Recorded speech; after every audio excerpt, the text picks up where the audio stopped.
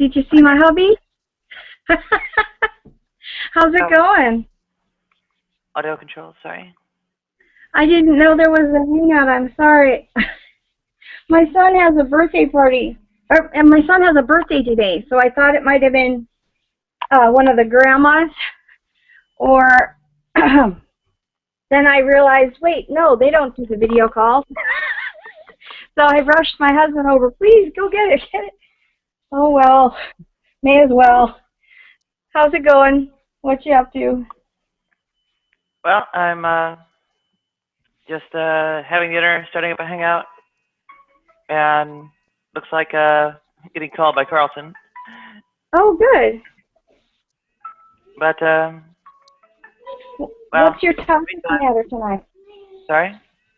What's your topic matter tonight? I was going to respond to G-Man's video and chat with Tanya and everybody. I think Carlton's trying to get a hold of me in general. So. Hello, ladies. Hi. Hi.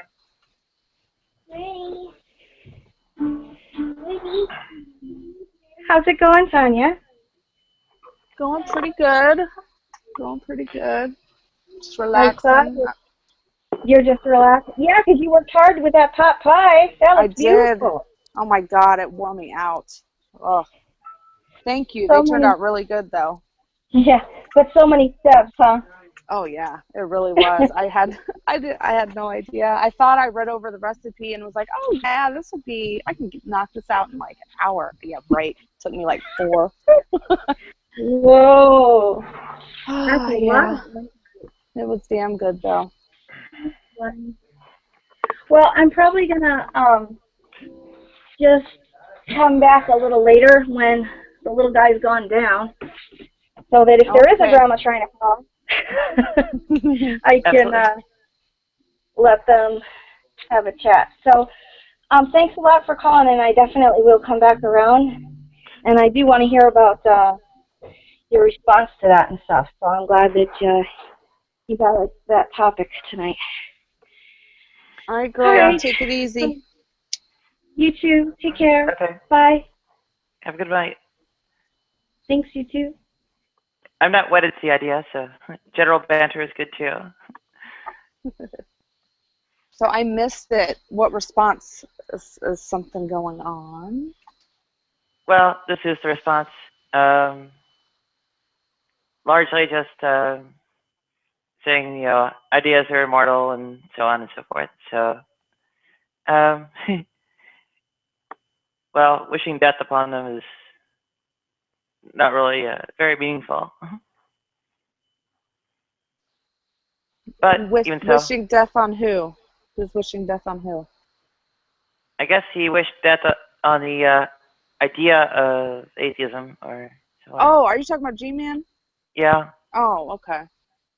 Yeah, I agree. Wishing death on anybody is just fucked up, and you shouldn't do it. I thought about doing like a more inflammatory title, like implying that it was wishing death on the people, but it's a little bit silly. Well, I think it's a good title because, I mean, that's what Christianity is offering, right? Why can't atheists offer immortality? We could just say it and it could be. Well, it's that sure. Easy. Hey, Carlton. Hi, Carlton. Hi. Hi, Nadia. Sorry, this is fine. I thought you were in the Ebola one. It has your picture there on the Ebola thing, or is that over? I wasn't there, but, well, I backed out to start my own. Okay, that's fine. Basically, conserve bandwidth and CPU. That's fine. That's cool. How you doing? Hi, Tanya. Sorry. Hey, hey. Hey, hey. I'm getting by. Things are hopefully going to get me into some doctors soon to fix some things up, and yay. That'll be the usual sort of event, but still. I was just, it was interesting. I didn't realize this myself. I just looked on the World Health Organization site on Ebola. The average mortality rate for Ebola is only 50%. They said it has ranged in various outbreaks anywhere from 25% to 90%. Hmm. But yeah, so but on average it's 50%, which you know that was a surprise only because I thought it was in the high 90s at best. I mean I figured it was pretty close to you get it, you're done, but apparently not at all. Not that it's pleasant. Yeah, I heard about that, and then I heard like when this first came out, the whole Ebola thing, I remember hearing on the news even some doctor came on and said, "Oh, well, their survival rate is, like 50-50 or something like that. But here in the US, it's much higher because we have like good medical equipment and stuff like that." But turns out it's still about 50-50 even here. Huh. That's Yeah, scary. I can see it be higher. I can see it being higher in a third world country, even if it's just because people are generally not in the best of health to begin with, and Oh, there's true, yeah. there's no real support mechanisms. So yeah, I can see it certainly being higher. Um, and I also didn't realize the first outbreak Ebola first came about in 1976, and they think it's primarily transmitted by fruit bats, that they're the natural host for it, and then any contact with virtually any animal, and they list antelopes, porcupines, gorillas, monkeys, bats, so forth. Yeah, can transmit it. But yeah, fruit bats, go figure. There's, I don't know, quite a bit of speculation about, I guess, racism and the response, Really? which, Why should racism be an issue? yeah, well, essentially a combination of both the countries and, well, ethnicity of the individual who was turned away from the hospital in Dallas. So Hmm. there's, Yeah. well, there are a lot of plausible ways you could figure in, and a lot of discretion that in terms of both, say, drug research and um, frontline response and so on that I think make it plausible that it's a big factor, but I don't think it really makes it quite what the alarmists are saying. No, well, fear and ignorance, always makes things worse. Just like it did when HIV first came out.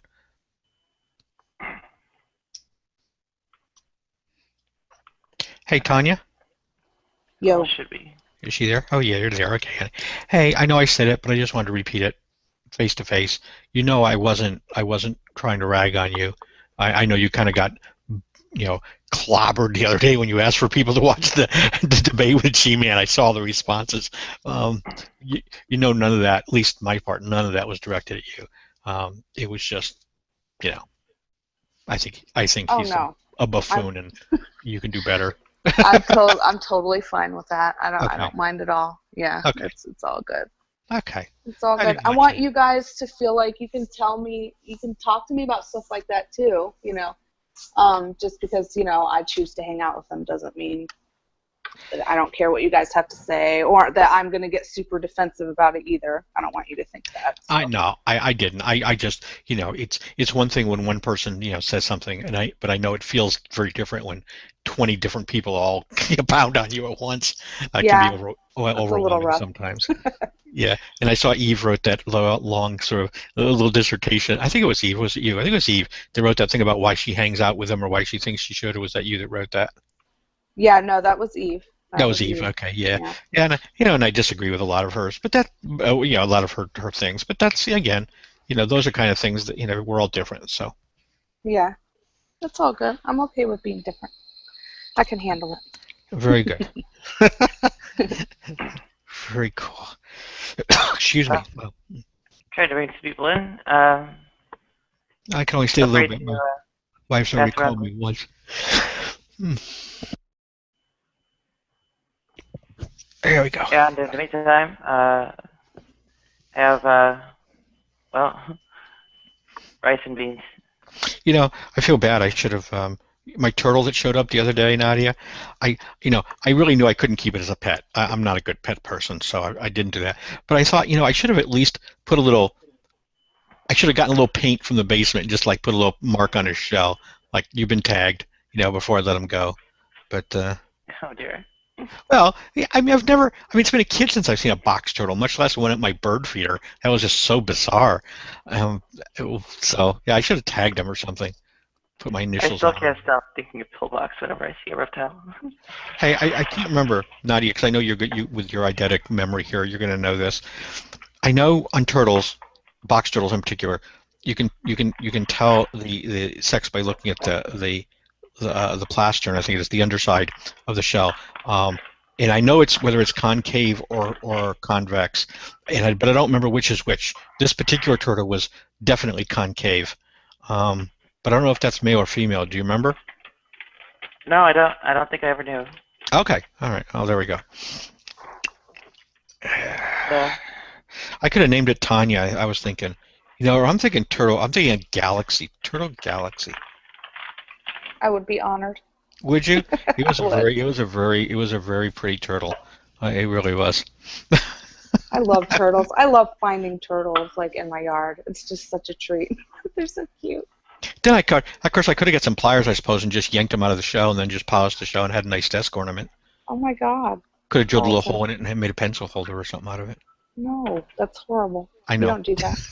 Now, did I tell you Did I tell you this mean, horrible thing that came into my head yesterday to say to somebody? What? Okay. So, I went to a restaurant with my wife, and we're sitting there, and in the again, across the way there was a girl about 17 or 18, I don't know, and her mom.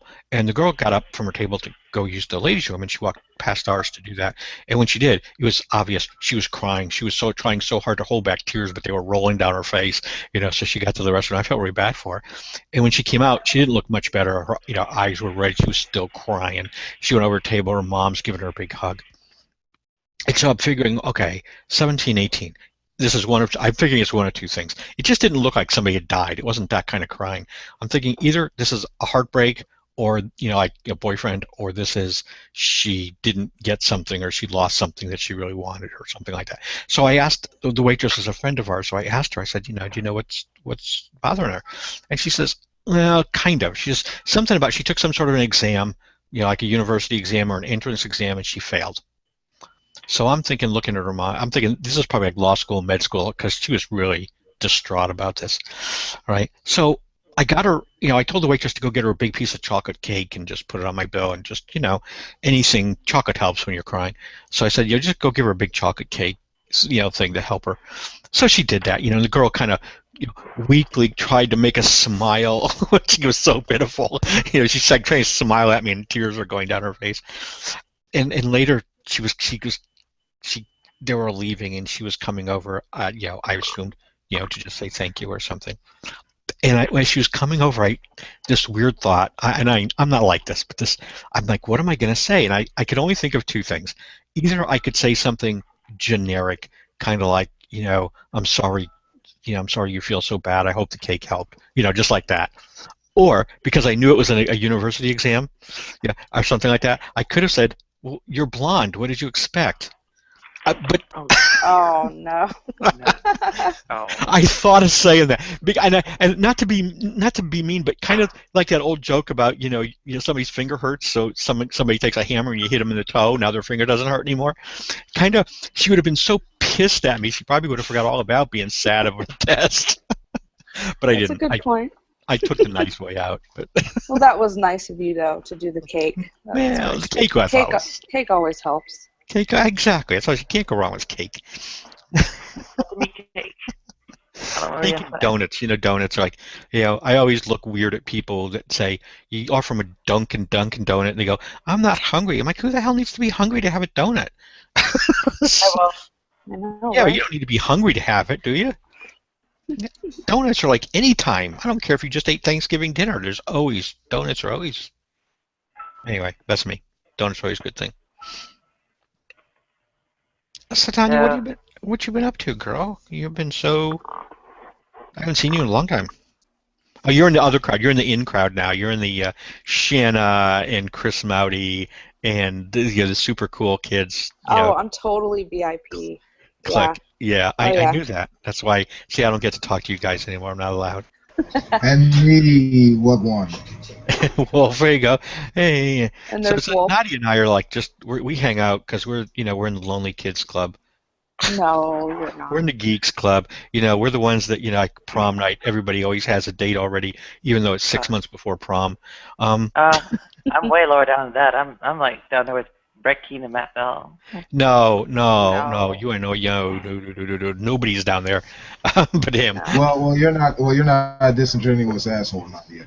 Yeah, exactly. See, you have a lot going for you, Nadia. You're not in that group at all. There are But things people hate worse than that. it's amazing. It's amazing. Just when you think you're at the bottom, there's always somebody down there farther. Yeah, we have Uh, timing issues. You guys do your hangouts during the day and stuff, and I usually can't get on during the day. So that kind of sucks, but I, we I'm going miss to each start a other. I want to start a rumor here because every time I have seen Chris Mowdy, Shanna's been at his side. Is there like a thing going on between them? I don't think so. I don't think so. They're No, very good no, but friends, though, not. I think. No, but now that you mention it, they would make an awesome couple. Well, they always I seem to think be. so. No, I don't think they'd make it. Well, I don't know. They'd make a great Google couple. I'm not sure about real life, but they definitely always seem to be hanging out together. yeah. Yeah. I'm just saying, in terms of Yeah. their personalities, they're both kind of witty, and it would kind of make sense to me in that way. Well, Shanna used to talk to me a lot, but then she traded up, so now she's in the Chris Mowdy group. That's okay. I can, I may not get Shanna, but I know I can always get Shanna as me in my group. Can always get Oh, Shanny. no. I haven't seen her in a long I saw time. that. I saw that look, Nadia. I'm not sure the camera was focused on you, and you gave me that little evil look just there. Uh, well, let's see. Who should we try to preload to hang out with I before don't we care because I'm going to bed. I got to go to bed. free for all then? Okay. I don't Good care. night, Like I said. Carlton. It was good to see Well, I'm you. not going quite yet. Don't kick me out yet. I just mean in the next few minutes here. Okay, good. All right. She's trying to get rid of me already. No, of course not. Sure. I'm being really quiet right now. I've been baking and cooking like fucking Betty Crocker lately. I don't know what's going on with me. Hey, that's cool. What are you making? But everything. I made just the other night I made some brownies from this recipe, but I used like real chocolate chips and stuff like that.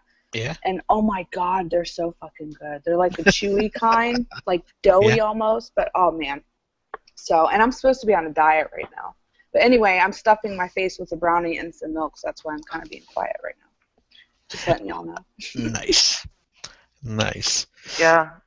Okay. I made the link public and Everybody's coming. There you go. spread it around. We've Well, been making pumpkin pies going out of style here, like every night, like a new pumpkin pie, because I eat the whole Oh, thing. yum.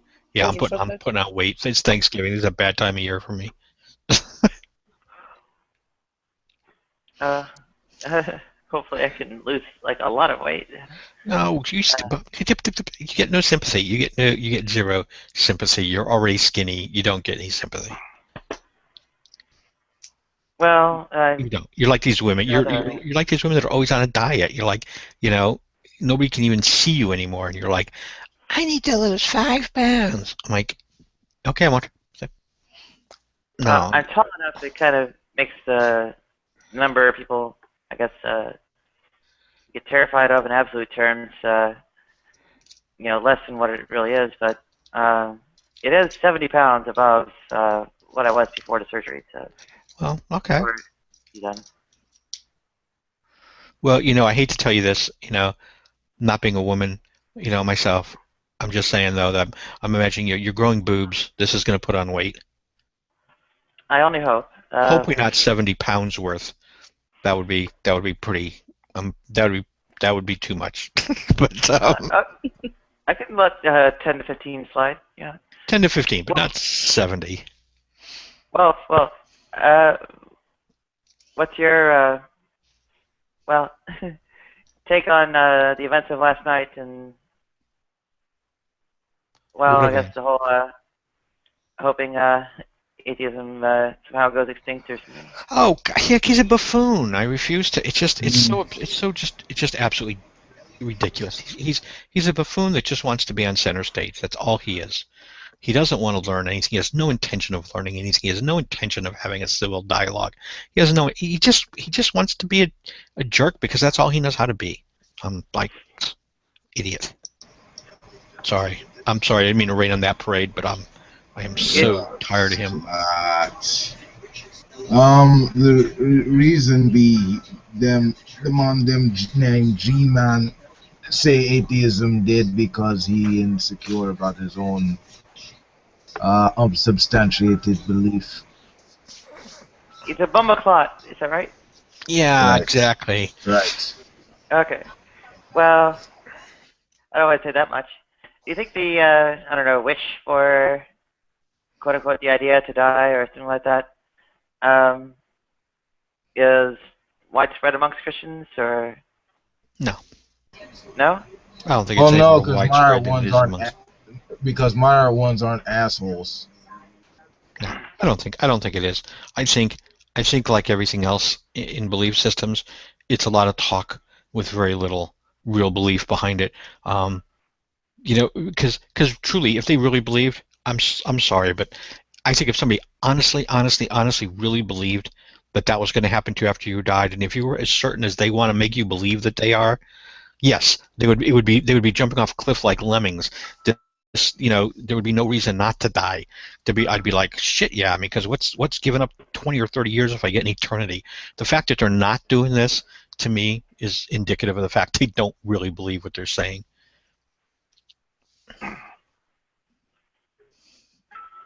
Well, right? I mean, whole, what is it, pluck out your Yeah. eye versus damnation of hell for lusting after someone and so on. it's all dumb. It's like, if you believe, okay, let's try it. You ask 9 out of 10 Christians, and you say, what happens to a 2-month-old baby if it dies in a car crash? Most of them, depending unless they're Catholic and they want to send it to purgatory, most of them are going to say it goes to heaven. Okay. Well, what happens if a whole plane full of 2-month-old babies, the plane crashes in the mountain? What happens to them? Well, they all go to heaven. Okay. Now, what happens if I take that same 100 babies and I let them grow up until they're about 40 or 45 years old, and then they all die in a plane crash? What happened? What percentage of them do you think, on average, would end up going to heaven? And then you start hearing like 2%, 10%, 5%, some fraction of a number. So my answer to that is simple. It's like, well, why the hell aren't you out there with a sword killing every 2-month-old baby you can find? How can you be moral and look yourself in the mirror and not do that? And they're like, well, God says it's wrong to kill. I said, well, I'm sorry, but screw that.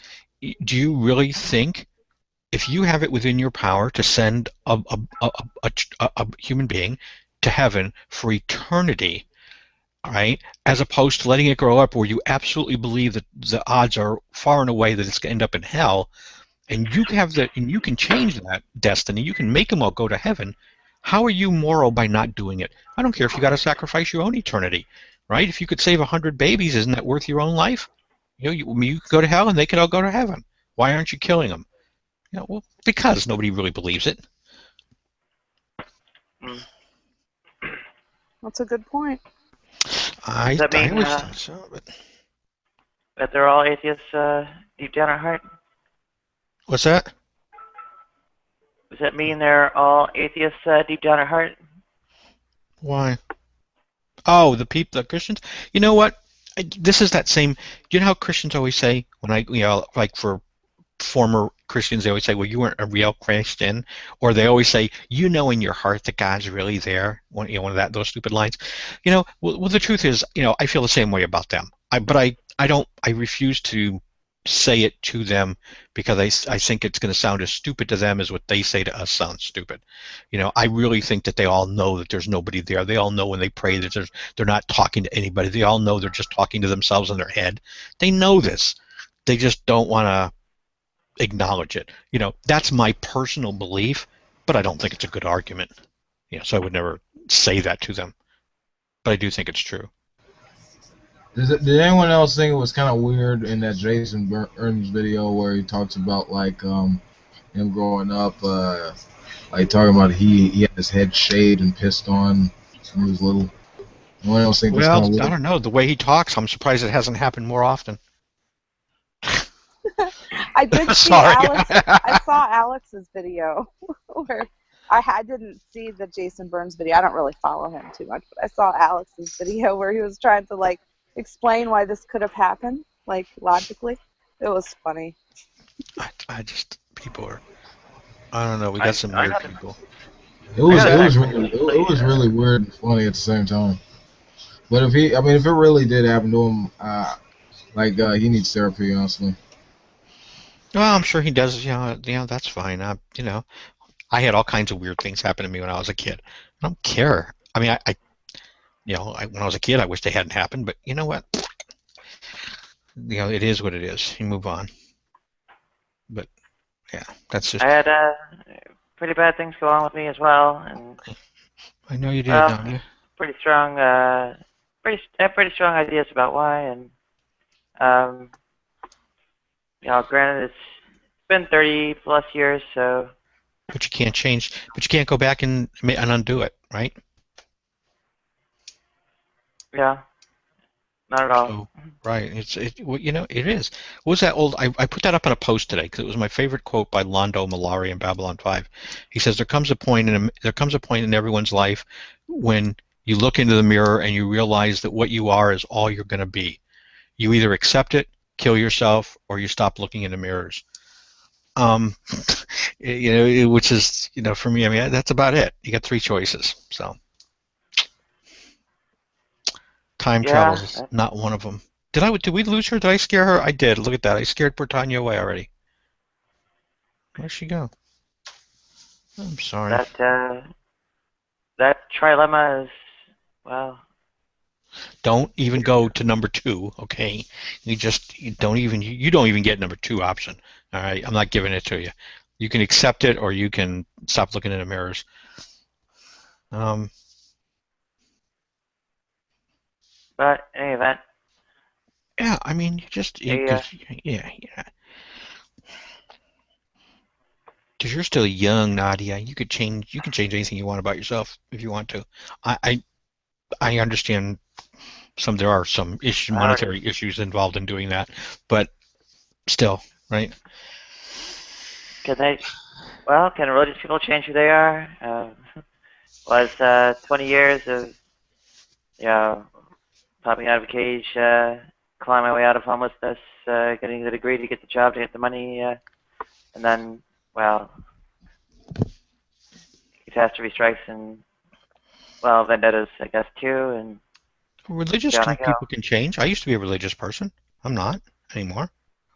I used to be very religious. Well, I won't claim to be the G-man because I was never that much of an idiot, but I know who I was. I was the Matt Bell of Christianity. That's who I was, sort of, although not quite that mean-spirited. I haven't seen Matt in a while, by the way. Has he stopped coming on?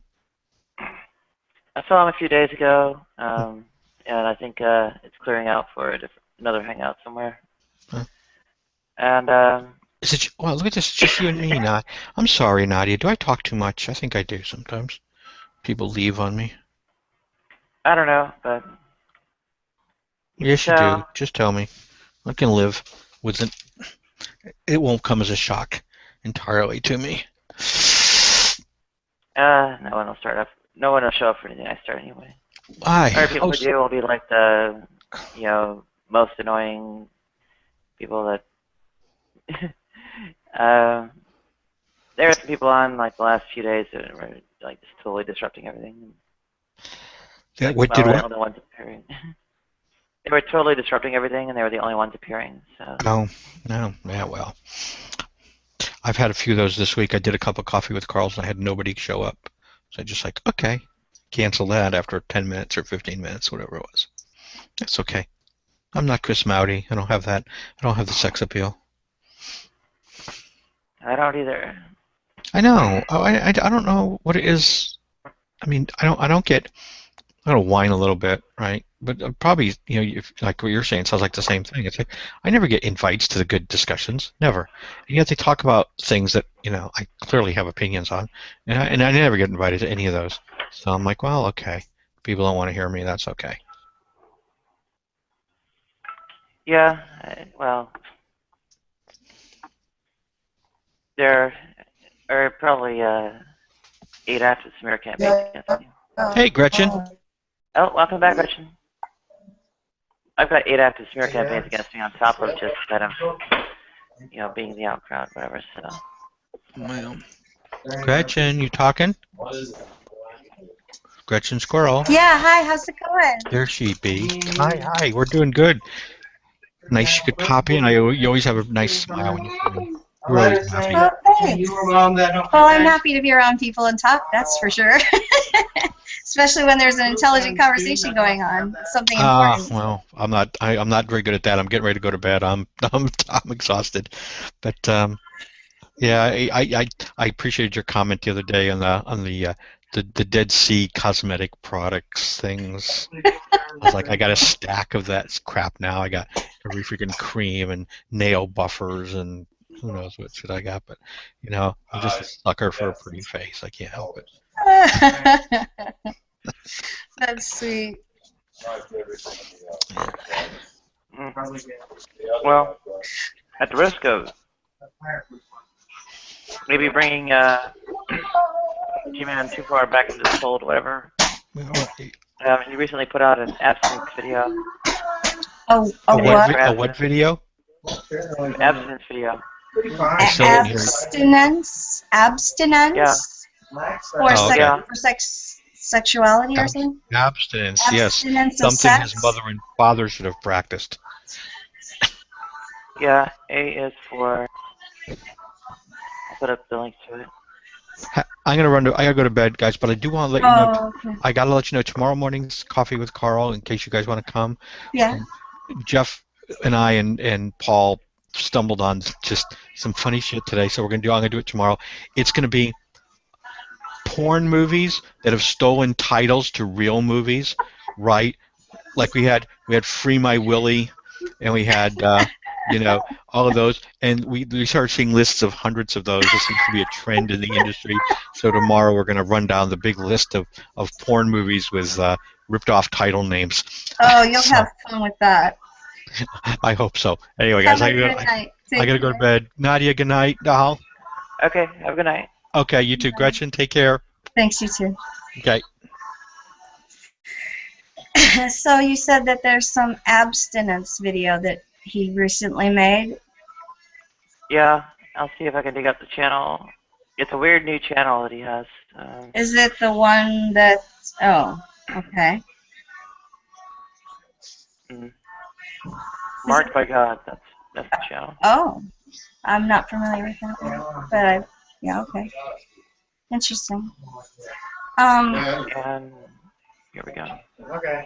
3 days old. Do you want to share it? That's true. Or should I not bother to watch it? Okay. I'll paste the link to it and showcase. Hang on, I'm going to mute.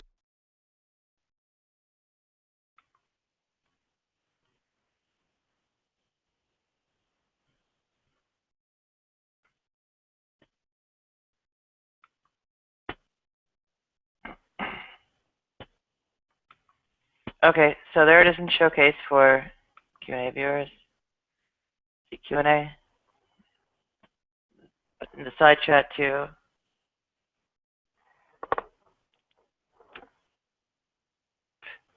And I'll do the external chat as well.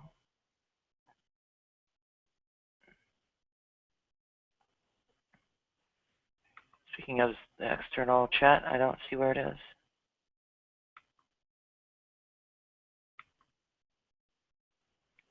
So down, Torsten, Kevin Cameron, Michael Cerverus. Yeah, that's the other one.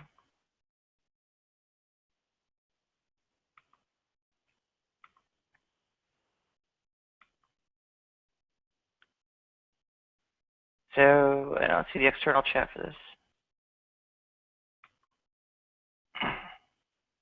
Okay, but you can see the internal chat, so it's about 8 minutes long.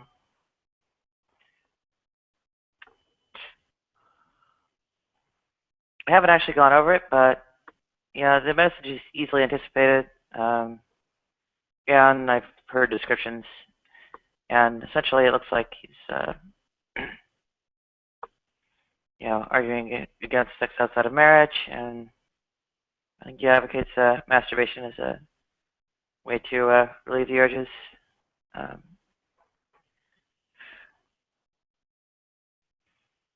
probably don't, I don't know, maybe stress the issue enough, but there's, I guess the general issue of like sexual morality. I guess I thought more of the issue would be that something on the order of kink or whatever, but it looks like he's pro-masturbation.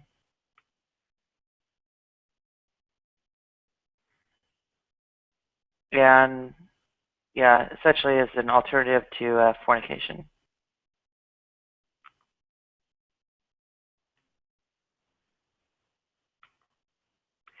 Yeah, it is pretty odd. I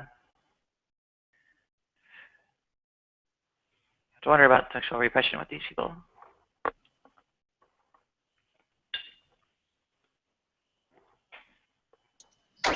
I don't even mean about the suppression when I say interesting. I just mean in terms of how he defines a Christian and what he chooses to abide by or not. So when I learn those, a lot of times I'm quite surprised. That's all I meant, you know? Oh, for sure. Yeah. I wonder why atheism is such a bigger issue than, say, my quote-unquote sexual immorality, given that, the concept of atheist is mentioned maybe once, and sexual immorality is condemned, every other line in the New Testament. Well, but even so, I would think, things like murder and genocide are greater issues, or people starving, or the sexual immorality that has to coincide with violence, physical assaults, all sorts of things like that. Children, too, on that point of view.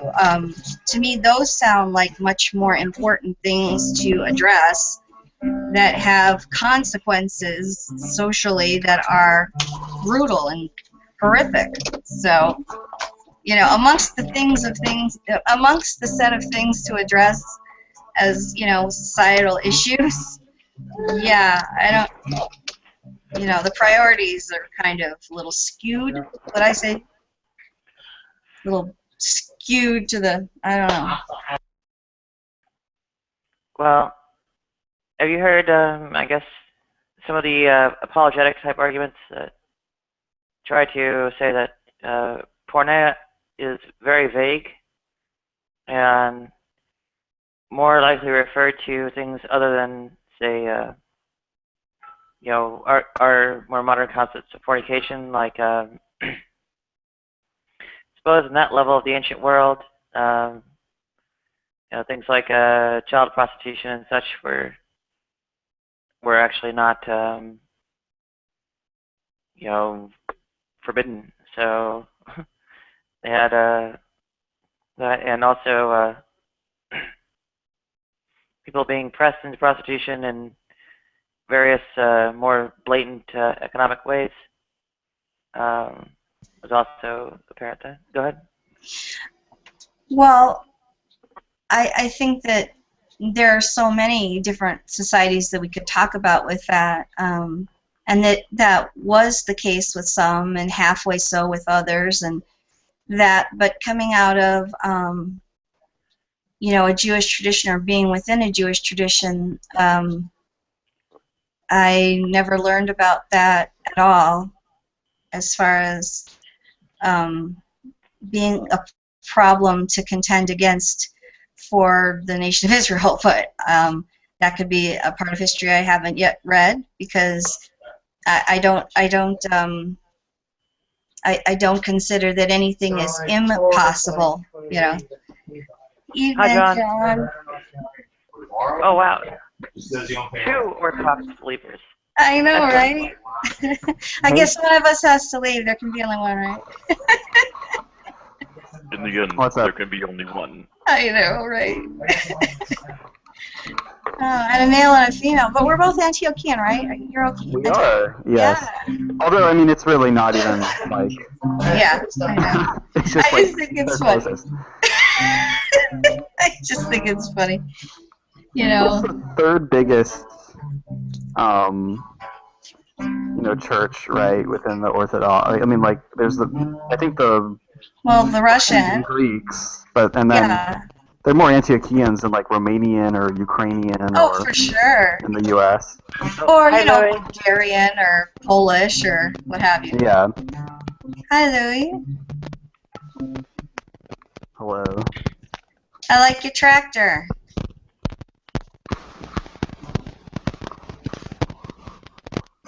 Well, okay. There's,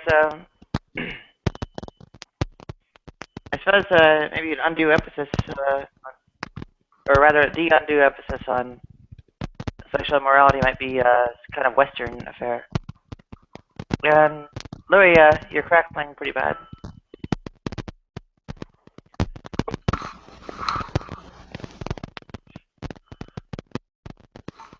Yeah, Yeah. Louis, there's some sort of static in the background. If you could throw out your mic, that would help. I'll hit the mute button for you for now. Okay. The A for abstinence and death to atheism things from G-Man recently are kind of the topic, but Not to be snarky, but when someone says, like death to such and such, does that mean we have to burn it in effigy? Do you know what I mean? I just think of silly things like that. Yeah. Do you know what I mean? Disco Inferno. Exactly.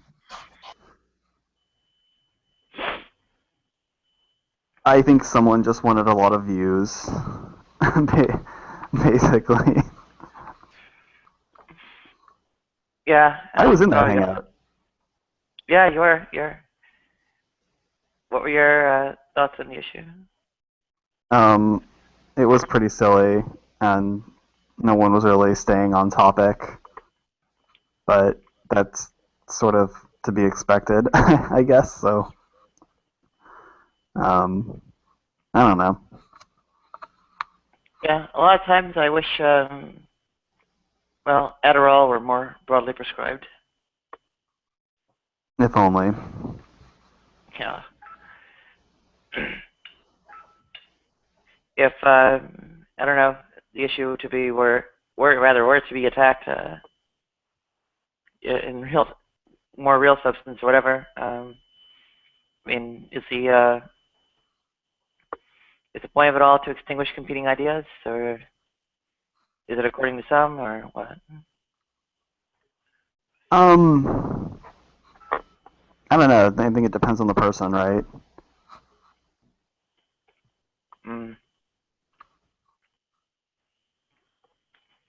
If I don't know if there were a survey though. I guess we're maybe asking what percentage breakdown to be. Well, I think for a lot of people on sort of the atheist camp, it is to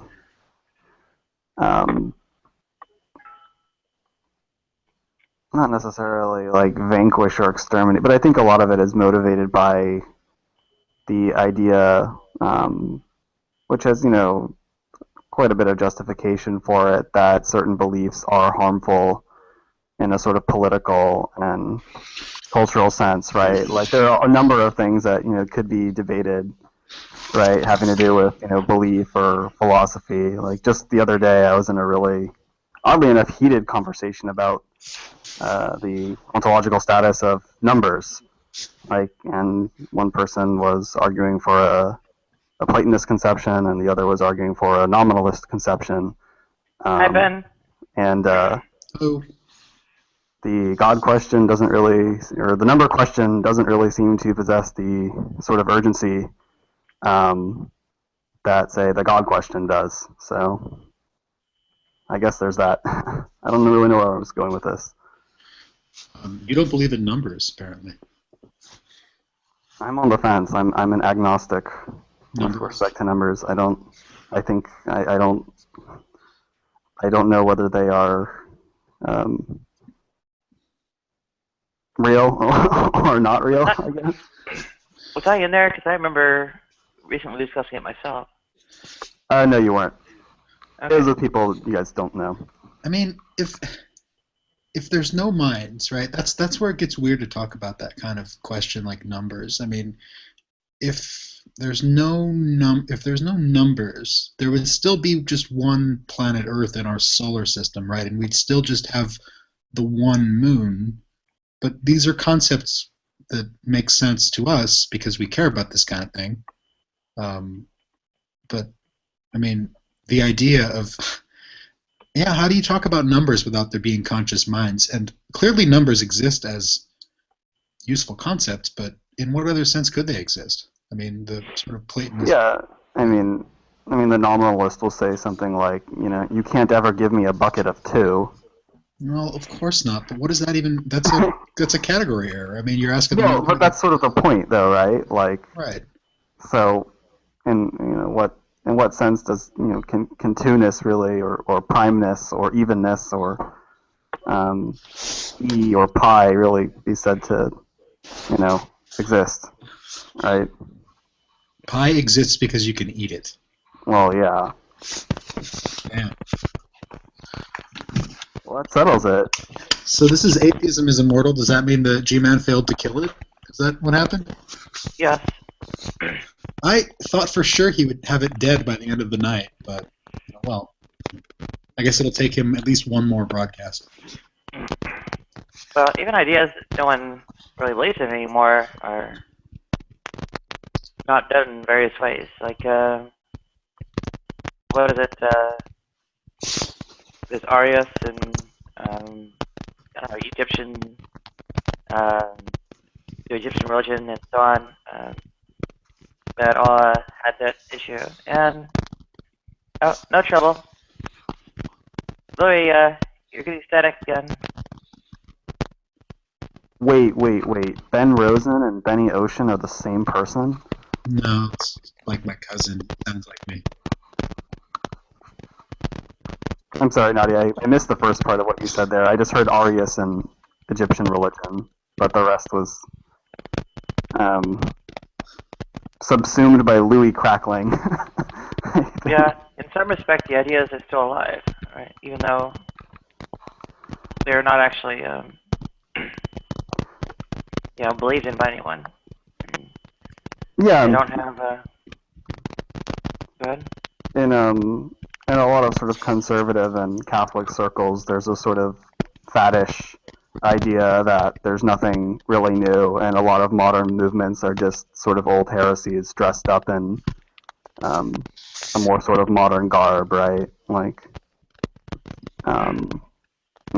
Jehovah's Witnesses or something, or Mormons, or basically crypto-Aryans, or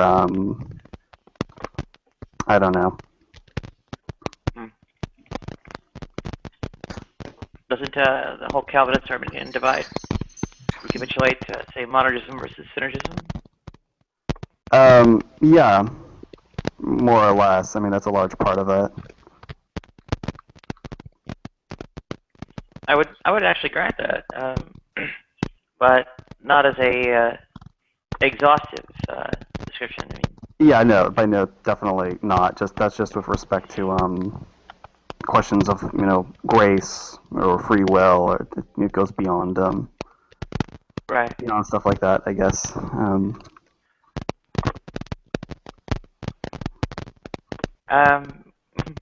But the idea of atheism as well is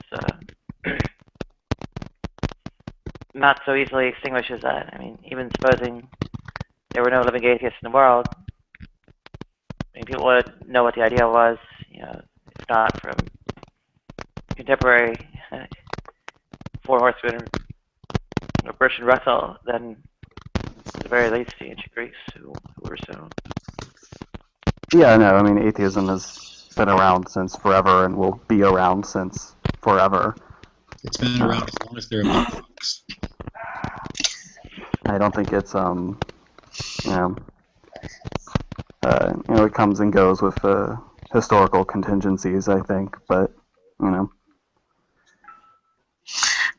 I had an idea. I wanted to go back to the counting notion just for a moment, because we were talking about that, and I was thinking about in terms of nature.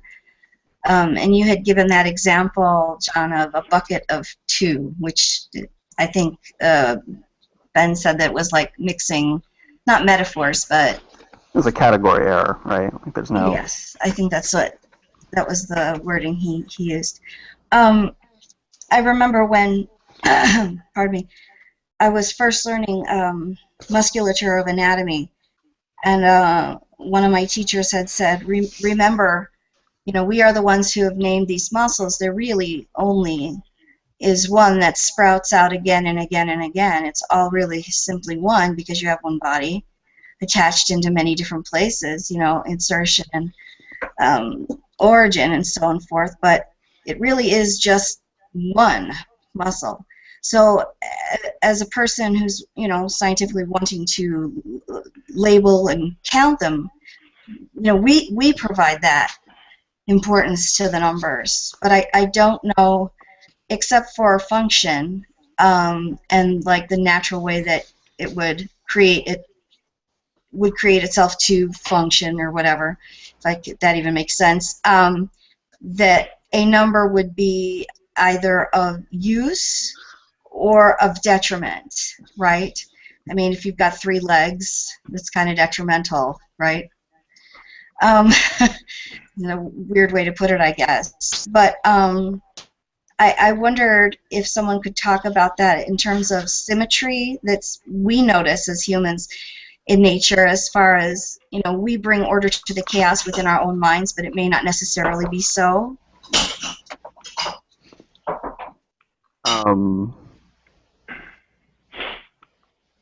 I don't know. I mean, I guess we do have one muscular system, but I don't really know anything about anatomy, but I always thought like the,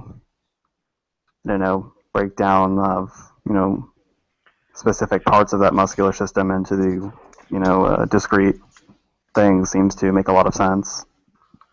Yeah, I mean, like there's tendons, right? The tendons that connect the muscles to the bones or whatever, and yeah, like my heart and my quadriceps seem like pretty distinct things, even if I guess they are made of similar tissue. Well, I don't know. cardiac tissue is different than muscular tissue, so yes, but no, but yes.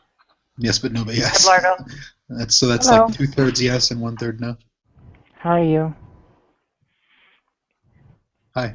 Oh, pretty good. Hey. We're going on about He-Man's Death to Atheism video from last night, and also, I suppose, the ontological status of numbers. Let's not talk about the latter all that much. It's above my pay grade, at least. I don't know. I was pretty lost. I got lost pretty early on in that conversation. Well, I didn't see the end of the G-Man thing. I think I watched the first half, maybe. But, yeah, it was going nowhere, and they were just, I don't know what they're trying to do. He's just using the most incendiary titles at this point for his videos. It's not like he ever proves anything.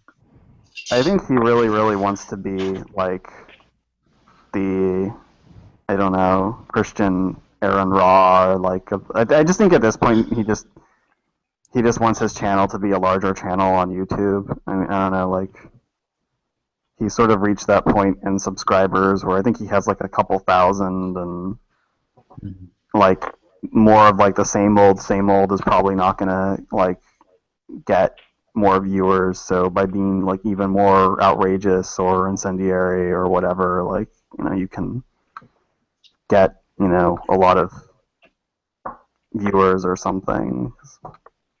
Maybe I should try that. Yeah, I mean, I don't know if it works. I think it only works to a point, right? Like in his past videos, he's already said some pretty outrageous stuff. Honestly, I have no clue what sort of like the magic, it factors are necessary for a YouTube channel to make it big, because a lot of the really big channels, even regardless of whatever subject they're around, often I don't think are all that different in terms of quality from much smaller channels. So even worse, yeah. Or in fact are even worse.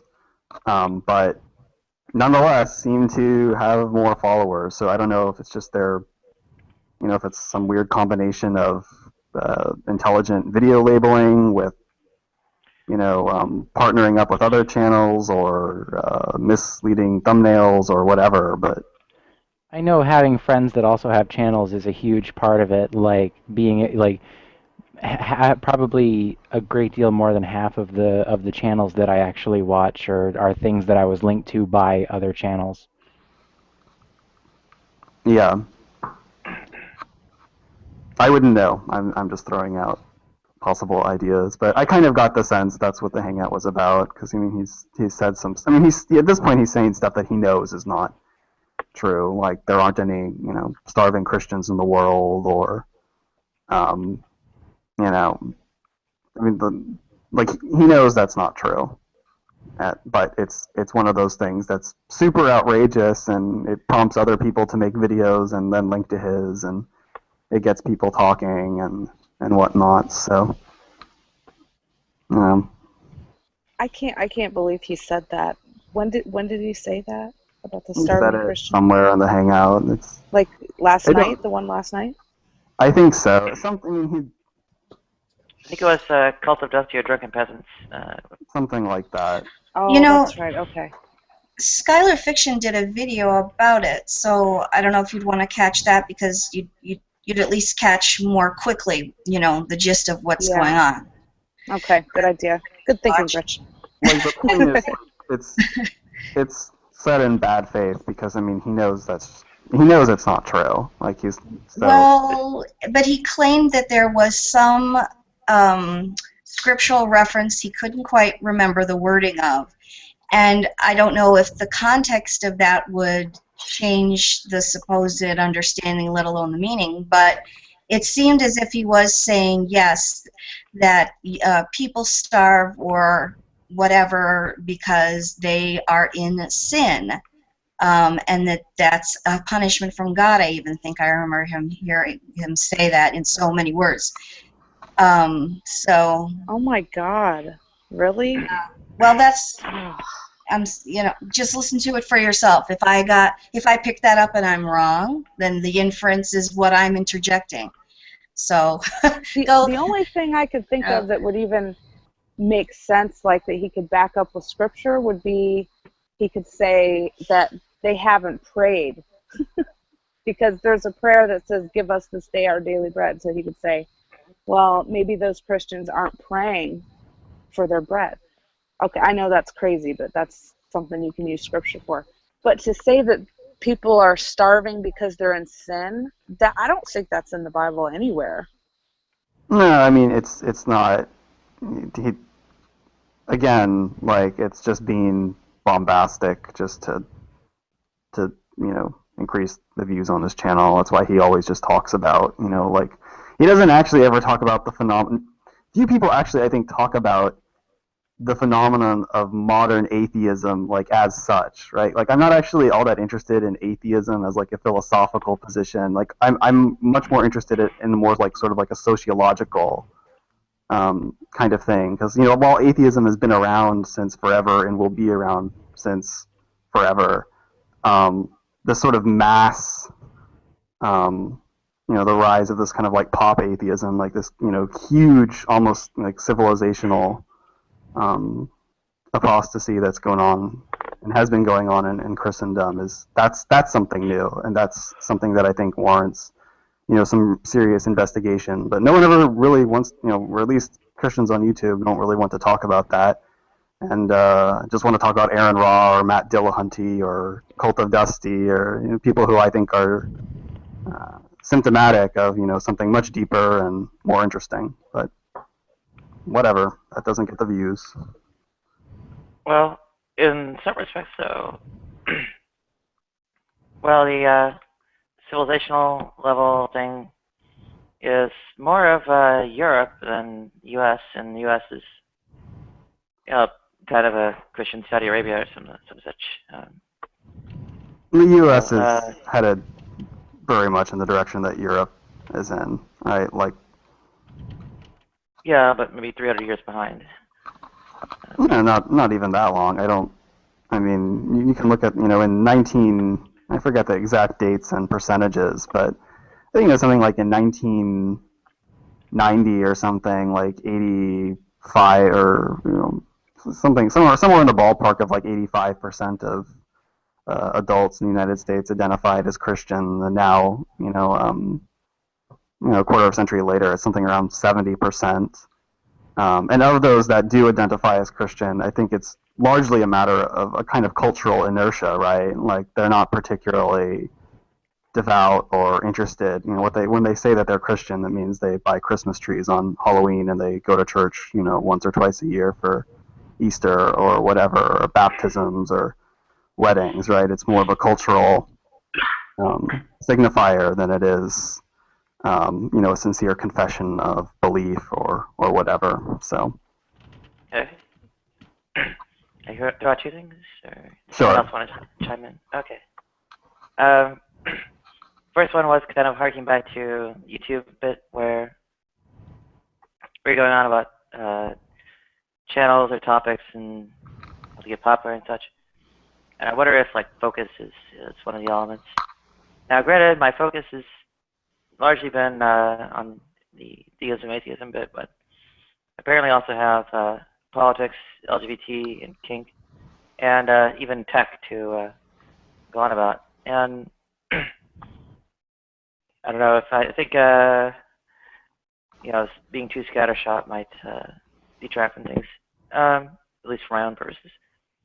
When the other case, I gave some Gallup statistics on the religious trends in the U.S., and they're pointing down. They don't have actually comparative ones for Europe quite yet, not to Google or some such. And well, I think while there's a decline, it's nothing like Scandinavia, where Christianity is at 10%. So I mean, counting counting the U.S. sort of in the civilizational decline of atheism or religious belief and so on, I'm not sure is warranted. I would think that I would disagree, and I would say that it's warranted. I mean, certainly with a few caveats. But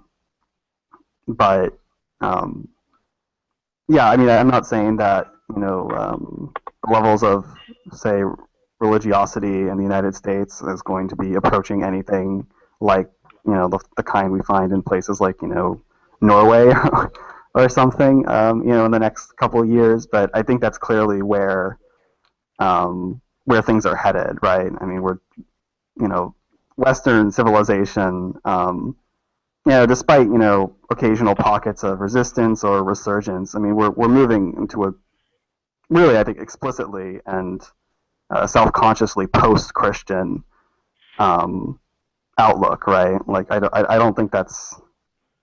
I mean, I think that's borne out by the facts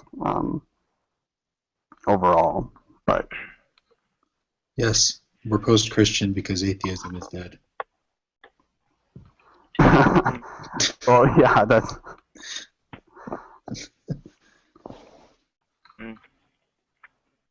Post-Christian. Agrees, I guess. So. I think I agree with you, but in Europe, for sure, you think America is post-Christian or is headed toward a post-Christian. You want to just explain that a little bit more?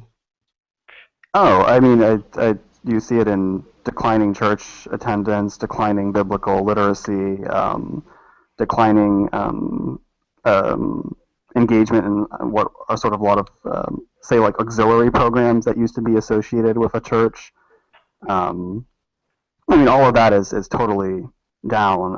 Enrollment in seminaries, whichever metric you want to look at, I think that it reflects this, again, a civilizational abandonment of Christianity. I don't think that's I mean, it might sound like a grandiose statement, but I think it's readily apparent, right? If you just look at the data. And I don't see it being reversed anytime soon, right? I'm not like, I don't think like, oh well, this is just like a blip, right? And in the next couple of years, everyone's going to be in the pews again, or whatever. Like I don't have a whole lot of optimism, I guess, for the future of Christianity and the West, basically. Well, no, I don't. I mean, obviously, yeah, that's true, Ben. But it's the church will continue on to grow and flourish in places like Africa and Asia. But as far as Europe and North America is concerned, yeah, I think it's pretty much curtains. Could the Great Recession be a factor? Kind of like the bubonic plague shook people's faith in the 14th century. Could that be shaking the faith here? You mean like the 2008 recession, like the global? Well, yeah, but it's demonstrably, longer-term trend than that. No, I think that honestly, I think the origins of this probably go back all the way to, well, I mean, tracing the sort of like genealogy of unbelief is again another one of those things I'm not really equipped to do. But if you had to ask for my totally unqualified opinion, I think its origins probably go back to like the early modern. There are changes, a number of changes in the early modern period.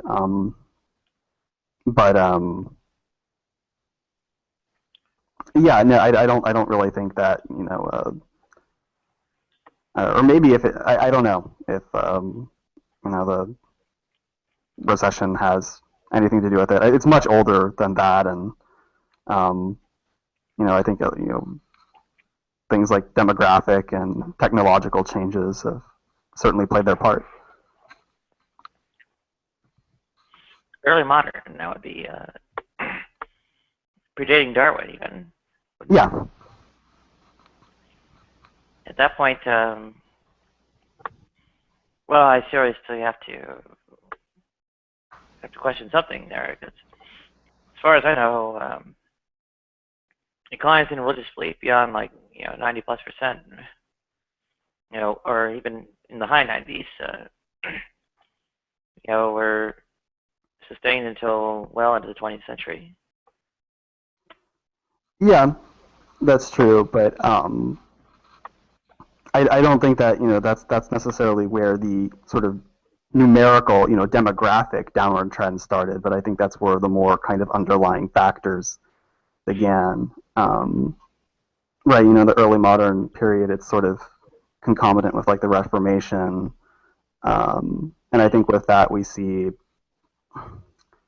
I don't know, a collapse of like institutional authority, and I think there were some fundamental changes that happened to Christianity that ultimately were really damaging for it. Like in the beginning of the early modern period, we see the rise of, say, like the myth of the Bible, right, as some sort of internally consistent and self-exegeting text, right, that contains within it all of Christianity, right? This is when sort of the germs of things like inerrancy are beginning to crop up. And I think that kind of understanding of the Bible, and in turn that kind of understanding of the Christian faith is ultimately really damaging. And you can see this, right, the repercussions of this on Google Plus, right, where there are a lot of people who came with this kind of, I don't know, used to have this sort of conception of the text, and then they read a book by Bart Ehrman or Hector Avalos, or they more crudely, I don't know, take a class in biology, and their faith pretty much just crumbles.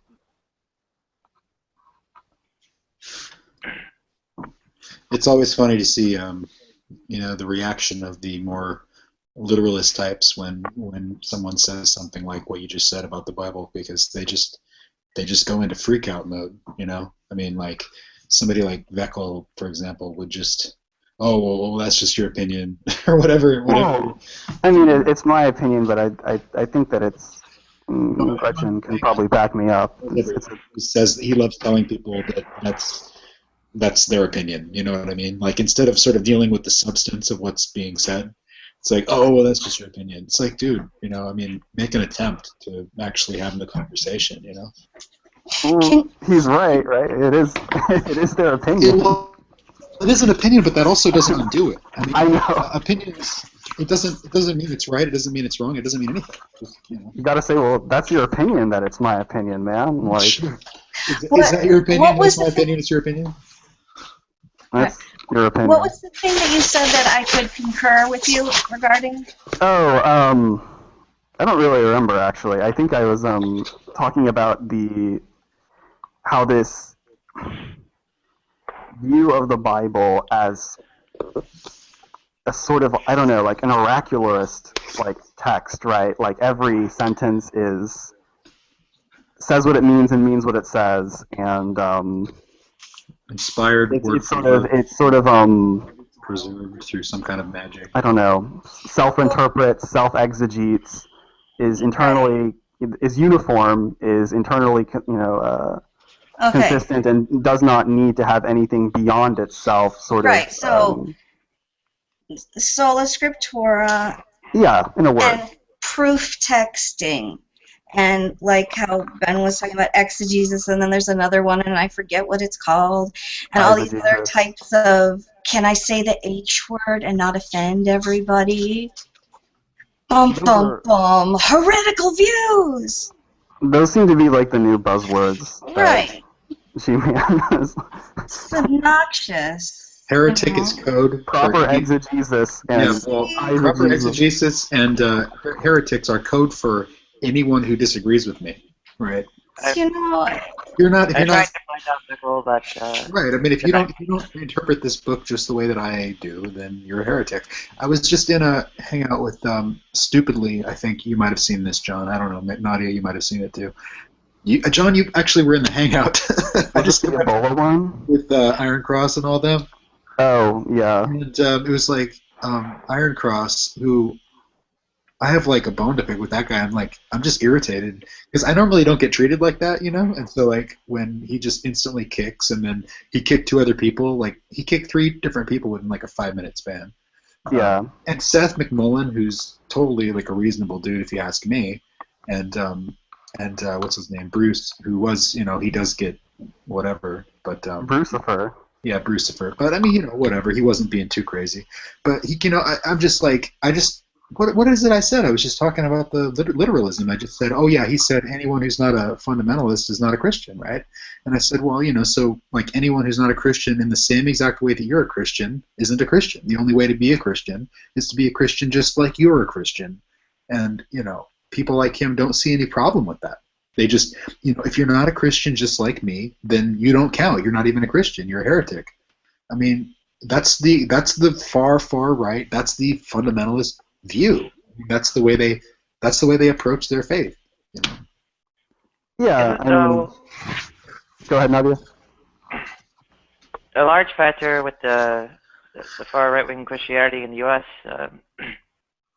at least one that's cited as one of the major reasons for departing the faith, is actually LGBT issues and the, I suppose, radical views put forth on those. Yeah, no, I mean, I think that's actually what's sort of lurking behind much of this debate, right? Because it's not really about.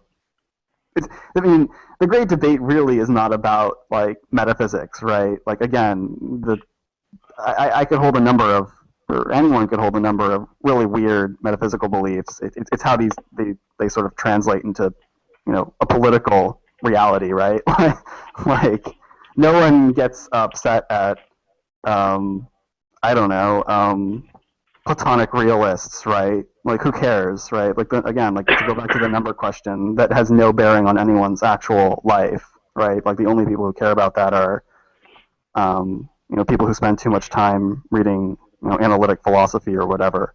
But questions, relating to LGBT stuff or women's rights, or really anything having to do with the political or public sphere, like that's Right. kind of why It's like people really get involved, right? Because it comes down to questions of, harm and justice, right? If you, That's what really animates all of this. I guess. Yeah, I think that's one of the reasons that morality has been a little bit more of a hot topic lately. Is that I think without really realizing it, a lot of people are getting antsy and not really wanting to just I don't know, mud dive every single day. Just get off work and then come home and jump in the muck and just bicker with each other over whatever. I mean, the morality questions at least seem like they have some practical application.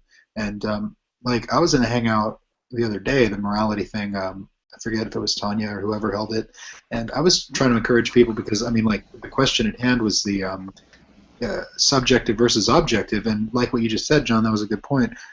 Sometimes we discuss things that aren't really the major thing. I mean, like subjective versus objective is kind of interesting, but it's really not why this question matters. It's actually not the important part of it. It's it's interesting, but it's not the major deal. So. Hi, Thomas, and if I can insert myself in again, I have like a laundry list of like 7 or 8 issues, like sex and science education, reproductive rights, the right to death with dignity, LGBT rights, fossil fuel depletion mitigation, climate change mitigation, antibiotic resistance mitigation, and Middle East peace, where these things are actually of consequence. And beyond that, there's also a question of what evolution is like a big flashpoint for all this, and its consequences are nowhere near direct as the ones I guess we focused on. So, in a way, maybe other things are surfacing, or fitting that into the model would be an interesting exercise. Go ahead.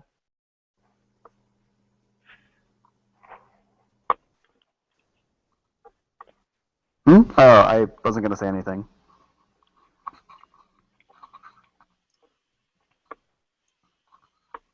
Well, I was done. Blargel, what are your ideas on like the consequence of all these religious discussions and so on? Probably not the best person to call out.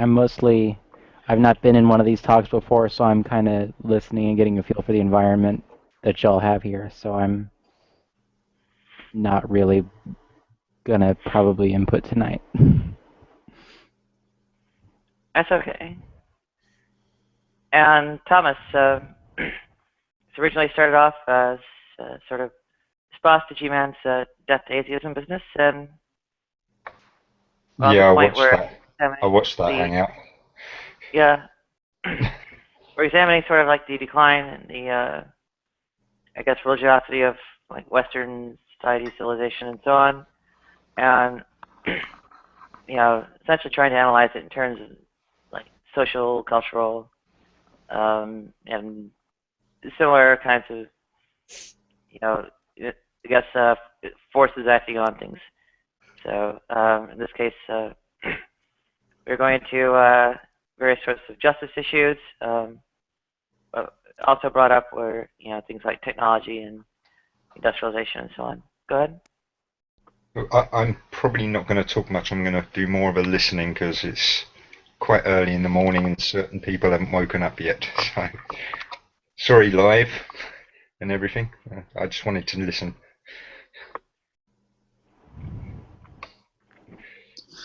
The problem is everybody here is too nice, you know? I mean, I all you I just will need say I have Go a fuck yourself, man. I ain't nice. I have a very opinionated personality. I just need to have a feel for a place before I can really jump in. I'm just saying, like, we get certain mixes of people, and then it's just nonstop friction. And then, on the other hand, here's something I guess I can bring up is that I was just mentioning in the comments when John was talking about the Bible, or just I guess Christianity in general, that if you had somebody like Veckel in here, he would have just jumped all over, like, oh, or any fundamentalist. They don't like hearing that. They don't like hearing that the process, that the way the book came together. They don't like hearing about the rational reasons, to impose their view. Veckel, if I could just interrupt, I mean, to be fair, he's actually kind of more open to that if it's an all Christian hangout. Mm. Like he understands that the Bible is every much a product of history as it is the Holy Spirit. But I think Veckel actually softened. His view seems to have softened a little bit. I mean, he still believes, I think, but he's not. I like Veckel. Yeah, he's not a bad guy. Slightly honest. No, he's slightly honest, is that what he said? Which is more than you could really hope for most of the time. Yeah, no, I don't dislike the guy. I mean, I've had sort of mixed interactions with him. Sometimes good, sometimes not so good, but it's fine. I mean, I could say Iron Cross or somebody like that. I'm just saying, like, but here was my question: was that we've gotten used to these really sort of high intensity friction, full of friction, like Jerry Springer type hangouts. A lot of the great debate, so-called. I don't like that term. We also need to invent a new term, by the way, you guys, because I don't like that one. But the religious debate community on YouTube and Google Plus has gotten used to a certain type of dialogue. I think people go on YouTube and they come on Google Plus and they expect a certain tone, and it's not really a calm, respectful tone. They expect to be instantly opposed and for people to be cutting them off. And I think sometimes it's almost like it becomes like this self-fulfilling prophecy. Like people expect a certain thing and then they log in and they make it happen because it's like, you know what I mean? It's like you take a certain posture and then it just comes true that the friction happens. But that's not the more productive type of conversation. And so if we actually wanted to learn something from each other or try to, figure some shit out, it's not going to happen through those types of engagements, I don't think. Do you think the fact that a lot of Christians think that they're supposed to be hated? I've noticed a lot of them say this about themselves. The Christians have been told they're supposed to be hated and so on. Do you think that has a bit of an influence on it? It very well could. I mean, there's a Bible verse, in the New Testament, you'll be hated in my name. I forget it's in the Gospels, I think. I don't remember the exact quote. Yeah. Yeah. So I mean, they take that as it's like when things are going bad in their life. I mean, I grew up in more of a fundamentalist type environment, and so my mom not so much, but like I heard it a lot in church and her friends and stuff, that when things are going bad, it's like the devil is attacking me. That means I must be doing something really right because I'm going through so many hardships that the devil's trying to get me down. It's this weird kind of twisted logic, but it's actually more common than you might expect. Looks like it's in all the Synoptic Gospels. Mark 13:13. Matthew, I think 10:22 and 24:9, and Luke 21:17. There you go. Yeah. Can I you don't read know. them out, Nadia? I have a sort of What? different theory, but Well, go ahead. I just think that modern society is produces a great deal of anxiety in people, and like we've lost sort of we just sort of like as a people have kind of like lost any kind of like central like narrative to our life. Like there's like this weird crisis of meaning that's been going on in our civilization for a long time now, and again, like with the rise of mass society and like urbanization and all of this like this hectic like pace of life, like it's extremely like it just produces a great deal of anxiety. So people go onto the internet. I don't want to say like to vent, but to almost like weirdly rehearse like their own belief. Like I've noticed a lot of these conversations tend to be, it doesn't really matter who you're talking to in a weird way. Like for some people, they just want to find some opposing person and they don't really listen to them, and they just sort of say the same things over and over, more like they're trying to convince themselves of something than actually talk to someone else. And I think Precept is a great example of this. There's a, like, if you look at like a lot of like Precept conversations, like they always kind of go the same way. And I think they're actually done for the benefit of the apologist and less for anyone else. It's just sort of like, yeah, that's a good point. I'm not sure if it's for the benefit of the apologist or for the flock. I mean, that's the way that other people have brought up this point, and it's usually not the point that's made is usually not that somebody like Psy or a Psy clone is trying to convince themselves, although they may very well be.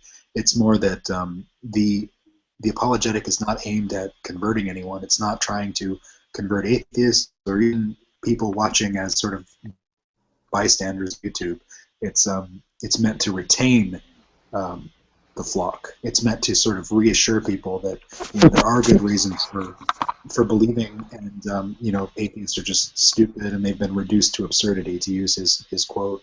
that's what they say, but I think it's actually done for the benefit of the person. Atheists do this too, where they continually seek out that's just the dumbest and most histrionic Christians they can find, so they can,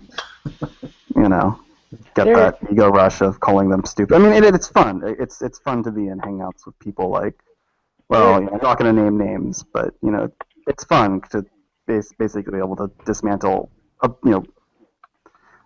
absurdly idiotic arguments, right? I felt kind of bad. Can you tell me who are the smart Christians, or who would you class as the smart ones? Well, John's one of them. He's one of them. Let's see who's else. Who else? Yeah, he's one. Then Fiona and Epi and them. Fiona. Yeah. Don't say Neff. You didn't say Neff. You didn't say that, did you? I hope you didn't. Epi, as an Epicurus. Neff would was about to thanks for mentioning Neff. Because another example of this weird, again, like, dynamic where it doesn't really matter like what you say to him. Like he's not actually having a conversation with anyone. He's sort of talking to himself, right? When he does this, right? Like he'll steer any conversation towards this like kind of like evolution every time. But then it doesn't really matter what you say in the evolution debate, right? Like he just speaks for it's like some weird like self reassurance, some like sort of, it's bizarre. I've seen it enough times. This is my totally goofy pet theory, but it's probably not true. But it's a mantra. Yeah, it's almost mantra-like.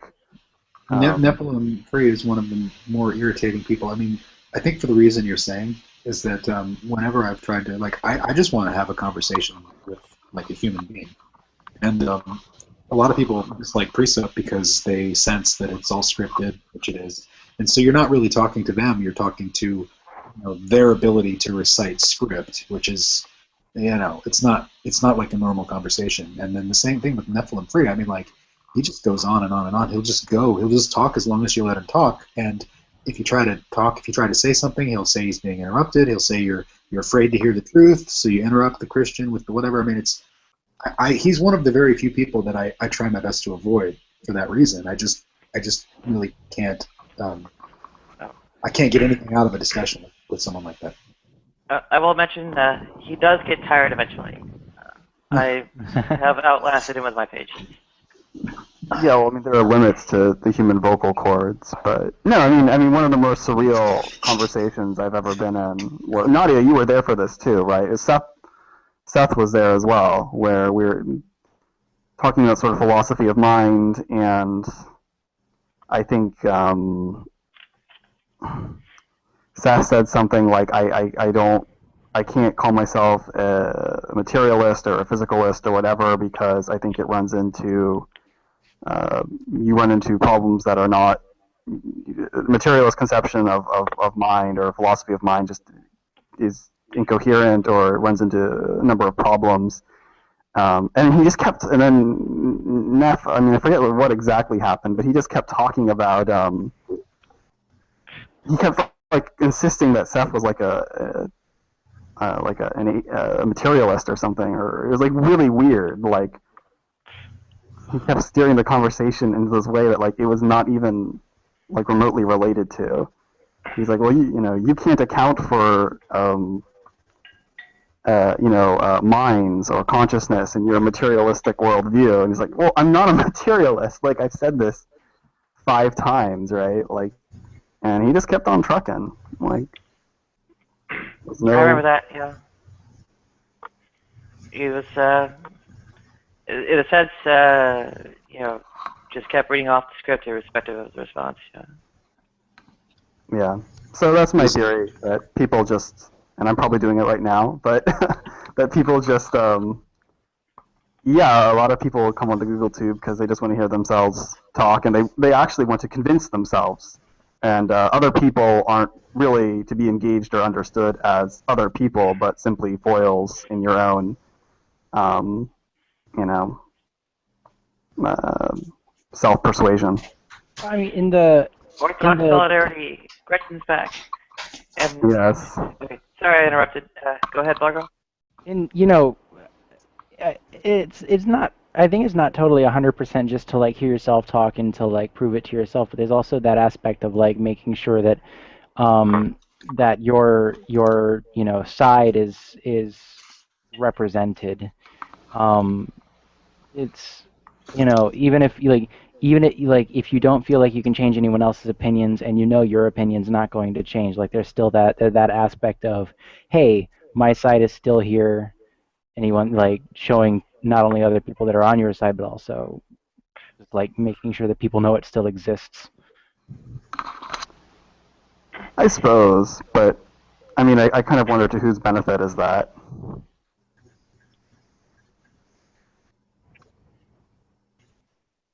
I would think to the person who was, doing the talking, but no, I mean, I get that. I get what you're saying too.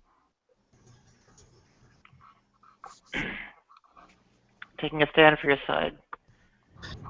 You mentioned urbanization. And, I usually like hanging. I usually like hammering them on the Bible literalism. But go ahead, Nadia.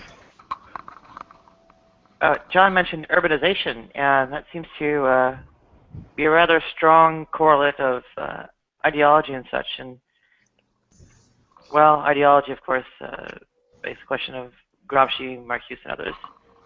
I don't know where to lead in with that, apart from sort of just mentioning the word. But yeah, I mean, that's another thing I think that really changed, Western man's relationship with religion, right? We used to be a much more rural, agrarian kind of people. Life sort of centered around the church. The pace of life was really different. With urbanization came, movements of like mass migration. People were sort of uprooted from traditional modes of life that they had been, living for a long time. And I wonder if urbanization and fundamentalism sort of have any sort of weird correlation with each other. they do. I wouldn't be I'll surprised. look for it, but maybe everyone else can do that while I'm Googling. I mean, I remember reading a book, I forget who did it, I think it was Al-Qaeda and What It Means to Be Modern, that sort of flirted around with this idea that a lot of the sort of extremism we see in, say, like the Islamic world is, well, I mean, in part, as a reaction to, Western intervention and occupation, of course, but is also in part sort of a reaction to modernity that was kind of forced on them in a way. And and part of that modernity is again the sort of rapid urbanization and severe sort of demographic changes and all that other stuff. So, are you meaning to say that the urbanization has an actual positive correlation with the fundamentalism, or Yeah. inverse? I think that's what it does is it sort of changes the scale of life and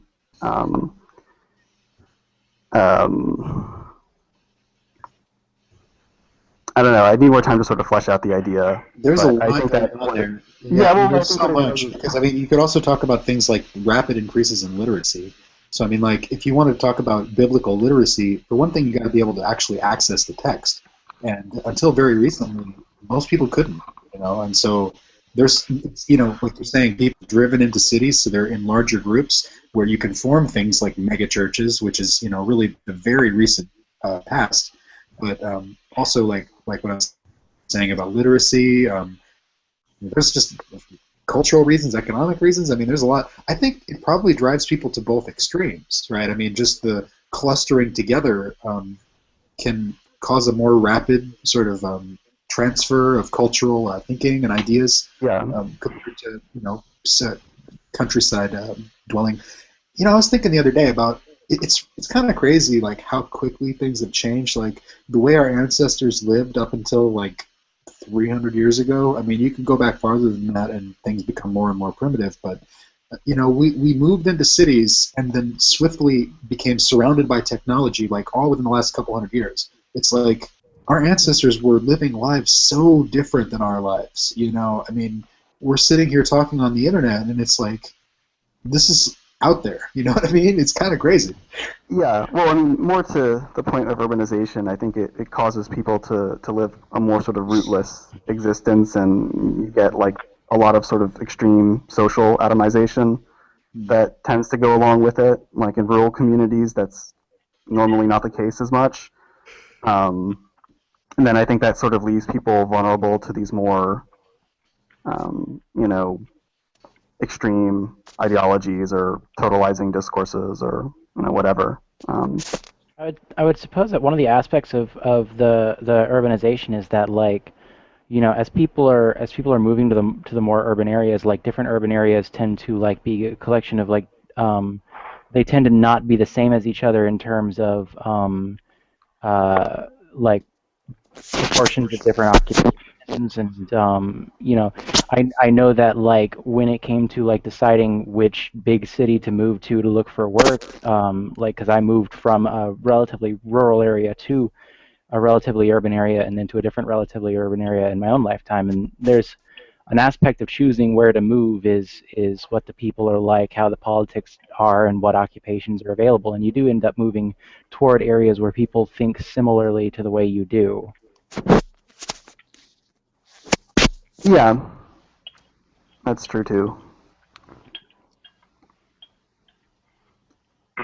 I mean, I know there are certain parts of the world and even parts of the country I would rather live than parts I wouldn't. But then again, I think that a lot of people don't really have the luxury of picking and choosing, right, where they move, right? You sort of just, that's kind of a very modern thing itself, right? Historically, you just kind of had to go where the money and the work was, and typically your options weren't all that great. Absolutely. Well, I often say that I dare not set foot in 99% or more of the country of the U.S. I mean, I regard my, where I could survive without getting murdered almost instantly, as pretty much maybe a small strip 50 miles inland from the east and west coasts, and on the east coast only north of the Mason-Dixon line, and only major cities within that. There's plenty of political surveying that shows the whole red-blue split is almost entirely urban versus rural. And well, at the risk of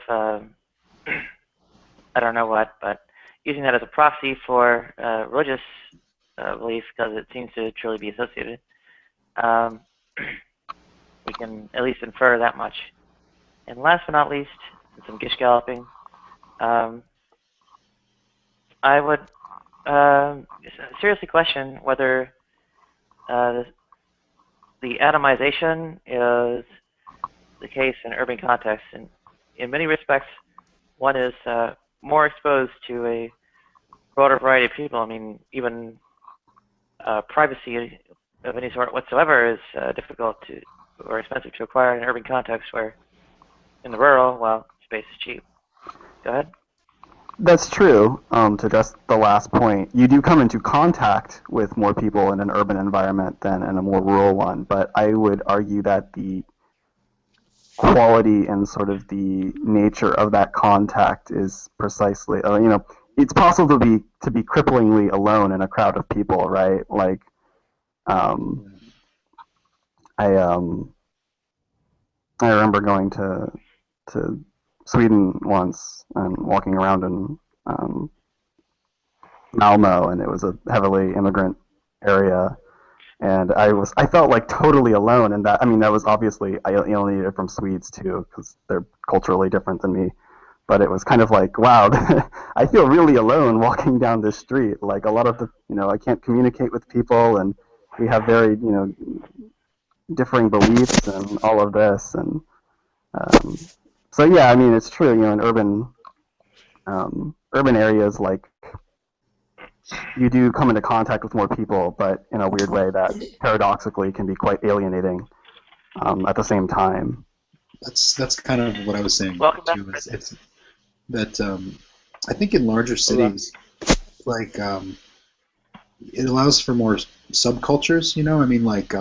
You wouldn't have this sort of extreme subcultures in rural areas. I don't think they're just.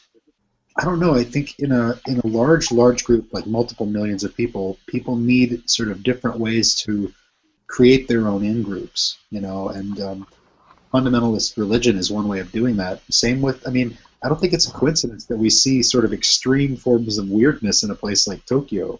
Where people are doing like the extremist forms of body modification and tattooing and everything else. I'm not judging. I'm not saying it's right or wrong.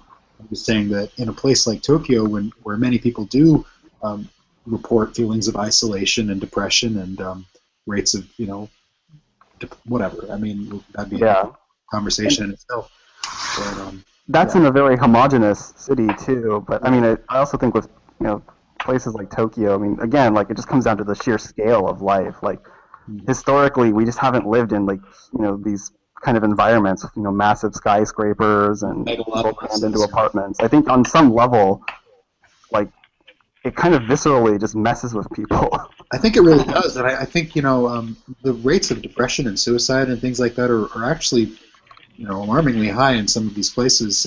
Some of it's the the jobs are really high pressured, and people never feel like they've done enough to succeed, and it's almost like I think it's why the rates of depression are so high, and alcohol abuse and other types of drug use is that we're not really adapted for modern living. We're really more adapted for the the slower pace of life of the hunter-gatherer ancestors who basically formed our genes. Our genetic makeup was formed over eons, and hasn't had time to adapt to the rapid changes. That's along the same lines of what I brought up a little bit ago about how quickly things have changed, and it's really just psychologically. I feel like I'm a pretty well adapted person, but I've dealt with depression and anxiety and you can self-medicating with alcohol, and I've had my own problems. I'm not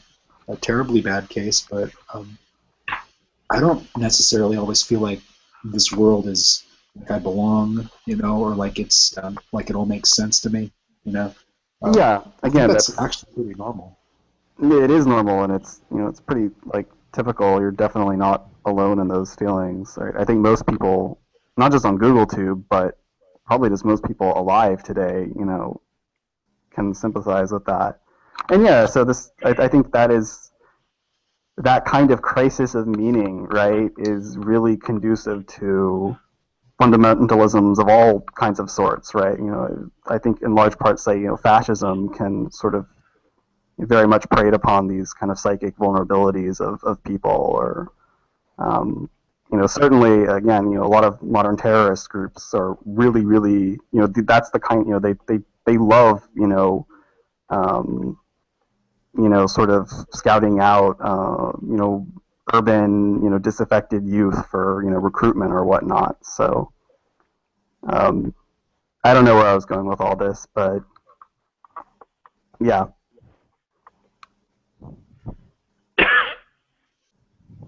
Well, is it entirely a matter of, I guess, this psychological or abstract notion, or is there a material component to it as well? What do you mean?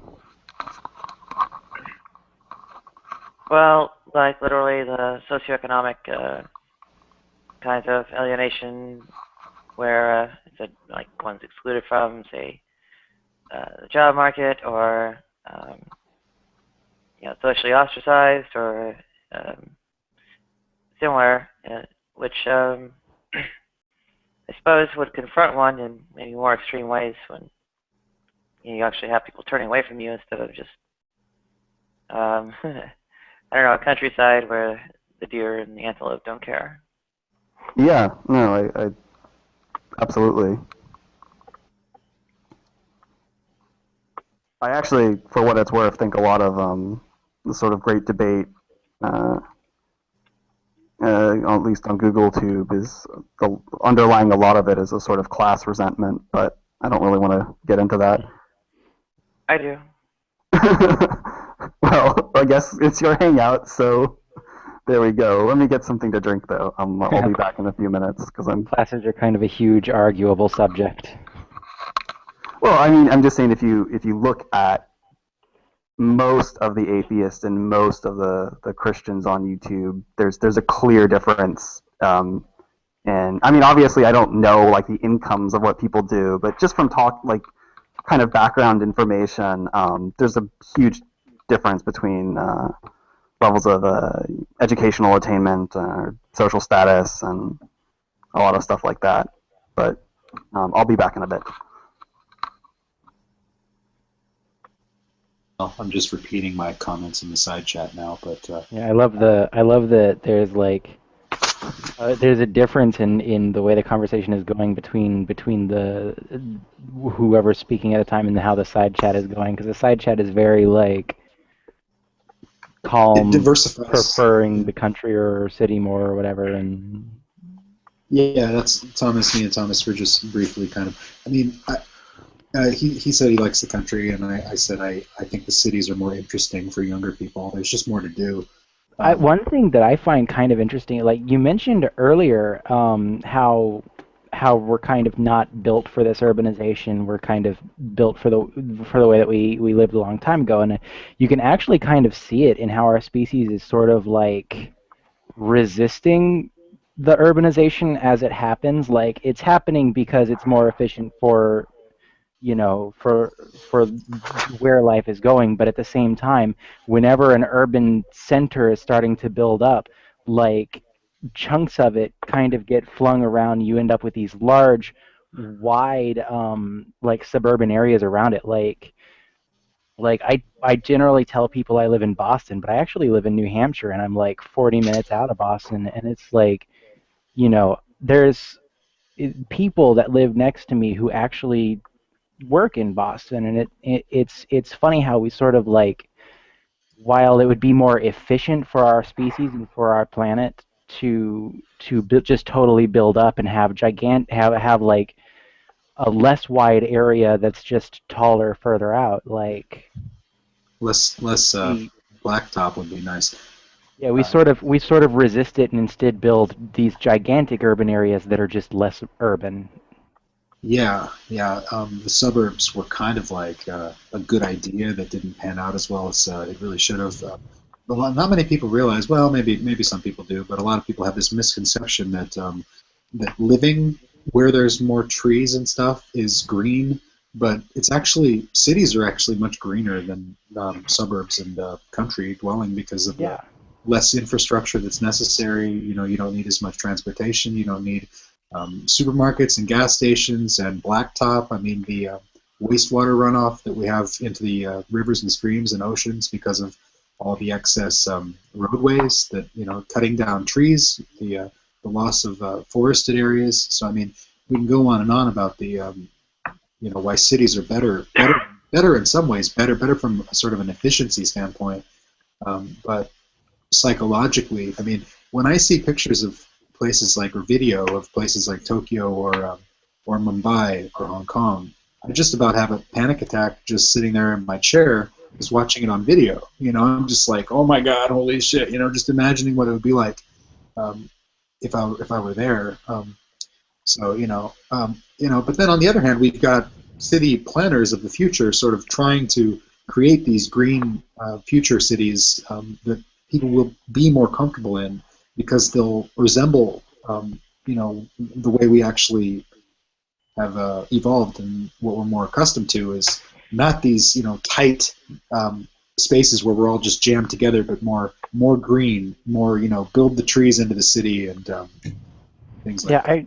Ironically, though, like, while you could never, ever convince our society to go about doing it, like, it would be like far more efficient and even better for the environment, better for the like prolonging of our species life on this planet. Like, if you essentially just completely cut off the suburbs and through every, like, if you built huge polluting urban areas, but like you set up a border where there could be no suburbs beyond this point, and just had woods and rural areas between these like tower cities, like, that would be far more efficient.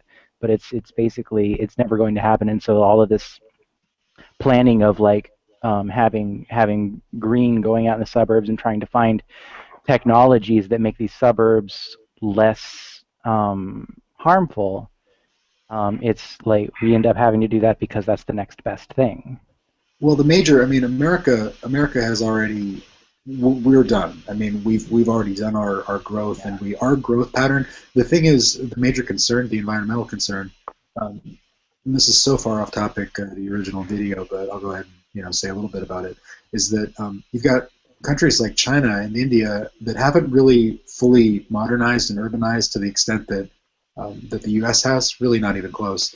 But if they follow our pattern of development with, you know, cities like Houston, let's say, or Phoenix, and if they have these, you know, massive cities and massive roadways and massive sort of suburb structure around the cities, and the pollution involved with, you know, 1 billion plus people in India, another 1.5 billion or whatever it is in China, it's an environmental disaster. I mean, it's just, it can't happen. I mean, it can happen, but it's all of the climate change fears would be magnified times, you know, just a factor 10 or whatever. Yeah, they really should build tall instead of wide while they still have the chance. They don't make our mistakes. I mean, our 20th century mistakes were, you know, learn from our mistakes. Don't repeat them. That's you know, hopefully planners will get that message and will not fall in love with cars to the extent that we did, and they can, you know, find some other product to fetishize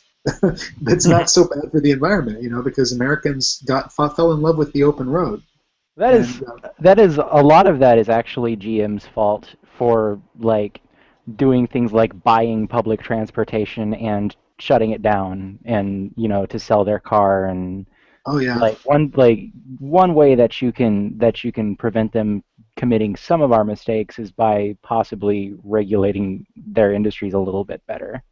Well, you could talk about the way the U.S. developed in the interstate system, and I'm trying to remember his name. The guy, the New York City guy who was so I don't remember his name, but anyway, there's just been there's been a lot of business interests that have made a lot of money off of. You know, I mean, you've got people who speculatively buy land around cities, and then they have their powerful buddies rezone the land as commercial or whatever, and then you have the government pay for the roadways. So you've got like a major city like like Dallas or something, and then the government pays for roads into the suburbs, and your land just quadrupled in value. You build developments and strip malls and things like that, and you've just made bundles and bundles of money, and that made a lot of millionaires, multi-millionaires. So there's a reason why America followed the pattern that it did, economic reasons, but we just, as a matter of, well, I think necessity for the sake of our planet, for the sake of, think of the children, right? It's such a cliche, but honestly, think of the children. We can't leave them just this planet that's just, oceans polluted and the lands are all polluted and the air you can't breathe, and we just can't do it. I mean,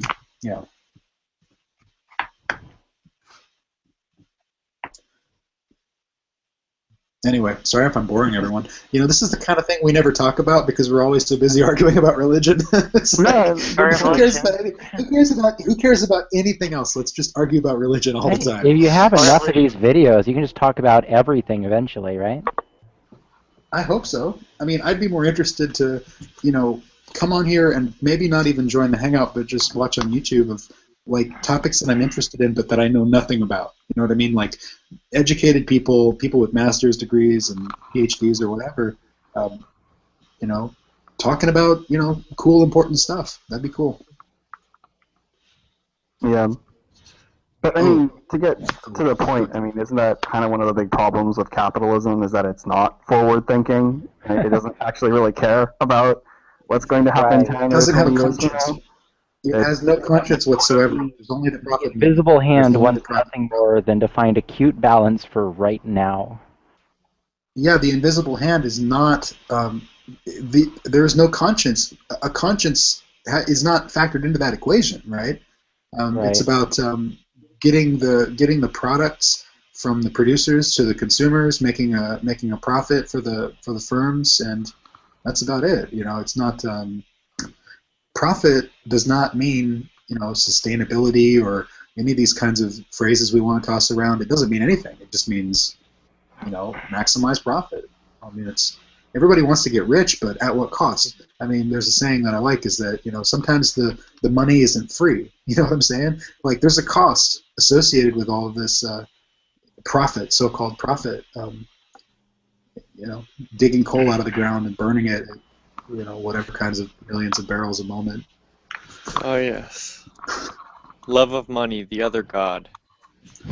Yes. What was it? What's the saying in the Bible about the root of all evil, right? Or the root is sometimes... love of money is the root of all evil. It's translated a different way, isn't it? I think it is. No. Are you sure? I'll have to double... There are some things that get falsely quoted, like what's Ben Franklin, that one that always gets misquoted. No, never mind. There's a Ben Franklin quote that a lot of people think is wrong. A penny saved is a penny earned, or something like that, or. That's one, but there's more than one. I'm gonna double check it. What was the I one like that I the just said that you said take on that in the one. Bible? Money is the root of all evil. Oh no, it's cleanliness is next to godliness. No, it's actually not money. It's the love of money is the root of all evil. That's what it says in 1 Timothy 6:10. Yeah. I win. I'm a better Christian than Root of all kinds of evil, not okay. evil. Now it's a quotation error. All right, my mistake. No, I think, and the root, the word root is translated different ways in different translations. I forget the other variant, but Well, there's some truth to it. So Yep. those authors had some things right. It looks like we might have been hopping from urbanization to I don't know what, but I went digging for some articles or something like that. I thought it was going to be from Salon, based on I guess other factors in the urbanization beyond just capitalism, and or rather suburbanization. And the way I understand it, a lot of the sort of, urban, suburban, city patterns and so on were in some ways grounded on the whole white flight phenomenon around the time of desegregation, and ties into maybe other aspects of our conversation, because as the article that I linked discusses, the backlash against racial segregation is linked to the, I guess, early, mid 20th century religious right movement. So that might also be something to consider. Go ahead.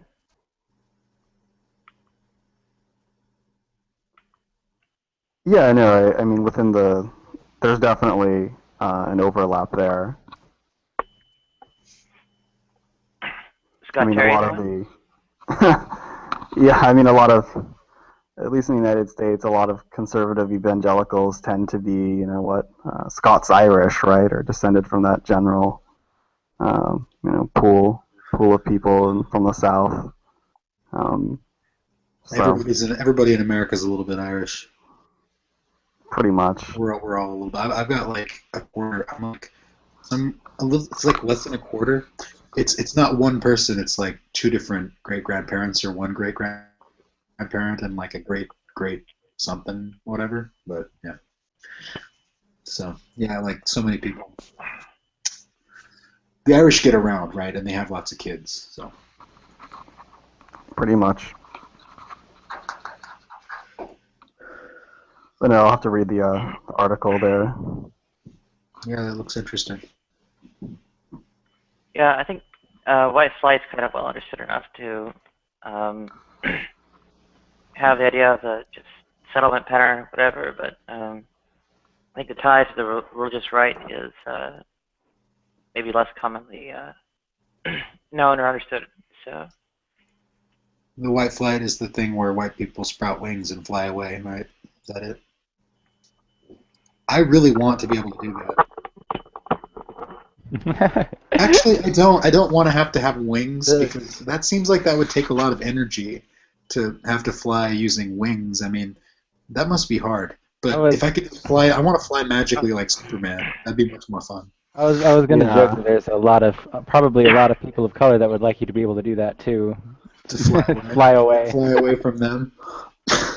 Just like, fly away, also, white person. Welcome, Kevin. What's up, Kevin? I guess we're having too reasonable of a discussion. I think our only theists in the room are Fritz and John, who are both relatively reasonable people. Yeah. John doesn't count. Only what in the room? They're the only white people. We're all darker than you. Oh. I thought Wolf was black, but I don't know. Wolf is a wolf. Wolf is an Irish wolf, and He's a golden wolf. Look at his is from Zimbabwe. Can't you tell from the accent? I thought he was fiery, or the profile picture was fiery. Like Studies of Dragons, apparition made out of fire. What do they call them? Elemental. Earth, air, fire, and water, and such. It's an animal spirit, right? He's the animal spirit. Yeah, combination animal elemental. Yeah. So Kevin, you come to correct us, tell us all. We're probably wrong about everything, right? Me? I'm some authority to say this? I don't know. No, that's you, Ben. Come on, man.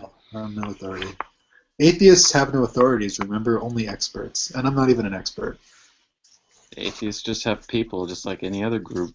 You have to be careful of some of the experts. Except that atheism is dead, remember? So we're not actually... Yes. We're not atheists anymore. We're something else. I don't know what we are now. We're totally dead. Now that G-Man killed atheism, we gotta pick some new thing to be. Yeah, totally.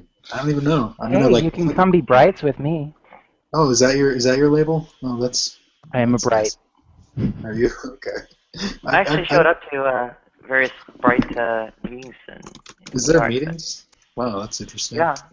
Sam Harris, bootlicker. I haven't been getting the Brights like email list stuff in a while.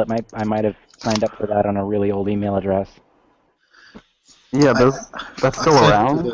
I didn't know that. I signed up for the Dulles mailing list, and no one remembered to send me anything. So No one knows what the fuck I'm talking about. It's okay. No. No, It's I like- got it. I should have said the Dims because that's obviously the opposite of Brights.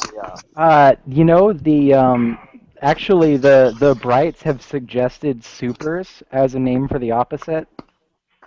I like Dims. Do you think we could take someone like G-Man and convince him to take on the label of being a Dim?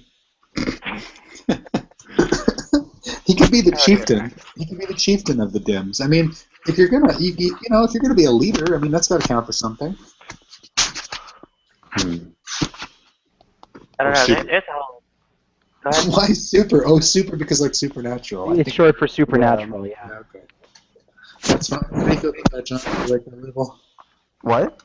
You like that label? Do you want to be a super? The supers? Yeah. I'll take that. If you were an LGBT super, could you be a super? Oh man. I'm not sure the L, B, or T would be as cool with the. I know, but the stereotype only works with the G, so you know. Absolutely, yeah. It's one of those. It's one of those fun LGBT issues lately where somebody will say LGBT when they only mean like one or two letters.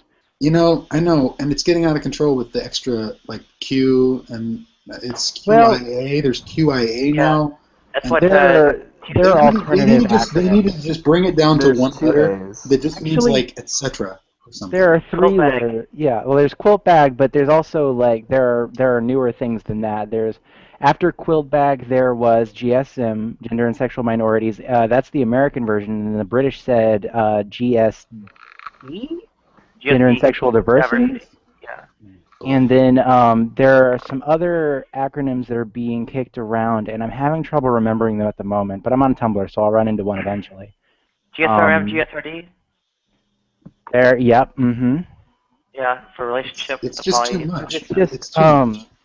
essentially like I really like GSM slash GSD because like you know when you say gender and sexual minorities you can also just when you're talking about LGB stuff you can just say sexual minorities and leave gender out of it if it's something that either doesn't affect gender or is something that the gender minorities wouldn't particularly care about and vice versa.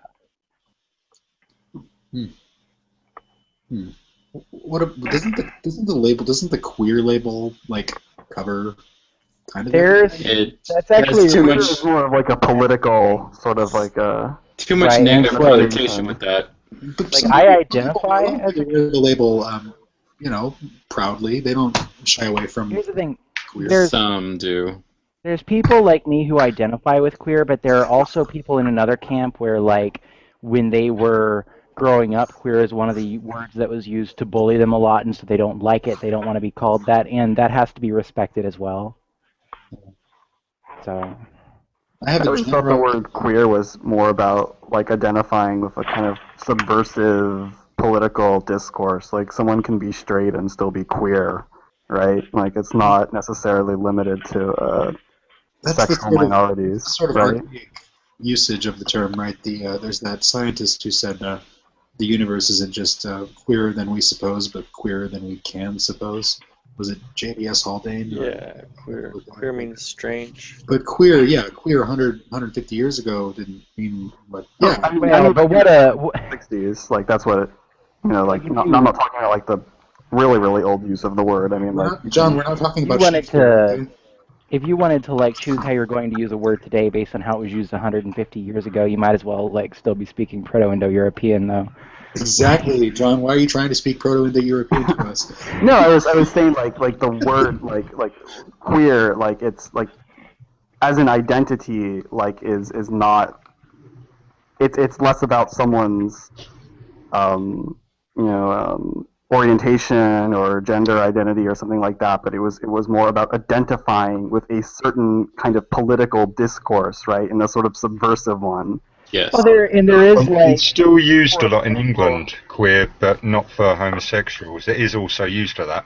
You guys, But there's a lot of oldies definitely that use it still. Oh, okay. Language You is know, all you mean kinds of And it silly. means And strange. okay?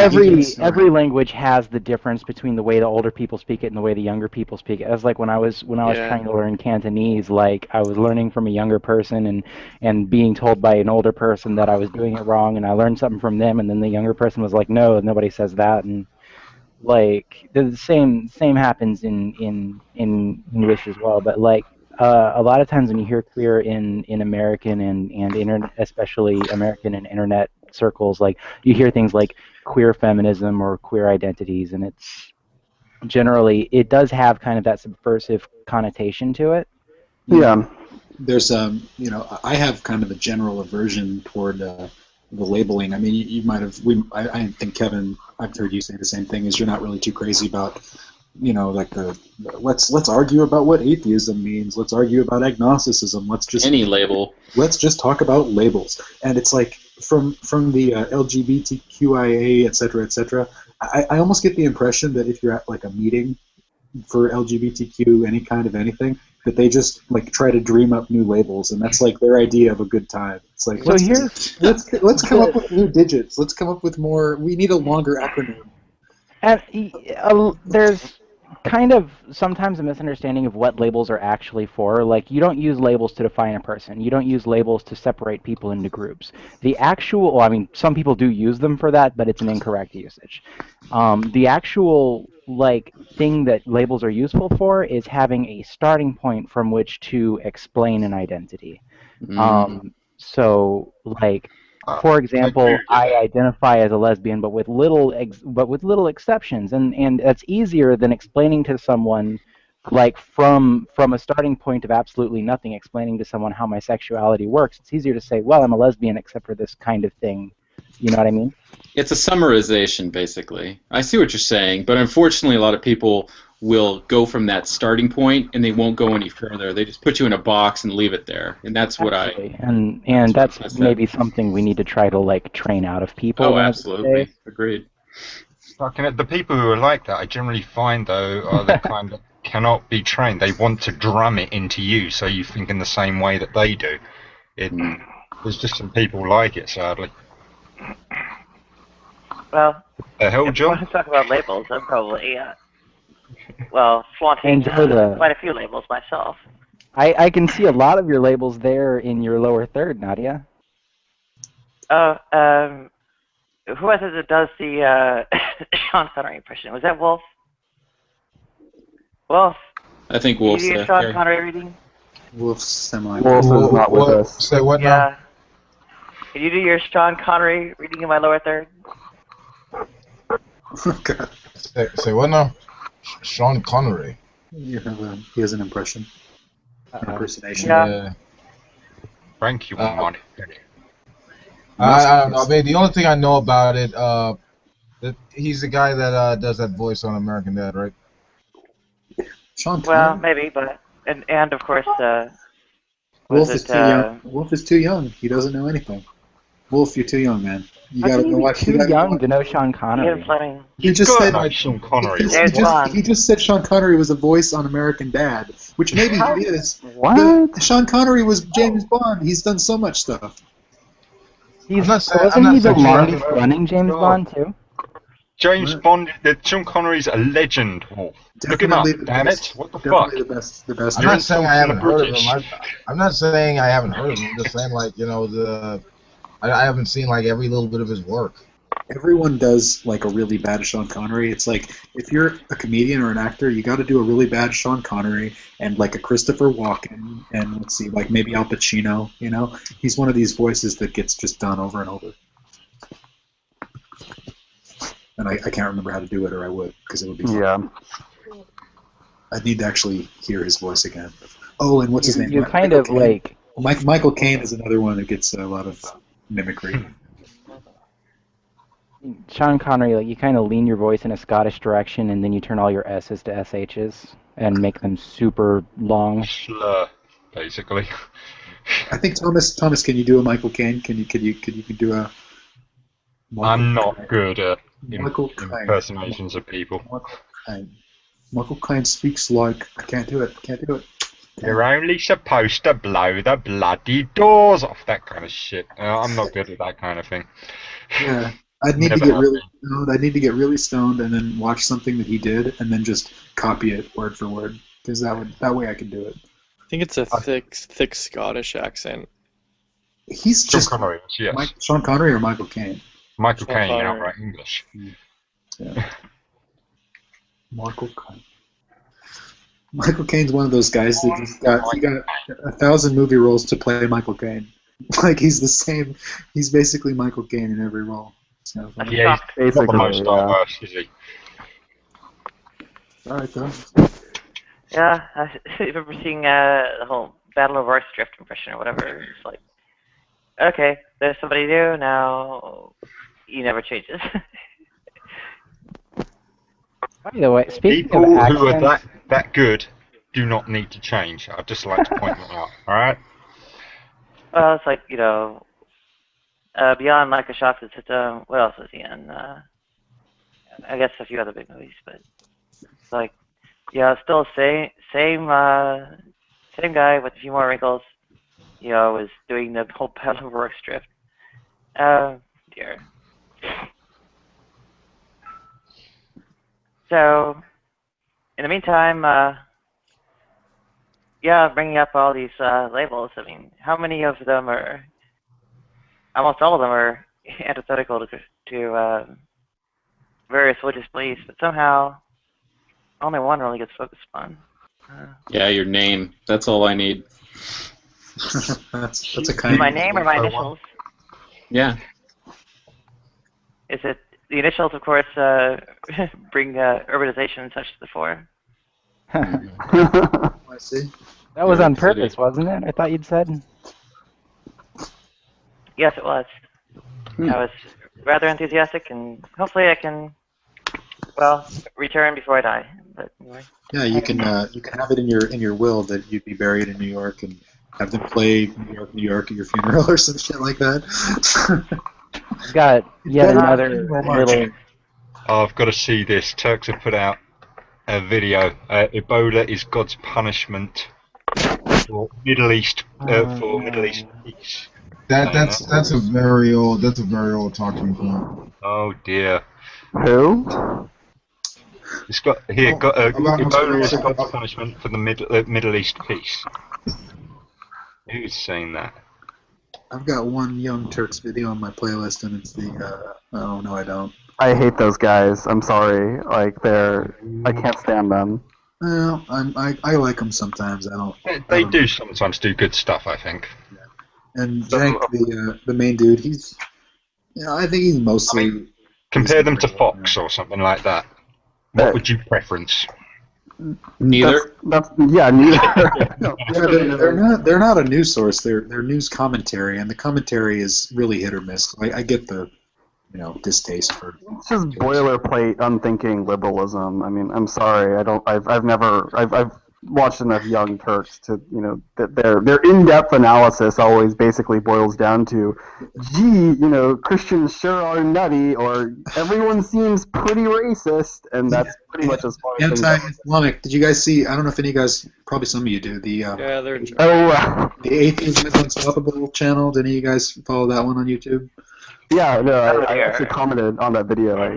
He's cool, but a couple days ago was like an hour-long takedown of the recent Young Turks thing with Ben Affleck and was it the Ben Affleck thing? I think it was. Yeah. Ben Affleck and Sam Harris and all that. Yeah.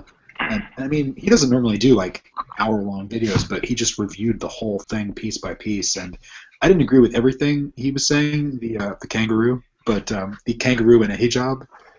Which is funny. That was the same for me. I agreed with his. Oh, okay. Well, close enough. Yeah, that's kind of why I don't like the Young Turks, right? Like, I mean, it's sort of, they have video after video where they basically intentionally go towards the absolute fringes of, the lunatic fringe of Christianity, and they. I like the way you put it. The sort of unthinking. What did you call it? Like unthinking sort of. It's just boilerplate, uncritical, unreflective, unthinking liberalism, right? Like you know what they're going to say. They're never going to But you have to understand, John, that's what sells. That's what gets views. They have to pick extremes. The way Fox News gets, the mass majority of its viewership. You know Yeah, what I mean? Fox News can go screw itself. I don't like. I would consider myself a conservative, and I think Fox News is basically a mouthpiece for neocons and libertarians, neither of which I think are really conservative on closer inspection. But it's neither here nor there about Fox News. I mean, They're Young serving Young a Turks are awful in demographic. a vacuum, right? Like they're awful, however you slice it. They're serving a demographic. I mean, Yes. their demographic is dying. I mean, they're literally what was it? O'Reilly had a demographic thing say that his average viewer was like 70 years old or something. Yeah. Like mostly consisting of the Tea Party crew, which is old, angry white people consisting, who apparently think that affordable health care is equated to Nazism. Like they're happy to invoke God wins. It isn't? What the hell, man? I've been watching the wrong channel. That was on the Nazi, what do you call it? The charter of Nazism. It was like affordable Yeah. for everyone. Fox News is like the definition of astroturf conservatism, right? They have a couple token guests on who they invite the occasional church lady on to whine about gay marriage or whatever, but then they quickly get back to tax cuts for billionaires and wars for Israel. So I mean they're pretty awful. Israel, man. Like I swear, It's in the Bible, man. You got to defend it and give it lots of money, no matter what. It's our greatest ally, don't you know? You know what? Modern Israel. No matter how genocidal it gets in the future. When the Bible was written, modern Israel didn't exist, and the Israeli government had never been dreamt of. I mean, I know. I was being goofy. Yeah, the Bible actually says there's those who call themselves Jews but are not Jews, but are the synagogue of Satan. Aren't they? There's also those who call themselves Christians and aren't Christians. Maybe there are people who call themselves Muslims and aren't Muslims. Maybe I should call myself a Muslim just to prove that true. Yeah, but on to the Young Turks, I can't stand Anna Kasparian or Jank. That they induce just like such crazy rage in me. It's not even funny. Again, you see, I mean, just like I mean, it's so. I understand the reasoning behind it, like particularly when questions of religion are involved. Like I understand, right? Like within like the West, most Muslims, they're people of color. They're from marginalized, well, not in the United States, I guess, but like in Europe, for example, they're from marginalized communities. They have to deal with things like racism and all of this other stuff. And I get that those fielding criticisms of their religion is often people do that in bad faith, and what they really are doing is just being racist. But then they turn around and just are so like obnoxious towards Christianity, and I mean, I guess, yeah, I know. I saw that video. I actually talked to. Just had a really eye-opening conversation with a guy in the comment section there, but yeah. Have you ever talked to Anthony Gloria? No, I don't think so. Never mind. He occasionally posts comments on. He's like one of the very few Muslims on Google Tube, and he occasionally, like very rarely, posts comments on videos, and he's definitely an interesting guy. For whatever reason, you're right. There's not that many Muslims who come on and defend. Well, I mean, they just don't come on and argue in the way that a lot of conservative Christians do, for whatever reason. I don't know why, but they have better things to do with their time. The only Muslim I actually know that even comes on the Hangouts is Green Soul Sufi, and he's a pretty moderate dude. He's pretty cool with it. He's pretty cool. I didn't even know he was Muslim, to be honest. It's in the name. Green Soul Sufi? Is that Sufi? Sufi's a branch of Islam. I never really thought about what that would mean. I just saw it as like some word. Sorry, I just didn't put the two together, I guess. Green Soul Sufi? Green Soul Sufi. Green Soul Sufi. Could invite him in here. He's a cool dude. But yeah. Nadia, you know him, right? You talked to him. Yeah. Apparently, he's the only guy who could have a calm conversation with nothing free. But then again, they were talking about something different. Wow, that is a rarity.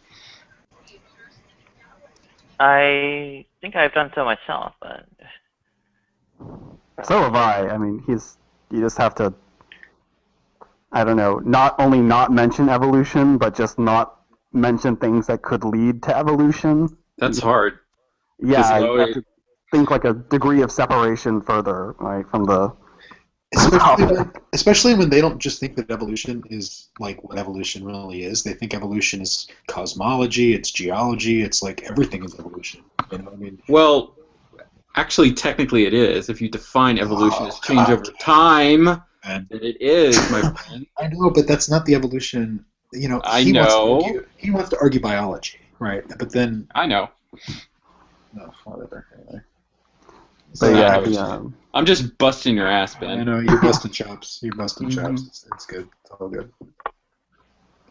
I guess there are worse, I don't know, commentators out there than the Young Turks, but for whatever reason, I don't know, I just have like a personal thing against Cenk.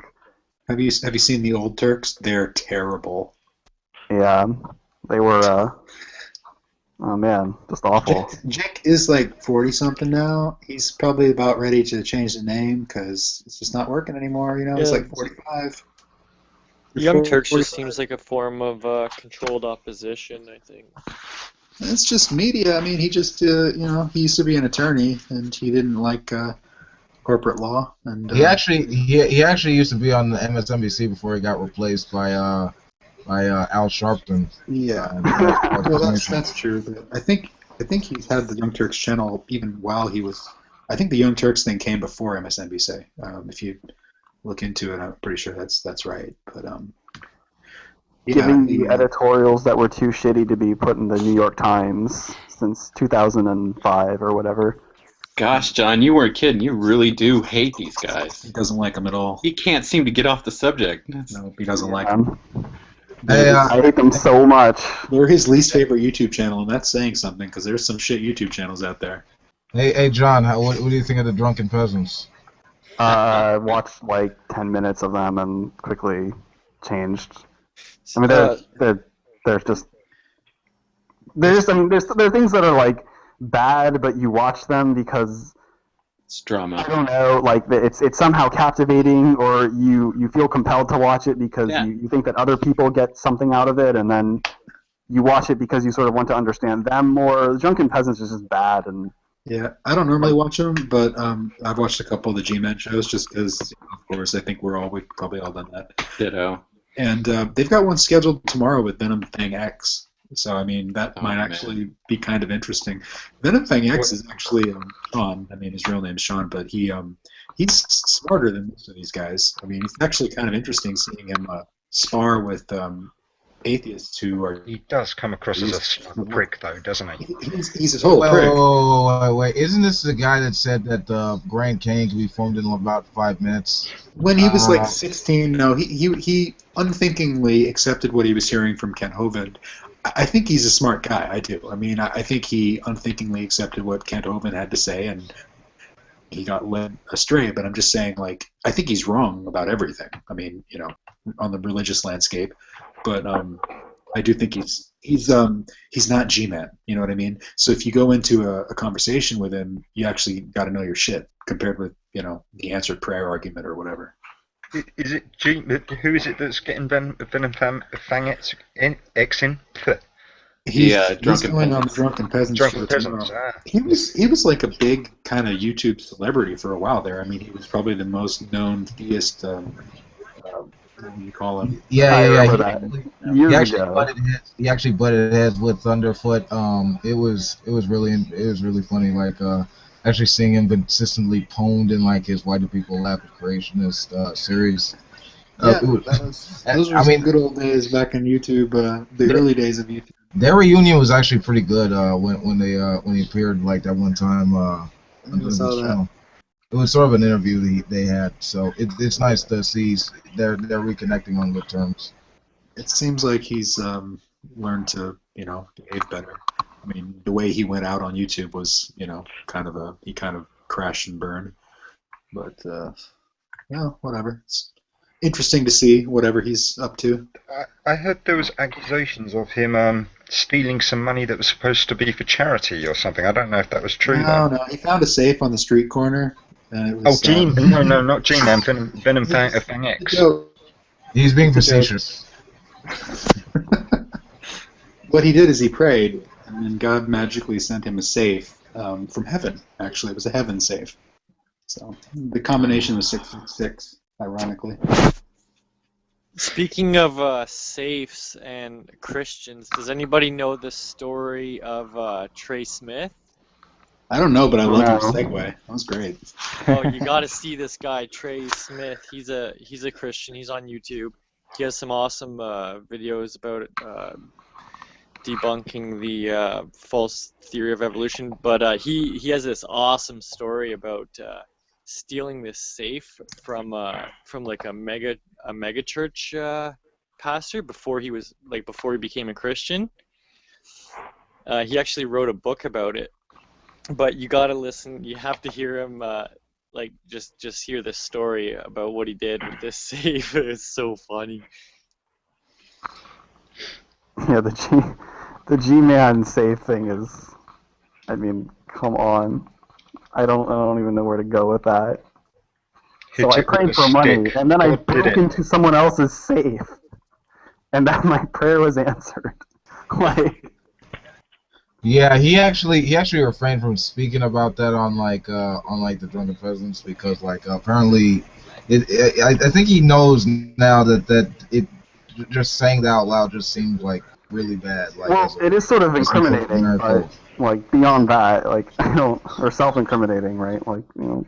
It's just Yeah. it's that whole thing is just so weird. I mean, the first time I ever talked to him about that, he said, we only pray for stuff when we find ourselves in like an impossible situation. Like, for example, like if I needed $5 to go get something to eat, and I was broke because like payday's not coming for a while. He's like, there's no way for me to get $5, and then like right as I am praying for $5, somebody comes to my door and gives me $5, and I'm like, well, gee, man, for something you're making shit up, right? You're just making this up. I didn't say shit because that would offend his delicate sensibilities, but I said something like stuff because that word doesn't offend him.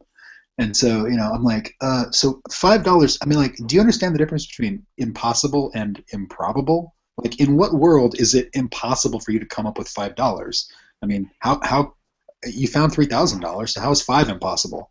I mean, I didn't say that, but I mean, I found $20 like in the laundry the other day, and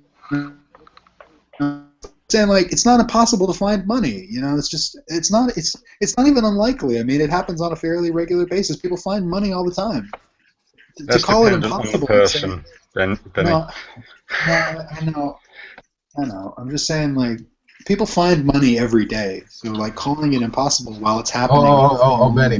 Benny, you got disprove the supernatural in that during that occurrence. I mean, it might be a common occurrence, but that's only your naturalistic assumptions. Yeah, you're right. I think probably every time anyone's found money, it's because God planted it there. Because some reason. Right. I don't know. It's just funny to me, just like the mental image that it conjures up. I'm just imagining G-Man in some totally like ratchet warehouse, like hitting a safe with a crowbar repeatedly until it like busts open, and he just like takes the money. Like, or I guess he didn't break open the safe. I don't know. His story. No, changes it fell out the bottom. It was Safe open was- already. Yeah. Okay, yeah, that changes it a little bit. Mm. But no, long story short, I don't watch the Drunken Peasants. I No, didn't even with- know about them until I'm about like a with month Ben. ago. I actually don't watch it either, but there's a couple episodes that are really funny. I especially find Paul's ego to be damn funny at times, so that's worth it. Yeah, I think people sometimes comment on videos, and I see them pop up on Google, and so like I don't even think I'm subscribed to Drunken Peasants, but when I see people commenting, like I figure out what's going on sometimes.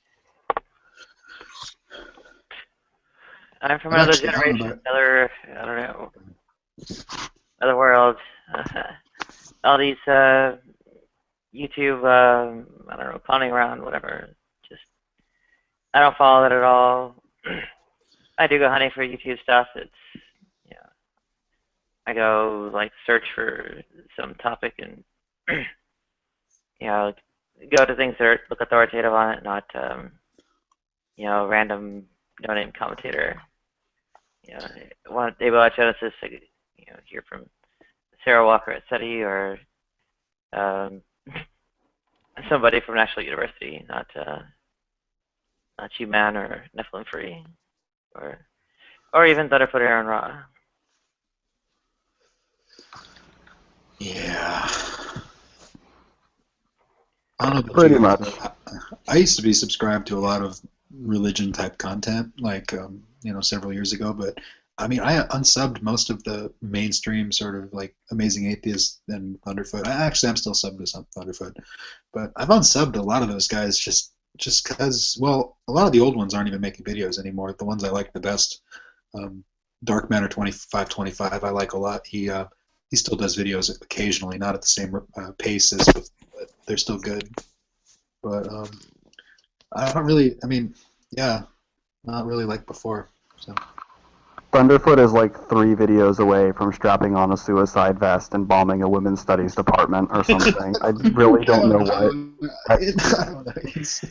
Yeah, well, whatever. Man. Science stuff is bad. No, seriously, I remember watching him years and years. This is like 5 years ago or something, and he used to be like. I mean, I'm sure he still is like this like stridently anti religion channel. I remember he had like big debates with what was his name, Veritas something. He's gone now. He was a really cool guy, and Dawa Films, and like I don't know, like I kind of like stopped following that on YouTube, and then I came back, and like all of his videos are about like feminism and video games or something. It's hard to say what Oh, the Gamergate. I will point out that the people that are pushing that like anti-feminism in video games perspective, like bombing and shooting up like women's studies departments, like that's a thing that those people are actually threatening to do lately. Yeah, I was just being silly. I mean, I don't, but I'm not surprised. I'm sure people get those kind of threats all the time, but. My question is kind of like, what kind of substantive beef do they even have? And I mean, they don't have one. They have some kind of abstraction, and I mean, anyone, well, my position might have something to complain about with TERF, the trans-exclusive radical feminists like Janet Raymond and such, but I mean, the substance of their complaints is that somebody, said, "Oh, this isn't a great depiction of video games." Excuse me, that's not substance. That's preposterous. Okay, go ahead. Yeah, I mean I pretty much agree with that. Like I don't really understand what the source of the outrage is. Right? It's not like I don't know. It's okay, so it's a little bit of a reactionary thing. Like specifically some women, some feminists within the video game industry have pointed out that the video game industry is kind of sexist a lot of the time. And where in an industry where half of the customers are women, like 49% of the customers are women,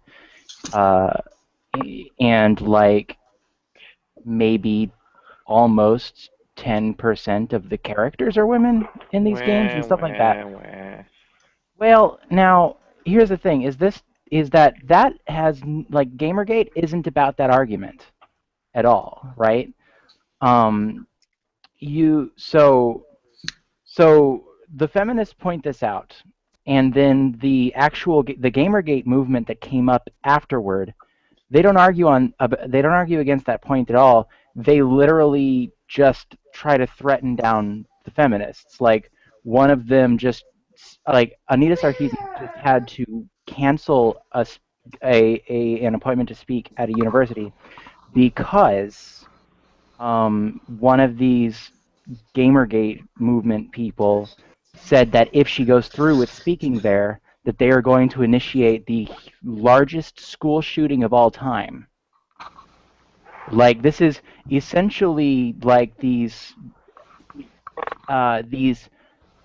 men in the like video gaming community have decided to disprove the argument that they're violent by enacting lots and lots of violence. Wolf, you had something? I had Yeah, something. yeah. Just to add this, there was a serious critic that I forgot, this really old guy who typically had this like hypothesis about or theory that apparently video games produce violence in young people, and as far as all of the evidence and the reason for that, it was apparently not supporting that statement at all. And despite his actions of still being consistent with it, he received multiple death threats and everything. But no one really made a serious issue about him. But why is it that when I mean, and this, I'm not saying that she totally like deserves this, but it's her points with regard to like sexism being in video games. I mean, it's based off of very fallacious points, and also has a foundation of clear intellectual dishonesty, both on the Here's the personal thing. level and in terms of her studies. I don't like Anita Sarkeesian because she basically just took Mulvey's concept of the male gaze and applied it to gaming media, and made a crapload of money off it. So it's nothing against her personally or her ideas. It's just one of those like, why didn't I think of that? So I'm stuck with my crappy job. Here's the thing. Like here's part kind of where like kind of answering that way bothers me a little bit, because like I'm not a fan of her. Like I don't care to watch her stuff. I tried to watch the beginning of it, and it's just not something that particularly interests me. However, she does have the right to produce content without being threatened in such a way that she no longer feels safe in her own home. How do we know she's not making that up? Because she's a professional because victim. She's there's a professional victim. a lot of evidence of that. Like, and it's not just her. I actually have a personal friend who, even before this thing with Sarkeesian, I have another person who was doing a Kickstarter for a video game that she was producing. This is a woman who is a video game developer. She's making very basic like 2D 8-bit video games. Who has actually can no longer work in the industry, had to move, has to rely on other people to survive now, because she's been convinced that continuing to work is going to put her in danger of being attacked by these people. And this is like, if you want to talk about there not being evidence, this is a person that I have met, and a person that I talked to, and a person that I have actually had to offer to help, like, travel to get her freaking PTSD medication. Like, that's, like, this stuff is actually happening.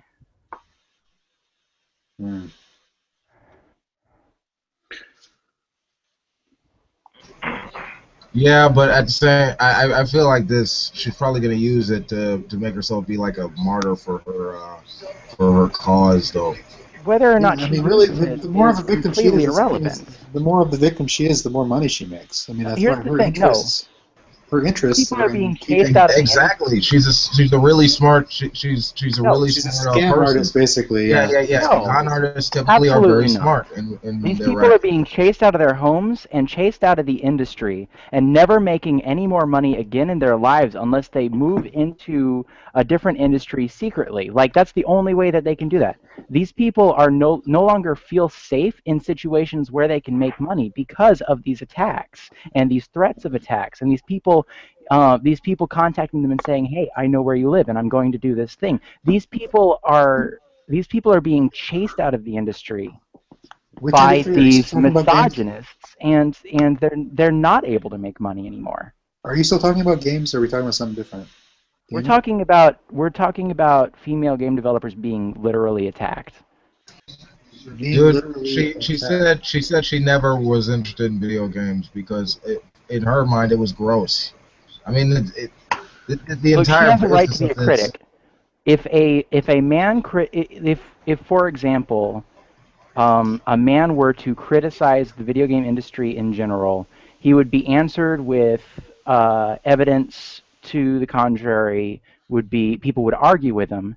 But when a woman does the same thing from a feminist perspective, suddenly this is somebody that needs to be threatened. This is somebody that needs to potentially be attacked for her opinion. How is that okay? Look, it's not the fact. It is not the fact that she's being threatened or the fact that she's a man or a woman. That's irrelevant. The point is the point she makes with regard to her little freaking video series that she got 5 times as much and produced like very few videos, and the points that she made were completely fallacious to begin with. There's no the correlation does not equal causation. I mean, that was a total fallacious point that she was making through that. Apparently, if women are perceived as objects to be rescued in video games, therefore there's sexism in real life. That's insane. It's not. I mean, that has no empirical basis whatsoever. There's a shit ton of sexism in real life. That's a problem.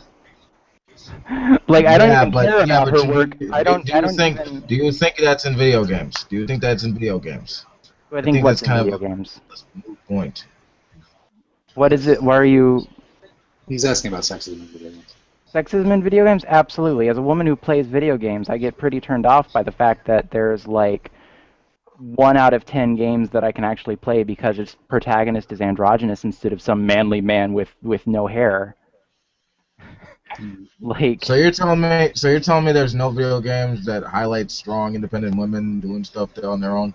I'm saying there are very extremely few, and that a lot of development firms that try to produce games with that sort of content are actually have an kind of an uphill battle with their publishers to actually get that stuff out without changing things.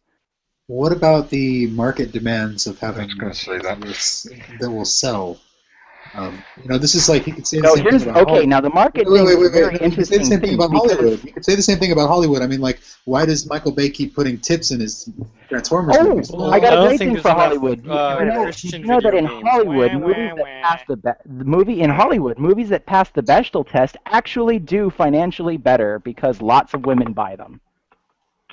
Yeah, well. There's a market. I mean, Wait a minute.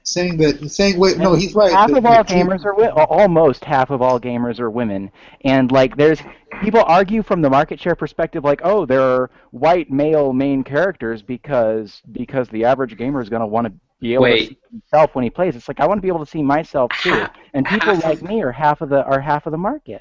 Half of all gamers are women. Maybe in certain genres of gaming, but not all I play over. MechWarrior, I play Unreal Tournament, I play Quake Live, I play very fast-paced shooters, I play MMOs, I play...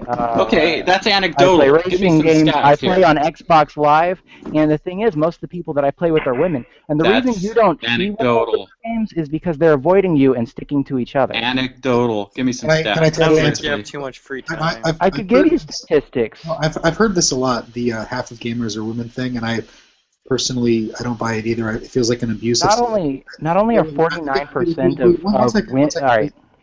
Okay, it's just that not only are 49% of gamers women, but also if you break it down into male children, female children, male adults, and female adults, of the 4, the largest group is female adults, followed in second place by male children. Okay, well, I don't know where these surveys are being taken, but give us some links. I'd love to see it seriously. If you talk about something like if you talk about who's playing games on an Xbox or a PS, a PlayStation, or online PC games like Call of Duty or whatever, but that's not even. Oh yeah. Anyway, I don't know what the most popular PC game is right now. I don't normally play them, but if you include things like Minecraft or like various Facebook games, then maybe you could get the women's number way up. But if you're talking about like console games, I just can't imagine 49% is anyone. Okay, well, you know what? You're actually a little bit right in that they are fewer of console gamers. They're actually 39% of Xbox Live players. Okay, well, There you go. PC But gaming here's the probably. thing: that is still 4/10. That is It's still a still lot, yeah. 2/5 of everyone. Like the thing is, like the fact that there are so few female protagonists and so few games that let you like in games where you can create your character, like having the choice between a white man, a black man, an Asian man, and etc. Like that's not Can, like that doesn't can I say reflect something, the audience. Bargle? One thing I'm not getting about this is the fact is, yeah, okay, sexism is within the world, it's going on and everything.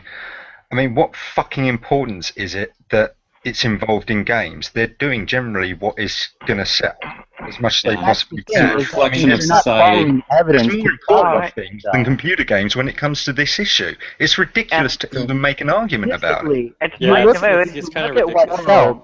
The things that have strong women First world problems. as not if not primary characters like within like the main group, you know, those in both the movie industry and the video game industry, those actually sell better.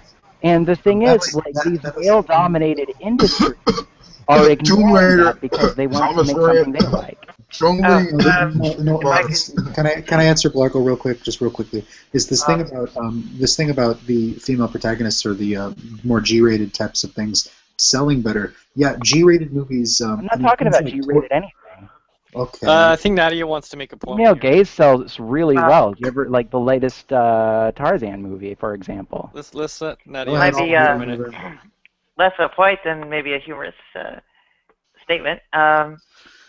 Well, if you're telling me like all these things are a big sausage fest, where do I sign up? That's what we. I want to dive right in. My only question, I gotta get going pretty quick here. I might come back, but is that if Hollywood, just use Hollywood as an example, if you're Universal Studios or some other major studio and you think you could do something that's going to make you more money, why would you not do that? And that same thing goes Because you're a sexist old white man, Oh, basically. bullshit. No, they're money motivated.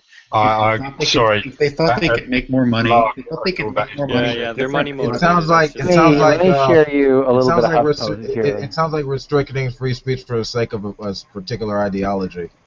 Hey, no, here's the thing about free speech is that you're free to say what you want, but people are free to criticize you as well, and threatening people who make those criticisms isn't okay.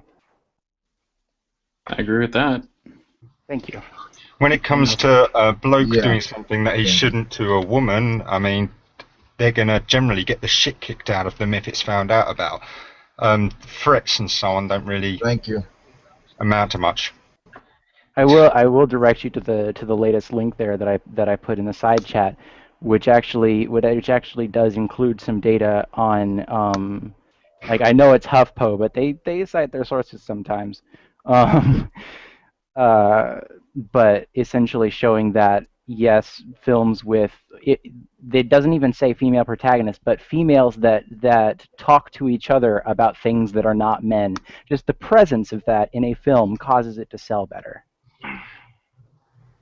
And it's still something that happens way not often enough. But why are things like Die Hard and stuff like that and the Harry Potters and so on? I mean, I don't get how sexism has anything to do with it. Well, Harry Potter Just sold real generally, well and because I it was really already. don't see any point in using them as examples of such things. It just doesn't make sense. I agree with you. There's sexism in the world and stuff, but to go for things like that doesn't make sense at all. What about this, guys? What about the idea of a market niche, right? So there are these movies that make a lot of money that might cater to a certain demographic, but that doesn't mean that action films with tits and ass and explosions. I mean, Michael Bay movies aren't my favorite thing, but they make shitloads of money, right? Hey, as a lesbian that loves action, like action films with tits and ass and explosions, like any day, I love those. The thing is, I would also like interesting characters that look like me at least like every third movie. Not like specifically look like me, but like, you know, when I'm watching a movie, I really, really enjoy being able to relate to a character, and so when all of the main characters are bald white men, that's pretty like it Bald. kind of throws me off.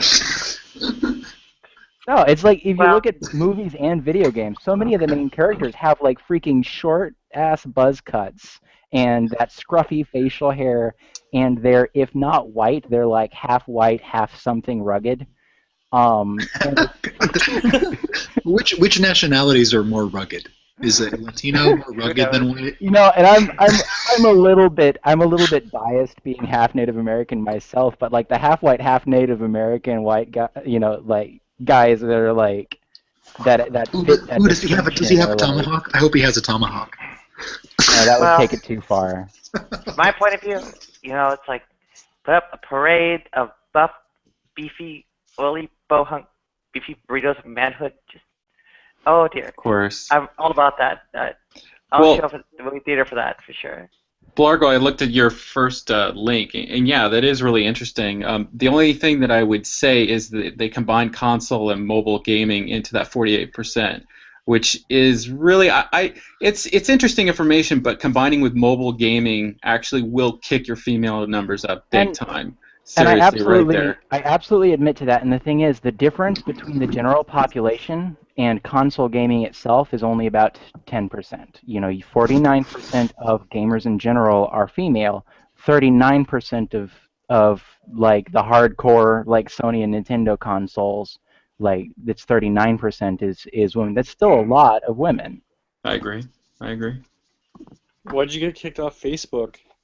I got kicked off Facebook because they don't believe that Blargle Rage Quit is my name. Well, they're allowing people to have any name now, from my understanding. You know what? They released a they did a press release to that effect. But so there's a specific Facebook employee who's been pushing for that stuff and advocating for that stuff on the behalf of people who use aliases for like safety reasons, etc. Which is actually why I use my non-legal name. Like my legal name is my protection that I use IRL, so that I don't have to use Blargle Rage Quit, my real name, like on legal stuff. But anyway, but the specific Facebook employee that advocates for that stuff is out sick this week, and suddenly a lot of people have gotten kicked for having non-standard names. Well, yeah, if you're gonna fill out your own CIA dossier, you have to have your, proper name on it. I do. Oh man. Yeah, Oh, maybe really? it's kind of why I'm having trouble in the real world too. I don't know. And that's like, but that's like a big thing is I'm not the only person I know that for like personal safety reasons is using an alias, and it's like I just happen to be like one of the few that has a crazy one. And it's like the thing is, like, they're giving me this prompt where they're like, please write your actual name in, but like here and there's a link under it to like, here's a list of things that make a name not okay. Anonymity and it's like is I could write in literally anything, and it's like anonymity as long as it's a name. will not be tolerated in the technological totalitarian future. Well, that's the thing. It's not even. It's my name doesn't even make me anonymous. Like this is just. I prefer to have I prefer to have a separate identity on legal documents than I have with my friends and on the internet. And it's like, believe it or not, Blargle is more real to me than the legal name. The legal name is like I can't get a court to name me Blargle, so I have this legal name so that I have something that's okay to put on legal documents. And like my girlfriend calls me Blargle, my computer calls me Blargle, I have more friends that call me Blargle than I have friends who even know what my legal name is. And Facebook is like, but we don't think it's a name. And it's like, well, that's really Western-centric of you. Those fuckers. How dare I they? quit Facebook 2 years ago. Do they That's- flag you for using the names of historical figures? Do they? Well, it's a question. I have no idea. There I would probably are still- real living people with names like Thomas Jefferson because it's just sort of a name. Oh, that of you course. Yeah. It's like the act of like choosing one's own name or waiting until you actually already have a personality before having a name placed on you, like that's that's a tradition that a lot of non-European cultures actually had. Especially like I've mentioned, I know I don't look it. I actually pass for white so well that it actually causes problems sometimes. But I'm half Native American, and there are a I lot thought of you were Native full American Chinese. cultures. I couldn't tell. Yeah. Yeah. Anyway, but there are a lot of Native American cultures that are or that were like would wait until you had a personality before naming you. Like it was like naming babies was either non-existent or temporary in a lot of cultures, and it's a very like making people use their legal printed name that was chosen at either birth or baptism is just European as heck and annoying. Hey Blargo, what Native American tribe do you descend from? Actually, my father, my biological father, is full-blood Native American, but is actually mixed from a number of different tribes in the California area, and trying to name them, I would leave things out, and I just prefer not to do that. What are the negative consequences of using one's legal name online? Well, jobs is a big one these days. Jobs For is one, my legal name isn't my real name. But there is like being trackable for things like jobs, like he mentioned, is because if you're lucky enough to live in a state where it's illegal for an employer to look at your Facebook and log into your Facebook for you, if you're lucky enough to live in a state where that's not okay, they can still track you down and use the information from social networks to have a look at who you are.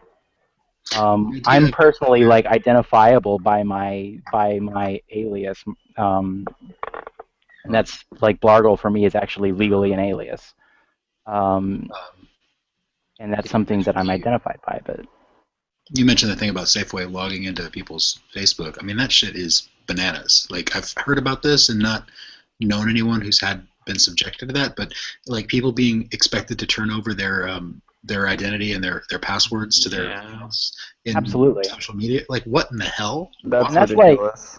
like there's a number of similar employment like like hiring issues where it's like you don't legally have to hand them that information, but they also don't legally really have to hire you, and so it creates this really awful dilemma where it's like, give this person that I really don't trust the keys to like every stupid thing I've done for the last 10 years, or you know.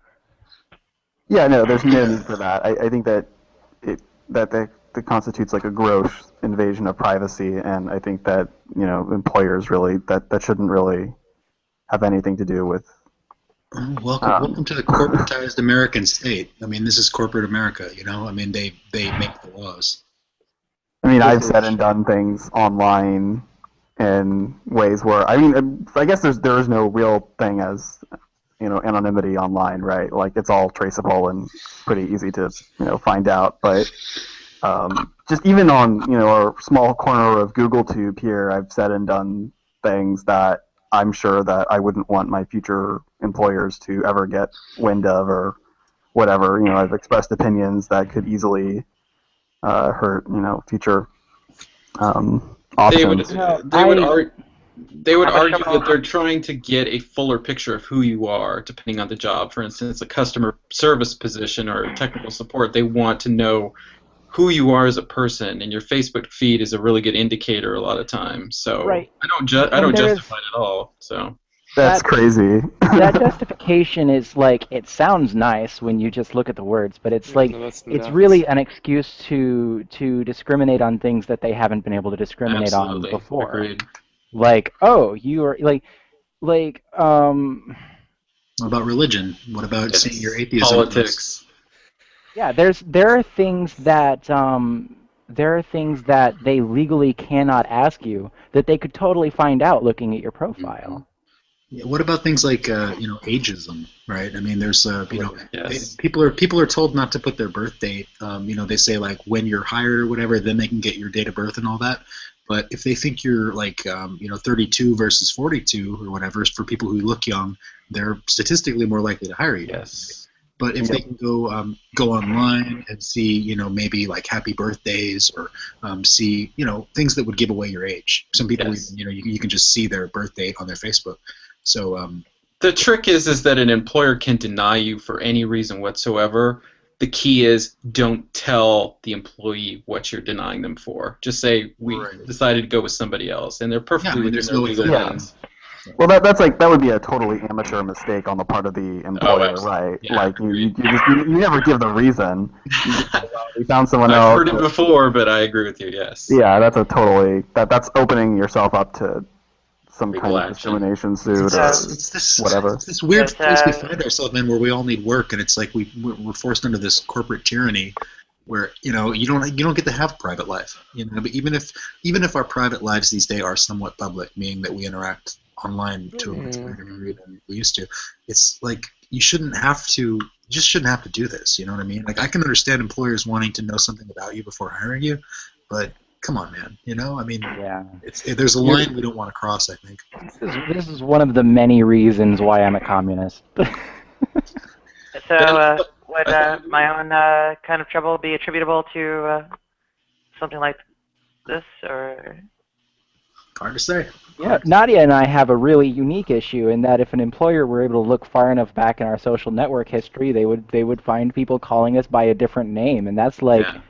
No matter why you do it, like when you find that stuff, like that can be suspicious as fuck. Like if they can't figure out why there's a different name there. Like I've changed my name more than once, right? Because most trans women change their name at like the one time because of gendered names. But like I've had my name changed like legally 3 times and then really like 4 times. So, and like that gets suspicious.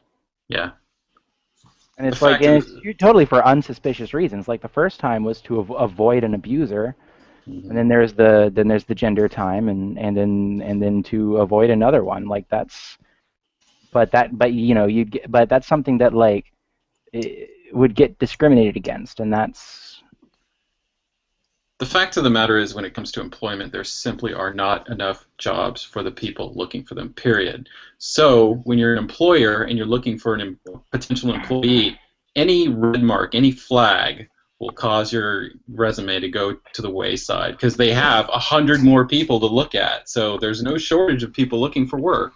They need reasons to cut people out, right? I mean, if they've got 100 applications on their desk for a couple positions, they need reasons to dismiss people. I've never understood the mentality of wanting to create jobs. Like, for every extra percent of, like, kind of, in my opinion, for every, like, extra percent of unemployment that we get, like, in any given state, country, or the world, like, that's like another percent of people that we no longer need to save, right?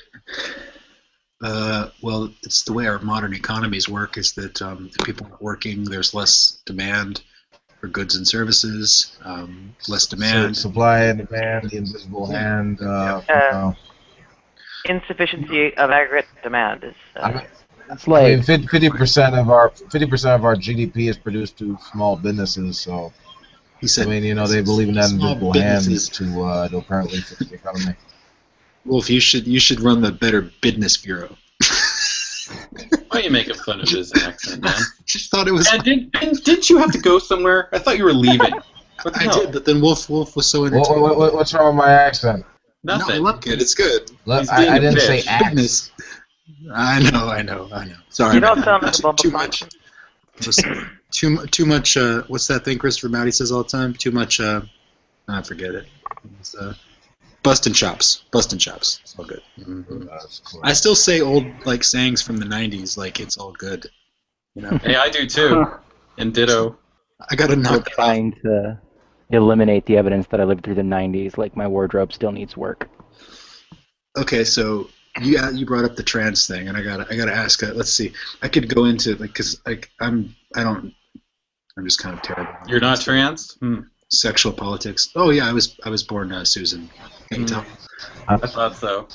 Voice is really coming along. Dude, I freaking miss Yana.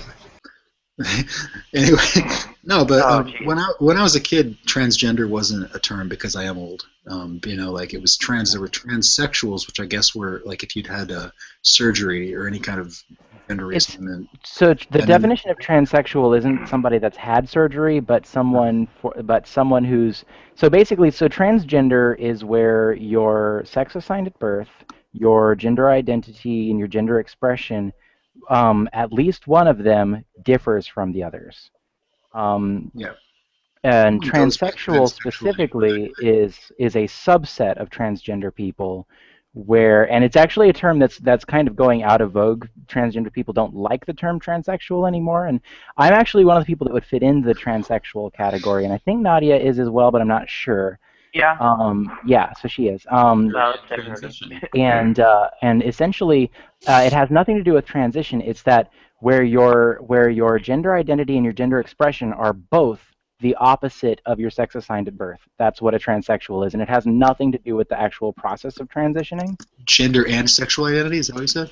Your gender identity and gender expression, both if both of those are the opposite of your sex assigned at birth, that is what specifically would make you transsexual as opposed to another category of transgender people. And like I said, the term's no longer popular. People don't like to use it anymore, and I can actually definitely understand why. That's why we just say gender confused. Part of gender confused. That's worse. We're not confused. We know who we are, and we have, and the rest of the world needs to catch up. That term confusion comes from the pre-90s. What was it? The DSM-3 that still considered it a mental. What was it? Yeah. Ted Haggard. Ted Haggard. He was really confused. Like I don't think it's any worse than like Billy Crystal on Soap. That was terrible.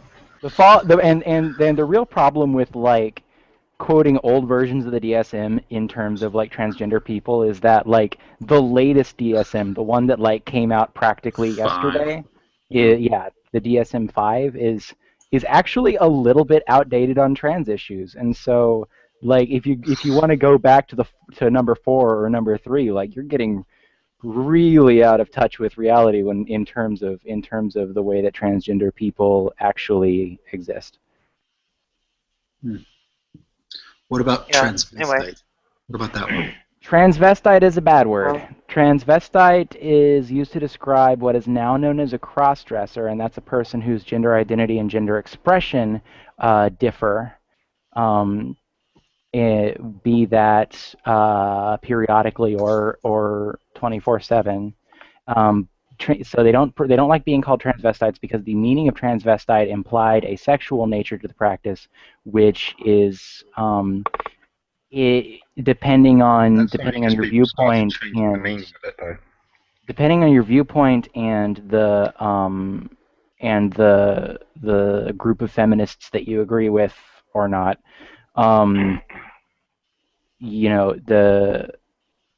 The sexual aspect to what was called transvestites is either non-existent or irrelevant. So would you call them cross-dressers or? You would call them cross-dressers. That is the correct modern term. That's going to be wrong. That's going to be wrong within a year. That'll be wrong within 2 to 5 years. But we'll get to that when we do. And for right now, they're called cross-dressers. Have you heard of this term called the euphemism treadmill? Have you ever heard of that? No. It's something that, I mean, like I mentioned earlier, with all of the extra labels being added to LGBT, it's like every single time you turn around, there's some new thing that's offensive to somebody.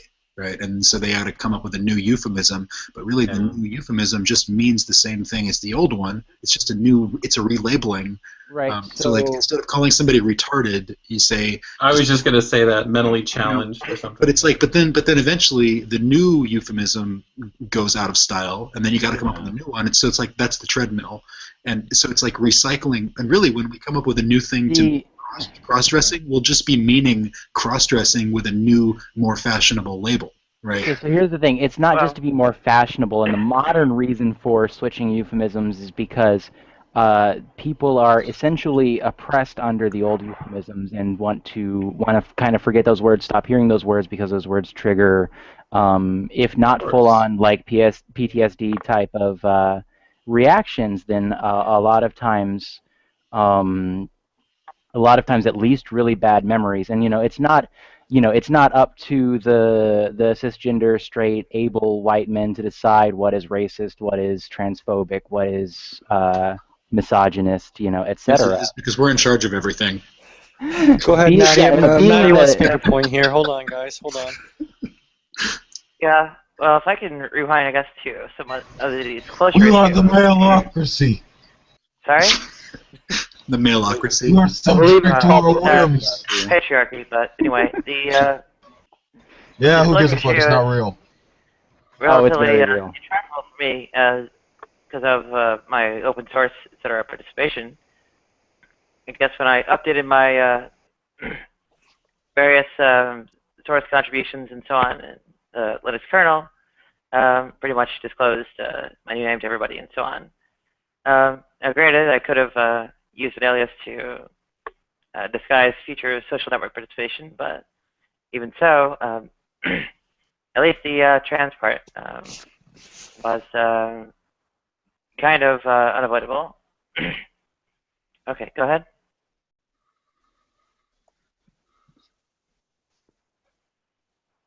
You derailed everything, Nadia. Good I'm job. lost. Well, it wasn't so much a derail as lagging behind the topic changes and got pushed in front of my response anyway. Someone needs to coin the term re-rail. That's like when you try to bring the conversation back to the rails, right? Nice one. Yeah, I haven't found an opportunity we for it do. yet, but We I'm really going need a to. word for that. Yeah. Need a re-rail, but it'll be out of fashion by tomorrow or next week. And then we'll need a new euphemism. So. Transrail. Well, no, because re-rail is not, as far as I know, is not used to oppress any. Oh, but it could be. We'll find a way. Hi, Slim Jim. It might eventually though. It may eventually, like somebody might target a group of people and say, look at those re-rails, and then Kill them re-rails. That's all I got to say about it. if they get, and if those people start getting attacked like by people who are simultaneously shouting re-rail, then yes, we would Trying to bring order back to a discussion. You're all fuck them fools up right now. Fornicators. Yeah. We don't want no orderly conversation. We like chaos and talk about random shit. It's like None of your kind of we ain't our kick and our grandma. you can pretend all you want that there's not a patriarchy of cisgender straight able white men, but then they go and extrajudiciously execute people, and you've kind of got to explain that. Say it again. Who being executed now? I haven't executed anyone this week. Massively vague, but okay. No, it's been a long time since I've killed anyone. Blargo, repeat that last stanza again now. Who's being executed? Well, there's because I think the idea of the patriarchy was somebody was saying things against that earlier, and I was. Wolf said it doesn't exist because we don't like you to know about our secret meetings. Ooh. So we just try to make sure that everybody thinks. Yeah, so you can go ahead and not tell me about your patriarchy meetings, and then in return I will not tell you about the Illuminati ones I've been going to. Oh, okay, thank you for telling me that. You're bright. Yeah, we're just busy keeping women down with our sitcoms and our social engineering and all that shit. You know what sucks is I almost lost my patriarchy membership because I forgot to pay dues one month. And imagine how much that would have sucked to have lost my voting privileges in the patriarchy. I mean, Benny, it's a big deal. what rank are you? What? 65 or 219? You know we're not allowed to talk about that. The first rule of patriarchy is don't talk about patriarchy. Sorry, You know, you're obviously higher up the rankings than I, so with sorry, how hard my bad. with how hard people argue Hey, against hey. By the way, you would tell very tell much Bill believe Clinton he that owes me that that was the case. $20. I can Okay. play the sex better than that. Okay. We betted that shit. Okay, I know you know him, Benny. Blargo was trying to tell us we're all wrong because we argue against it, so it must be real. Like God. No, the real evidence for it is the systems in place to protect it. Mm. Okay. It's interesting. It's an interesting idea. And the trans woman burned to death in Fort Myers, Florida. There's, well, relatively clear evidence of all this.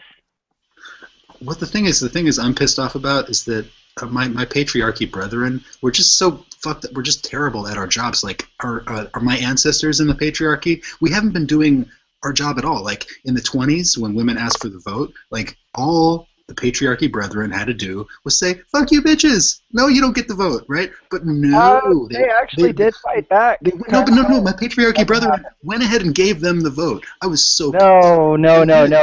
Men did not give women the vote. Women took the vote from men. I'm just complaining about my patriarchy brethren. Look what you did. You voted in Obama. They screwed this up, and now women can vote. How crazy is that we don't vote? No, when it comes to women, racial minorities, etc., like gaining the right to vote or some other right like that, people like to pretend that it's just this thing that like snap happened one year, and it's like that's not the case at all. Like, and in the 70s, you know what they did again? My patriarchy brethren, they screwed it all up again. And Ben, you know what they did? They screwed up. Ben, shut up. In 79, Janice Raymond published The Transsexual Empire.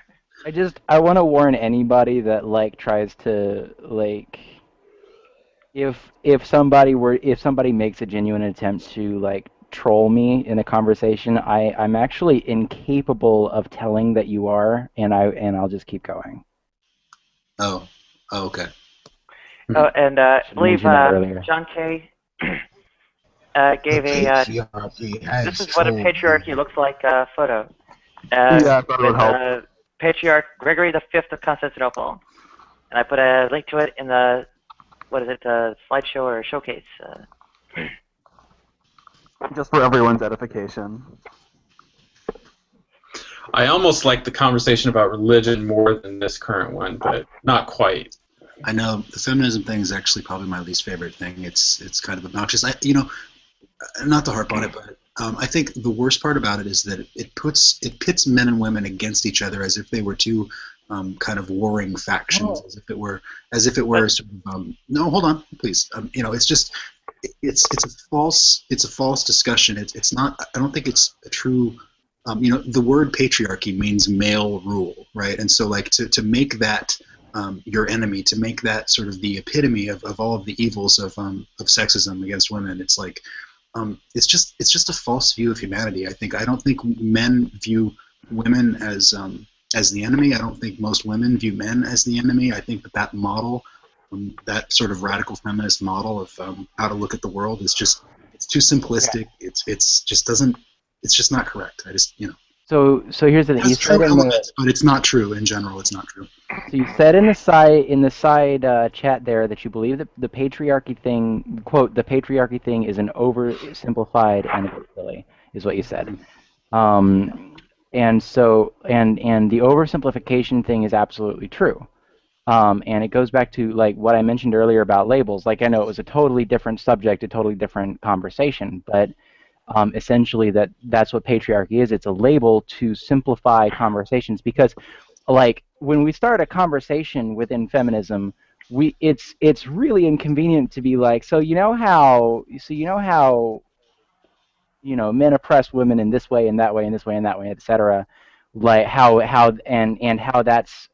don't mean to do that, and how that's embedded in our society such that they can do it without meaning to. Like, that's a long-ass explanation, and saying patriarchy is a hell of a lot easier. And like I said, that's the purpose of labels, and that's how we use patriarchy. Like, we're not accusing men of being this 50% of the species that like has meetings on Sundays and decides how they're going to oppress women. That's just silly. Like we're talking, Don't tell Bargle. Don't tell Bargle. I don't think Yeah, it's such a. I don't think it's such Yeah, but a. I think the aren't we in agreement that turfs and sports are terrible? Yeah, absolutely. Okay, there we go. But so yeah, but I think the point it was like the focus like on one aspect of one demographic in society as opposed to humans in general. I mean, see, I feel like the better term to use would be humanist over anything else because we're all humans. We all share the same like culture and civilization. It's a matter of what we can do to better the human condition. Through applying our reasoning skills collectively.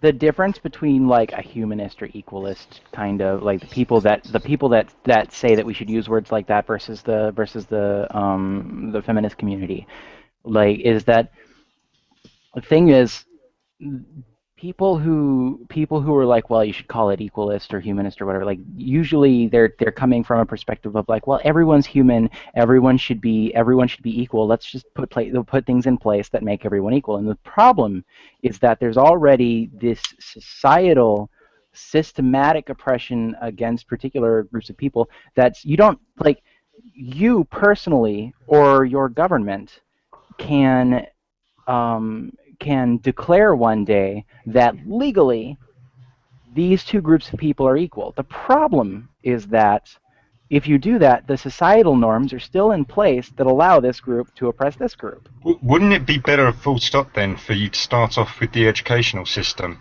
So it's not going to happen overnight, Well, nonetheless. that is You in can the admit process that of much, happening. yes? Like the educational systems in general, like in most of the Western world, are in fact often changing for this sort of thing. So that's what you need to target then. There's no need to take any other route with this, I The find. issue is we still have like when you target the educational system, that doesn't get to like a gajillion-year-old lawmakers that are, like They're going to die eventually. Don't worry about it. like I know that the way that they act makes you think that they're children, but they are not actually in our education system anymore. So. What about, okay, And in America anyway, I mean, there are many places in the world where women don't have full equality anywhere near it. I think pretty much anywhere in the Islamic world and even elsewhere. But well, I mean, like targeting, like the thing is, like targeting other portions of the world and saying like, well, they have it worse than we do is an absolutely terrible. That wasn't my point. That wasn't my point. I'm sorry. I was just trying to say, in America, women do have full equality in terms of the law. So I mean, like, if you're looking at the society that you do live in, which I think it is better to look at the society that you live in, for the most part, although we can fight for women's rights abroad in whatever way we can. I think the Age of Enlightenment sort of had like a big impact on Western civilization in terms of like about like how people are treated, like particularly women. That the equality of women has been a direct result of this, as well as like where we believe in being kind to animals. We don't believe in slavery anymore. I mean, like these are sort of the things we tend to focus on what is important. And these things are debated and discussed and applied to legal theory, political and moral philosophy. I mean, it encompasses a lot of things that compose our civilization. But to focus it on one aspect of society, I feel like it's sort of like narrowing the scope of what actually can be done to produce a better society. You kind of have to focus on a lot of aspects, but I've got a couple of things to say to that, and one is that like to the mention of like, well, now women are equal under the law, and the fact of the matter is that they are not, and like Democrats in Congress keep trying to present a law that would make women equal under the law, and it keeps getting voted down, which is a little bit unfortunate, I think. Which law? And then what law? Yeah, what law, please? Yeah, I want to know. Being that I'm there's, for example, the Violence Against Women Act. Well, that was a big deal, but there's also like laws have been proposed that would make it illegal to, for example, discriminate with pay for the same job, and that keeps getting voted down. Like essentially, Republicans in Congress are under the impression that it's correct for women to be paid less for the same work for some reason. Aren't there already sex discrimination laws in place? I mean, wouldn't it just be redundant legislation? Actually, no. The reason why women, I think, get paid less is because they take more time off having babies and such like that. And, That's let me. I did. That's extremely misogynist. No, no, it's not. I did a little bit of study on that. Well, there is. You can look at it actually if you look at the. flex time. If you look at the pay data from the Department of Labor and Bureau of Labor Statistics, the BLS, you can actually watch the what I call the mom tax. I didn't make that up, but I mean it's this idea that women actually outpace men in their teens and 20s. Women outpace men on average. They make more up until about 25 or 30 when their incomes drastically drop and men overtake them, and women don't get back to parity with men until like their 50s, which is in the developed world. Do you know how many countries don't offer paid maternity leave? No, that's not the point, though. The point is that Us only, probably. Us only. It's not the point. The point. Well, I am talking about American BLS data. It's American data, right? So I'm just saying, like in America, women they have to leave the workforce to have the kids. They are taxed for the fact that they have to be the. Also, like that's additionally this idea that women are the ones that have to take off to take care of the kids. Like, yes, you like absolutely they should have to they should be able to / have to take off to like actually give birth and do some of the nursing in the beginning. But here's the thing,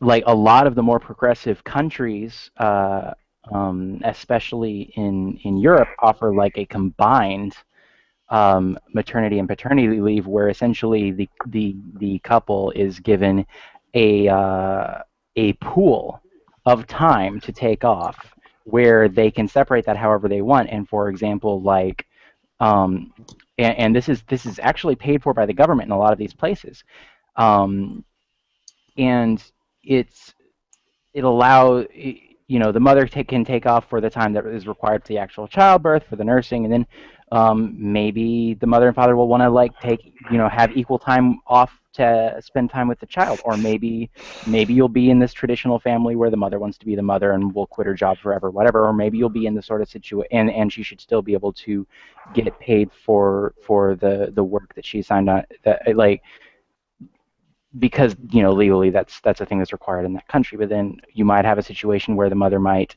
give birth to the baby, nurse, and then the father might completely take over childcare, and he could be the one that's actually out for months and months until the child is ready to be put into some sort of daycare or preschool. Like, it's the idea that women specifically should be paid less because they're going to go become mothers. Like that's a problematic idea. Okay, let me try to make that point a little more clearly, or something like it. Is that it's not that they should in any kind of like I don't know. It's not that they're worthless as people. It's that when you leave the workforce and you're out of the workforce for however long it takes for you to have the baby, and usually they stay with the baby for a while if they have a spouse or a significant other who can pay the bills while they're nursing the baby and whatever else. Most women like to take some time off, and so when they finally do go back to work, they've missed out on however much work experience by not having been in the workforce. Meanwhile, their male counterparts get raises, get promotions, they get advancements, they get career opportunities because the men don't have to leave the workforce and the women do. And this is a practical fact of just the fact that women it's not a practical fact, because believe it or not, it's totally plausible for a woman to take a weekend off to give birth and then go back to work, and her husband decides to take care of the child. Most women, I'm talking about the reality. And we're talking about the reality. Guys, it was just real quick. I got one other thing to say, and Some women can just give birth right after work. The last thing I know, some women could just slide it right out in the car, and that's it. They're done. No, but that actually, there's a video on YouTube of that happening, like recently. No, but the thing about the pay gap is that it's 78 cents is the number that gets thrown around. It was 77 cents, sometimes 78 cents. But the thing is that number doesn't account for any different kinds of work. It doesn't account for different levels of education. It doesn't count for really anything. It's just all the women working and all the men working in the country full time. Okay, once you account for education and experience and everything else, the number comes up to around 94-95%. There is still a gap, but it's not. It's not 22 cents. It's more like 5 or 6 cents. If you want to stick around for a couple of minutes, I have a really, really, really good answer for that. That is something that I read very Ben recently. doesn't have to go anywhere. He keeps making that shit up because he wants to get out of It's- arguments. Just admit it. Like, here's the thing, like, so when you say like it's because of what work they're doing, I would like to point out that there is a history of work that is targeted toward women being like construed as less valuable even by the government at times. For example, teaching was originally something that only men did, and it was an expensive thing. You paid a man who was a teacher a lot of money to come and teach your child at your manor, essentially, in history. And so that, or you would send your children to be taught by a male teacher who would take on a small group of students and would teach that child. And Thomas, you're asking how long ago that was, and that was as recently as 200 and something. And it's still kind of lingering ways. But here's the thing: is that the government put out this sort of like propaganda, like saying, "Hey, women should be teachers because you could totally pay women less, and they could take on more students at a time, and they're super nice, and will care for your children while and that's and It's the in the government actually Bible. painted that women should be teachers because you can pay them less, and that was sort of a thing that was a thing that was in prominent government propaganda for a while, especially in the United States, and that was and it's essentially our society has this history of, like, at first it was saying women should do these jobs because we need a lot of Is people that in these involved jobs for things like because women kindergarten are. as well, and so on? What? Was that involved for things like kindergarten as well when it came to Absolutely. educating children? It was Because I thought more that was prominent primarily female-based. It was so that propaganda was more prominent in terms of elementary, kindergarten, and middle school than anywhere else, and that's essentially like it was sort of a way to, because the government wanted to sell public education to the public. Like, hey, we should have public education, and as with any era, there are these people that are like, that sounds kind of socialist, and the way that they painted it was that we could have women do it, and we would be able to pay them less, and so we sort of had to shift from, at first we were saying like, let's have women do these things we need a lot of because women are cheap, and then when that became not okay anymore, the language has shifted to, oh, well, women are paid less because this is less valuable. The thing is, like, it wasn't always less valuable. It became less valuable when we decided that women should do it, or vice versa. Teaching is actually rare. Teaching is a rare exception, and I mean, I would be all for paying teachers more, and we can decide as a society how much we want teachers to make. And there's a term that's used, value added, right? I mean, like in economics, it's like how much value. I mean, as an engineer, versus like a burger flipper at McDonald's, there's just much more value added from your services working as an aeronautical engineer compared with flipping a burger. One takes much more training. One, what's sold. It's just the amount of money made from one person is more than the other, right? So that makes sense. But teachers, I mean, if you don't have third and fourth and fifth grade teachers, you never have the engineers, right? So I mean, we gotta keep that in mind. And there are countries like, I think, Finland, where the teachers make something like 80% of what a doctor would make. A doctor might make something like 80 to 100,000, and the teachers make like 80% of that. And they get better healthcare and better benefits than Americans. So I'd be all for that. I mean, honestly, I see you, Nadia. I'm just trying to finish up a point that I'm never. Okay, it's fine. I give up. I give up. It's fine. This is a tough thing to talk about because it's so easy to follow. I'm not a professional victim. I'm still an amateur. I'm not getting paid. You haven't figured out how to capitalize on your victimhood yet. Once you, Nadia, you are just one big emo incarnated. Well, it's garbage in, garbage out. I get screwed over, and well, what do you expect me to do? Cheer about it or bitch about it? No, I'm not saying it's necessarily. I'm not saying it's necessarily a negative quality. I'm just saying, you own that shit. There was one last thing I wanted to say that was like, this is a tough thing to talk about. It's hard just to stay on one track because these are conversations that can go in any number of directions. But the other thing is that women in the workforce now, like let's say women who are like 50 years old, which is a prime age to be like a CEO of a company, would have been in college 30 years ago when 80, 84, I guess, when in the 80s there were less women in college, and the farther back you go, the percentage of men to women was much higher. And today, though, the percentage of female college graduates is higher than men. And so, I mean, like, the men who are so established now have benefited from a system where more men worked and more women worked in the home. But that's changing. I mean, women are getting as many legal degrees, as many medical degrees.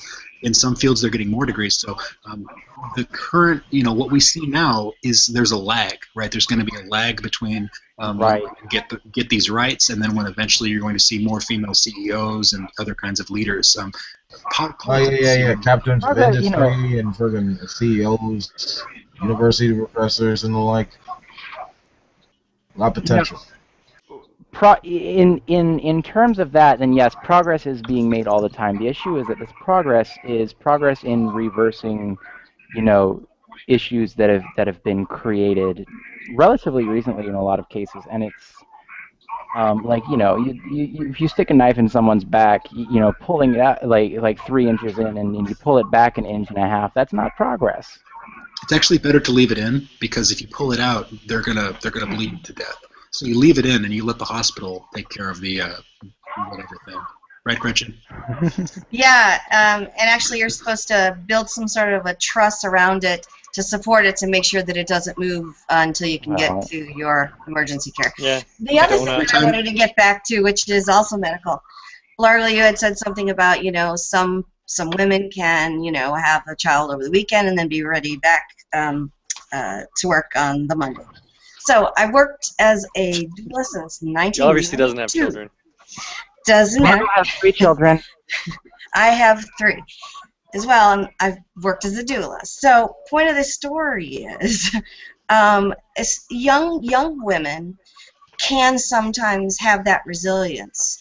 But what you'll find is, if they have gone back to work that quickly, sometimes within 2 to 3 months, they'll have to sort of, all of a sudden they'll get sick and they'll have to take some time off then. So you can push it a bit, but then you'll have to make up for it. As far as what happens as you get older and older, every time you have a child, I mean, regardless of your fitness, most of the time you end up having to take off a longer and longer bit of time. And if you've decided you're one of those people that wants to have children a whole heck of a lot, wants to be pregnant every year or whatever, like that's or you want to, or you've decided you've reached a point in your life where you've had a lot of career and it's time to like have a few kids in a row, or like there's nothing wrong with that, and that's cool, but that's not the same as a woman wanting to keep her career and make as much money as a man, having 1 child or 2 children. Like that's like and I'm not advocating for like having a kid over the weekend and then going back to work and letting daddy deal with it. Like that's I specifically said, and to quote myself, I think, because I'm listening, is to, I absolutely believe that you're listening, but to quote myself, taking the time that's required to give birth and to nurse and recover, and then going back to work, and I said it was one of 3 examples I gave of how a couple could split up that responsibility. And I've mentioned that there are a lot of nations and places that advocate that through their laws and policies.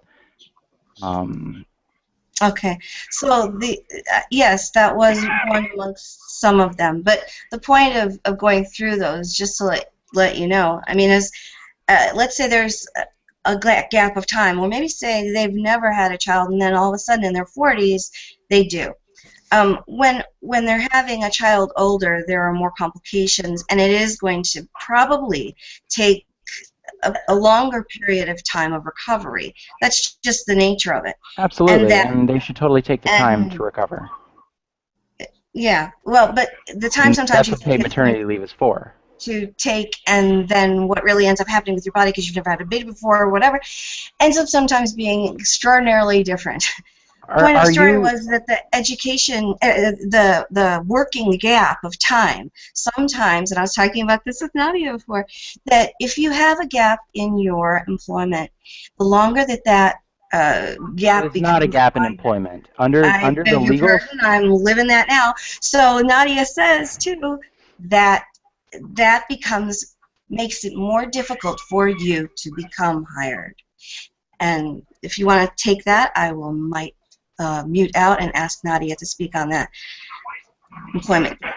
Let me just mention, like, first off, under the legal systems that include that paid maternity leave, that's not technically a gap in employment. You're taking that number of weeks, and you're employed for that time, and you're considered employed at the same place as before you became pregnant for that time. And so when you take your resume to your next place of employment, that time is going to be you having been employed and you having technically the experience of having been employed during that time. It's not like I feel like you are trying to tell me that your having been pregnant a few times is justification for your being paid less than a man who does your job. No, But what that's I'm what the argument saying. was at the time. Okay, what I'm saying is that as a private contractor, because I'm not in a country that does support that kind of thing. When I work as a private contractor, it's fine because obviously if I'm, doing doula services for someone, that's individual each time. But then when I take the other parts of my career, which have to do with psychology and massage and yoga, and I try to get hired in a new location, and they see this gap of employment, they want to know what happened in the 8 years, 6 years, whatever the gaps are. What happened during that time? So, Are you being fired when or are you like Oh. quitting your job when you're getting pregnant? Well, Because this is that's the a thing. different thing. But we live in You're a country, suffering an right? actual gap in employment. It's Okay. not the same as being on paid maternity leave. And I will Right. point out that paid maternity leave is something that a great deal of, I think the grand majority of people in this nation don't even experience.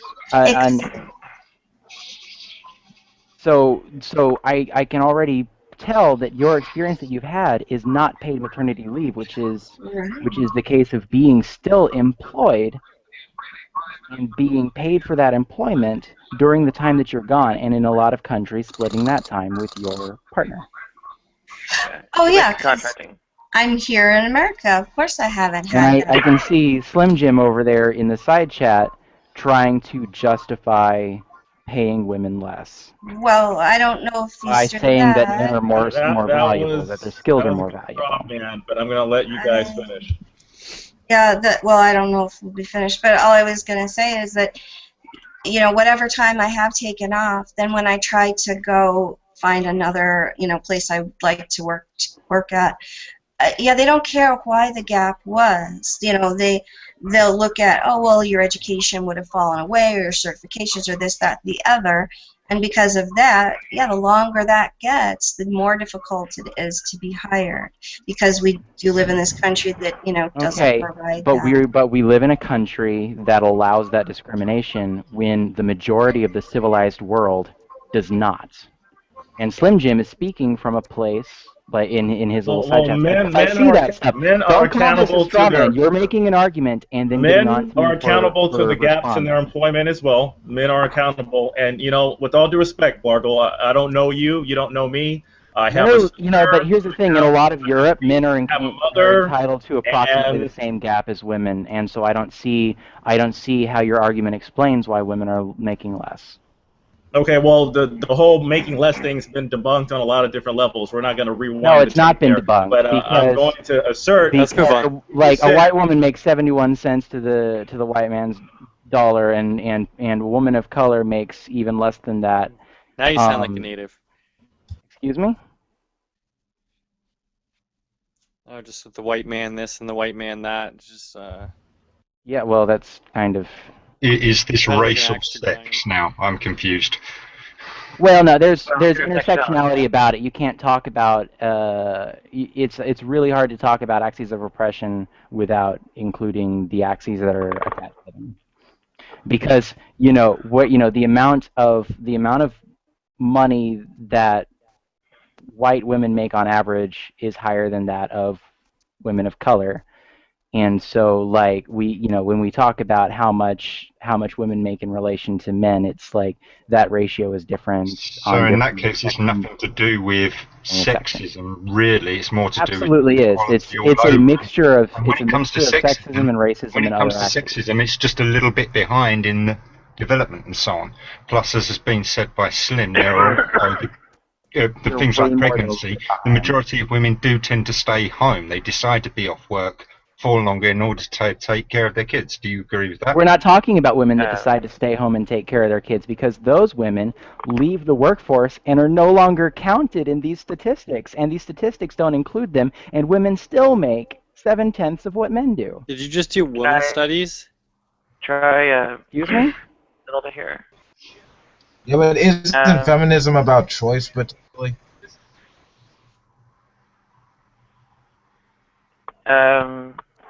Well, it's Feminism is absolutely about choice, and these women can, like, like, women can leave the workforce if they want to, and men can leave the workforce to parent if they want to. The issue is that for some reason women's labor is considered less valuable. and I also try cutting along a different line, which is well, first off, taking leave versus just outright termination of employment, be it by the employer or the employee, is not entirely up to the pregnant person. As mentioned, many, actually the vast majority outside of, white-collar Fortune 500 companies and so on, don't have paid paternity leave or anything like it. Beyond that, there is also, essentially the ones that don't get employment or whatever are ejected from statistics altogether. So things are a bit undercounted. And also a lot of where the quote-unquote pay gap arises is when employment is outright disrupted, and then the return is at lesser pay. Like, you were an executive, and after maternity leave or whatever, you end up at McDonald's, and so on. So those are two pretty big strong factors I think are comprehensible that people should take into account. That was a good catch, Nadia. But even while on leave, the gears of the business don't stop turning, and your value to the company is effective. And this has nothing to do with patriarchy. And I do owe Blargle a personal attack since he asserted that I want to keep women. Did you just call me he? Wait a second. Did you just call me he? Because you can fucking. I'm sorry. No, I don't know you, dude. I'm sorry. She. I don't know you, man. This is the first time I've been in this hangout. So if you want to declare who you are, so I can not disrespect you, we can do that now going forward. I don't know your situation. The Blargle is a she. Blargle, you are a she, and you have my apologies. I do not know who you are. See, and this is what I'm talking about, Blargle. Blargle, listen to me. You are a professional victim because I have no idea who you are. I see you on my screen, and I made a judgment, and it was an error. You have my sincerest apologies. But now you've attacked me twice. You've asserted that I want to keep women in a hole. No, and now here's you're the thing. mad. You're making arguments, and now you're getting on me for refuting them. No. Listen, it was an honest mistake, and I stand corrected, ma'am. I'm not talking about that. I'm talking about earlier when I was talking, and instead of like responding to me in speech and being in part of the conversation, you would basically say things attacking my argument in the side chat, and then when I address those things, you call it a straw man or whatever, and it's like, no, you're responding to me, and then I'm responding back to you because that's how discussion happens. Okay, you've made it clear that you are a she, and allow me to make it clear on no certain terms that I support discrimination of any kind for any reason. We just need to be on the same page in that regard, Blargle, with all due respect. What are we getting on the... Wait. Yeah. So ultimately, what is it? Gap in professional. long-term employment, etc. Or sorry, long-term unemployment affair. Yeah, it was a pretty big part of the divide and such.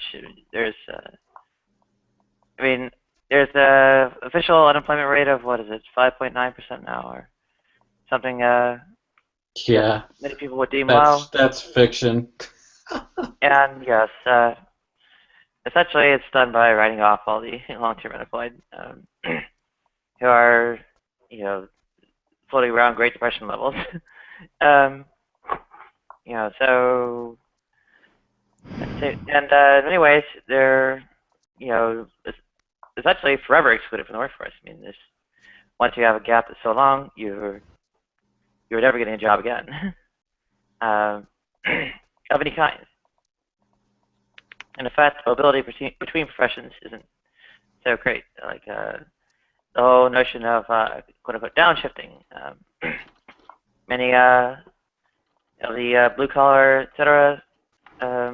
Sort of workplaces won't take on former white collar employees, essentially because something on the order of like advancement expectations and well, who knows what. Suppose they maybe expect their employee to be dissatisfied because they know what they're doing. They're downshifting to out of desperation. Even so, that long-term divide ends up affecting, well, essentially, you know, in a very gendered way, in a very also racial way too. Go ahead. So, lesbian, native feminist, transsexual, communist, and then a black Christian walk into a bar. Anyone want to Hasn't finish caused that problems one? for me before. Keep going. Anybody want to finish that one? To address the professional Harvey victim Wallbagger bit, and a buttery nipple. I do want to address the Lord, professional y'all need to victim bit. repent for your impurities and your sexual deviances. Damn, like I answered for you. Yeah, What is the that answer raises now? the question. Yeah, why is it I always get jumped on for, you know, just, you know, godlessness in general instead of all the quote-unquote sexual immorality? I mean, the New Testament, you know, speaks almost nonstop against sexual immorality and mentions, I don't think the New Testament ever mentions godlessness at all. Or Kill them speaks at all. transsexuals. That's all I got to say about it. Oh, Malakos. They gonna like joking. they gonna destroy our God-fearing country with their ideology. Sin. Whoa! Making men wear dresses and engaging the ass sex left and right. Whoa, whoa! about, As a Christian, I'm so offended. I'm parroting Tommy Hall, and So I'll invite him. Oh gosh. Yeah.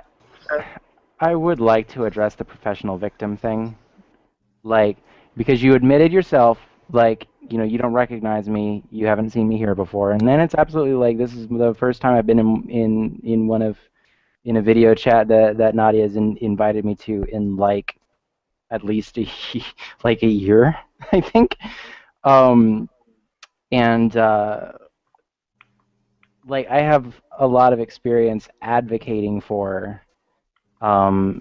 especially people of gender and sexual minorities, but additionally in general, you know, women and you know, transracial adoptees and people on various axes of oppression within our part of the world. And so when I'm talking about these things that happen, these ways that certain groups of people are oppressed, like this is coming from speaking with people who and I will say it's anecdotal and that I haven't.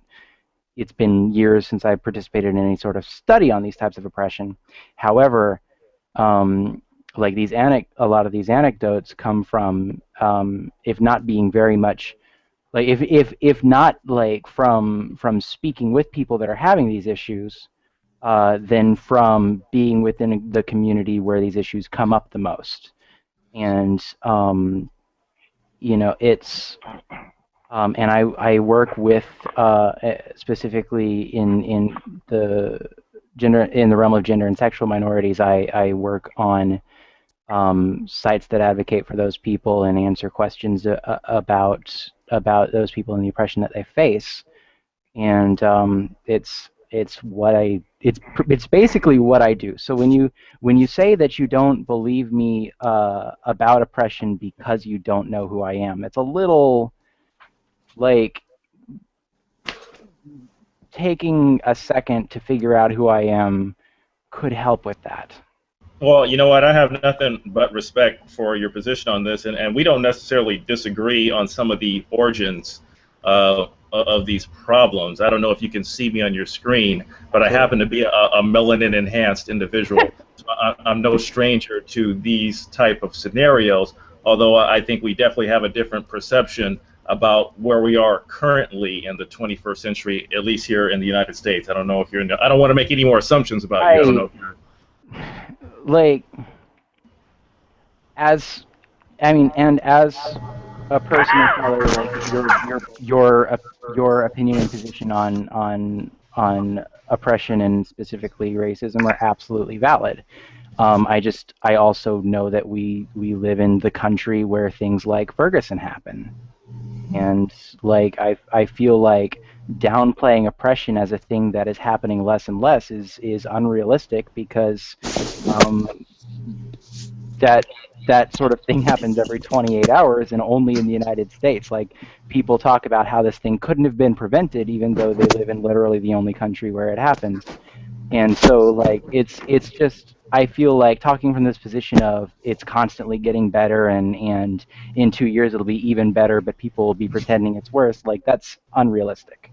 But I have an issue with the whole and Blargo, again, I don't want to put words in your mouth. I just have an issue with where does personal responsibility come in this? And I know that seems like almost like a libertarian Republican talking point, and I don't want to sound like some Republican robot. But and you brought up Ferguson. Unless you have some facts I don't, that's still to be determined. I mean, I saw a guy strong-arm robbery for a bunch of cigars, and the next thing you know, he's shot by the cops. I'm not saying that you deserve. I'm not saying you deserve to get shot for doing a strong-arm robbery over. It's actually I don't know. And it's proven that he did any sort of robbery. It was shown on. There was video evidence that he purchased those cigars, and. Okay, it didn't look like it because he appeared to shove the store owner. If I was a store owner and someone shoves me, that's kind of a big deal. Okay, so here's the thing. Technically, cops aren't allowed to shoot unarmed people. That's not true. You have to be attacking. You have to be attacking a police officer for them to be allowed to shoot you. They have to be in fear for their lives to shoot you legally, and you know that. And when you're holding your hands in the air and you're saying, now you're speculating. But I'm not speculating. They don't have to. They don't have to have a weapon. They don't have to have a weapon to get shot. Here's the thing. Well, okay, but you still have to be attacking the person and having your hands up and saying, "Don't shoot." Well, sure. I mean, the police can't just. And I'm going off of the accounts of the majority of witnesses. Okay. And that's fine. I don't know if that's quite enough to convict this man. I mean, if we're talking about the court of public opinion, I'm gonna. Okay, so here's the thing. I don't like right now. I'm not even and from what I've read from the people that are there reporting specifically on Ferguson, like that's right now the issue isn't that he's not being convicted, because if the issue is that a person who murdered another person is not even being put on trial and is being simply let off the hook because of their position as a police officer, and because of a lot of society's views on I'm with you, okay Blargo. I don't want to come off as the guy that's defending overzealous law enforcement. I just don't want to be that guy in this hangout that looks like he's defending that. But again, I'm not convinced that you put a lot of stock in personal responsibility, and that's really my issue with you. And the personal responsibility argument, I would like to point out that it's possible for someone to do everything right and things not go their way. It's possible for somebody to do the right thing and still, and to not commit a crime and still be, for example, shot. Like, it's the thing is there's like when we talk about patriarchy and systematic oppression, I'm not saying that individuals are purposefully attacking other individuals. I'm saying that individuals live within a system that makes them think that an attack is not an attack. And that absolutely, like, that can definitely take, like, oppressors can use that to take their to take their personal responsibility out of it. And there's absolutely, like, it would be nice if everybody would think about what they're doing before they go and shoot someone else or pay somebody else less or something. But we live in a system that doesn't educate people about that, and that is a part of the problem as well. I'm very interested in what your solution is, and what the end game is, and. My solution is when one of these things come up, people need to be willing to be educated on why something is wrong. And that's essentially the main, See, I'll grant you this, Bargle. That, I mean, like, a lot of your points might have some might have some validity. I mean, even though I think that that most of the feminist goals have already been achieved.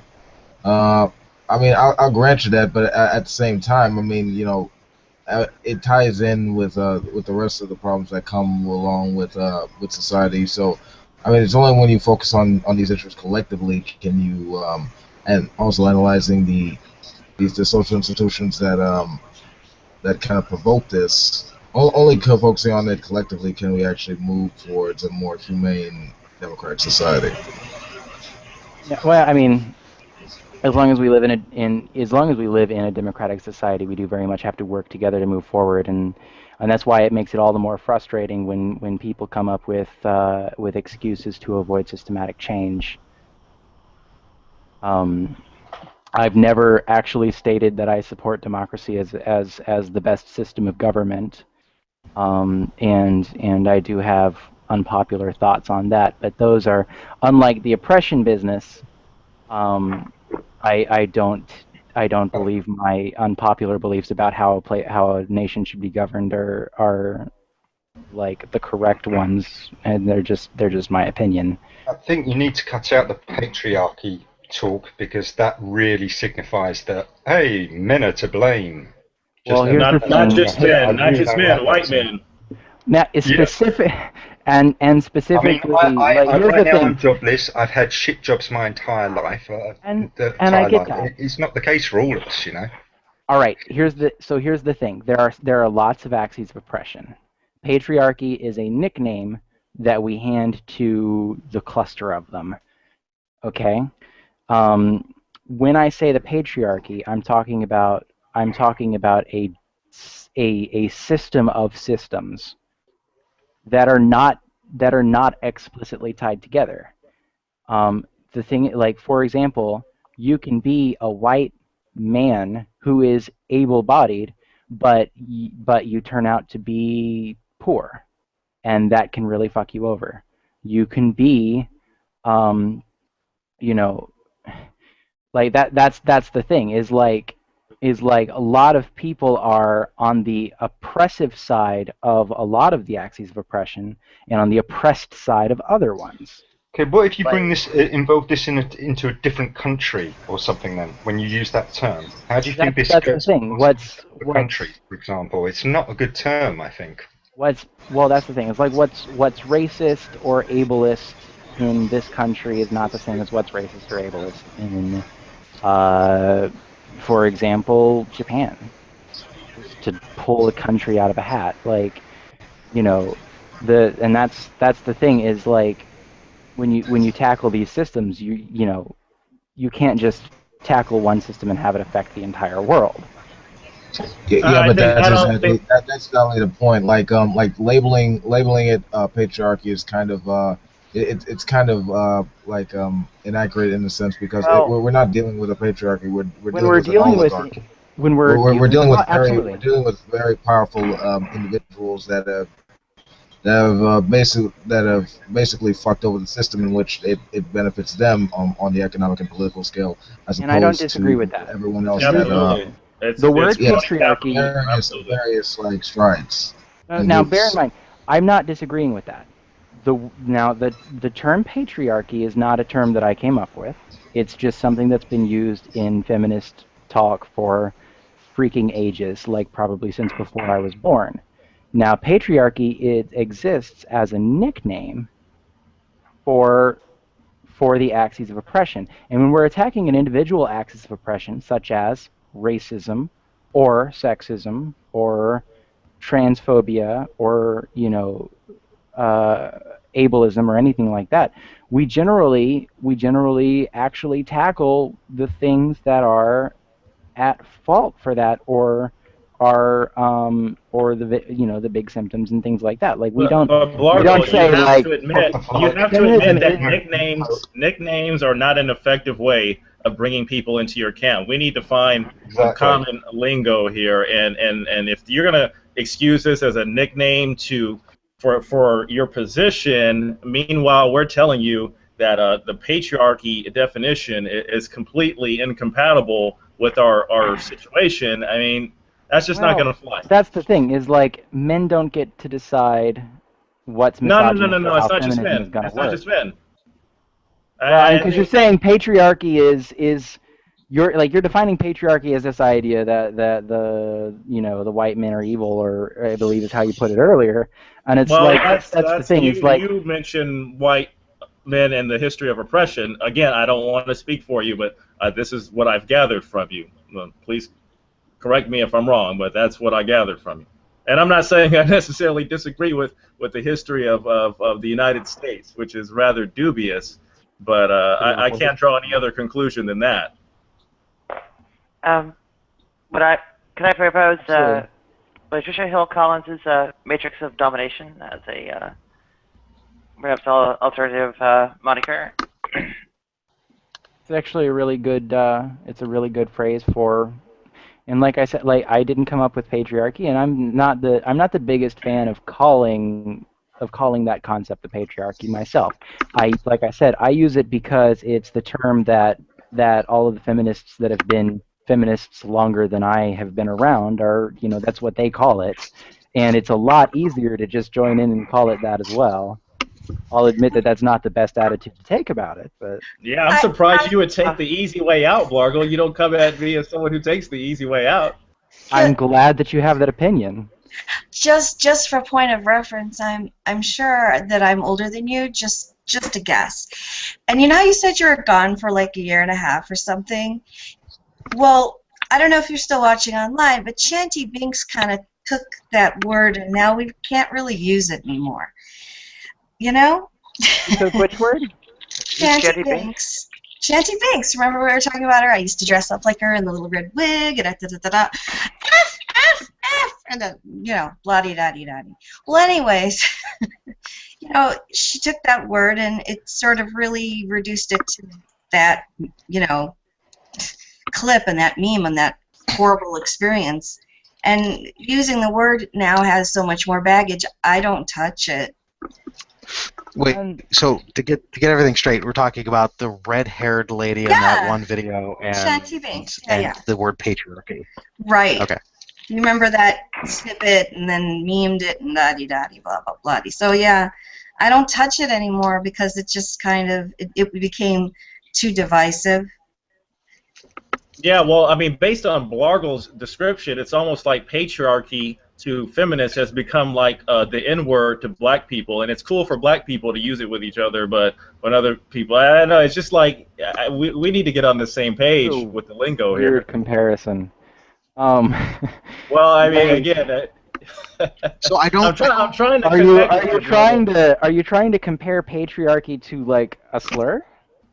No, I'm trying to compare just the use of language in general, and you're saying, hey, this is just kind of like our feminist code, and many a black folk would consider the N-word our code, even though I do not endorse this type of talk whatsoever. But I mean, I think there is a parallel there, and again, it can be perceived in a very negative fashion around people who may normally be on your side, but aren't necessarily into that type of lingo.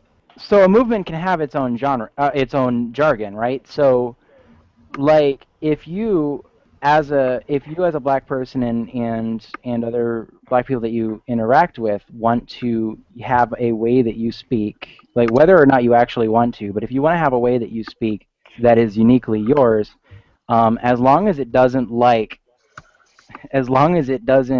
put down other people, I don't see a huge problem in you having your own lingo that you can use together. That's You might have a point, but the N-word is not uniquely black. I mean, the N-word has a history that predates when black people started calling each other that. And it definitely has a different meaning when black people are calling each other that than when, for example, a white person is shouting it at a black person. Like there's very different meanings there, and it's not my place to tell black people what they can and cannot say to each other. But for the sake of this argument, we can agree that maybe certain adjectives maybe should go you're saying, for the sake of this conversation. You're saying certain nouns don't really belong in the conversation. And so here's what I'm saying is that you as a black person have the right to the N-word, to use it or not use it at your discretion, because that it's your word. It's the word that you can have an opinion on that I can't personally have an opinion on because I'm not affected by that particular axis of oppression. Now, at the same time, as a feminist, like, we have terms that we use with each other that, like, as a person who is not a feminist, coming into feminism and saying, hey, you can't use these words, but not having the intent to add to feminism in any way is I don't want to compare it to the N-word, but you've already made that comparison, and I do want to point out that, like, they both have this aspect to them, and that is that there is a group that uses them, and if you're not going to add to that group, if you're not a part of that group, then you don't really have a claim to tell them not to use this or that jargon, especially if it doesn't hurt anyone. Every type of mindset has its jargon. I mean, Star Trek has its jargon, but I mean, what matters is whether or not it has consistency within the zeitgeist. Absolutely. And how does that mindset fit into the political climate of our country? I mean, it depends on the how that idea fits into the the public avenue of ideas that form the spectrum of politics and the discourse. Right, and patriarchy doesn't encompass the complexity and nuance of our particular discussion, Bargle. Neither does the N-word really reflects the complexity of interracial relationships. I mean, it's the type of jargon that is best avoided. I'm not telling you what to do, but for the sake of people, patriarchy is one individual concept within feminism, and you're absolutely right. Like, the use or the use and different meanings of the N-word is not everything that there is to racism, just as the concept of patriarchy is not everything within feminism. Perhaps the better analogy is the word liberal or liberalism. Absolutely. Later, as of late in the last decade, conservative groups and Fox News have made the word liberal a slur to a point. But I think that running away from these words isn't going to really solve much. Not using the word patriarchy in, say, debates or talking to somebody who's supporting MRAs, I don't think it's going to really isn't really going to help anything. I don't know if some of you are familiar with Ozymandias. He made a point once that I thought was really, really smart about running away from words because they're offensive. Retard used to not be an offensive word, and it's become now PC to not use the word retard. But we switched to the word special, but now special has become retard. If you call somebody special, it's a slur. So we've just moved. Yeah. The word special has this dirty tinge to it. If you say something special, everyone thinks automatically, oh wait, what kind of special do you mean? My Benny beef with brought this up patriarchy today. is just the inaccuracy of the word, not the connotation or the perceived how the negative perception. It just isn't accurate at all.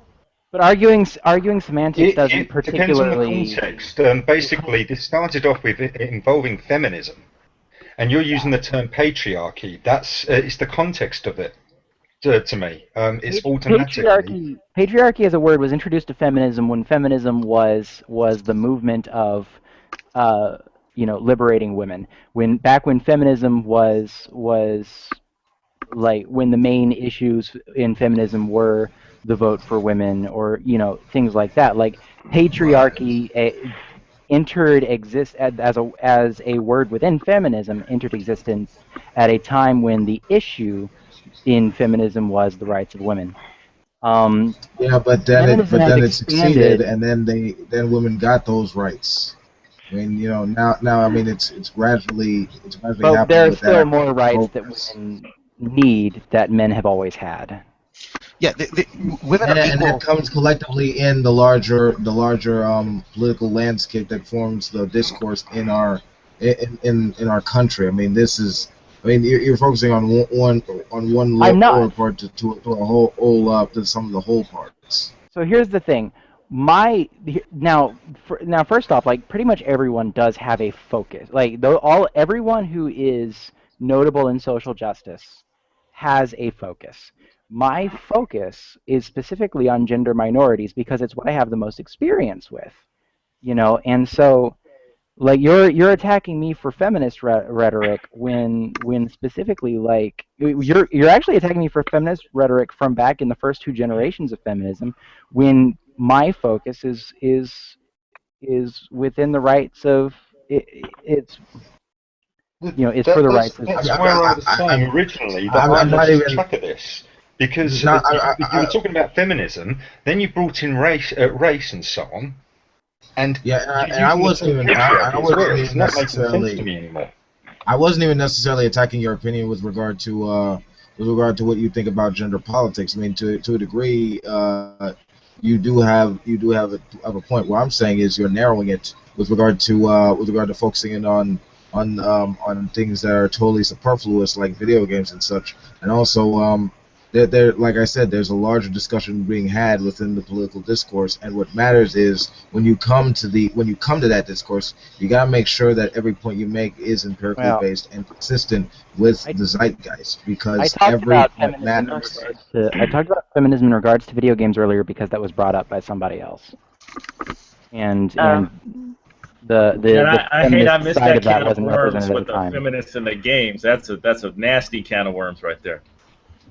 If I could chime in a little bit, I believe Ben, before Seth came on, mentioned a euphemism treadmill, somewhat like Seth is going on about.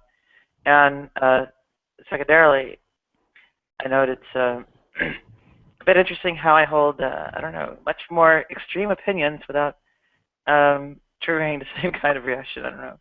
And Gretchen, go ahead.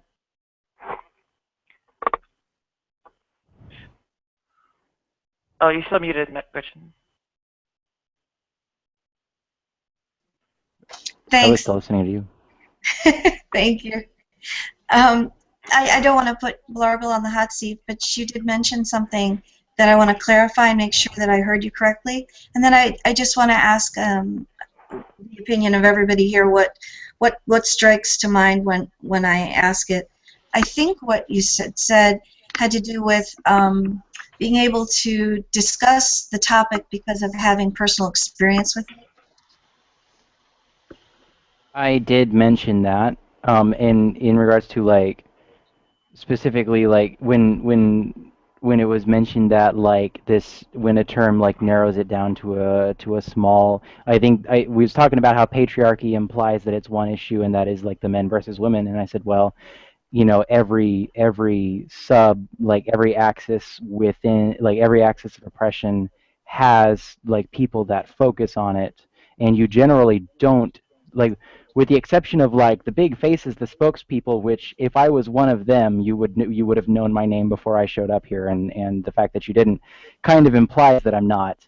But if I, there's the people that are like the face people. They're like, this is oppression in general, and that's not usually what I do. And the patriarchy thing is, now that word was coined by the feminists that are specifically like men versus women, in terms Sure.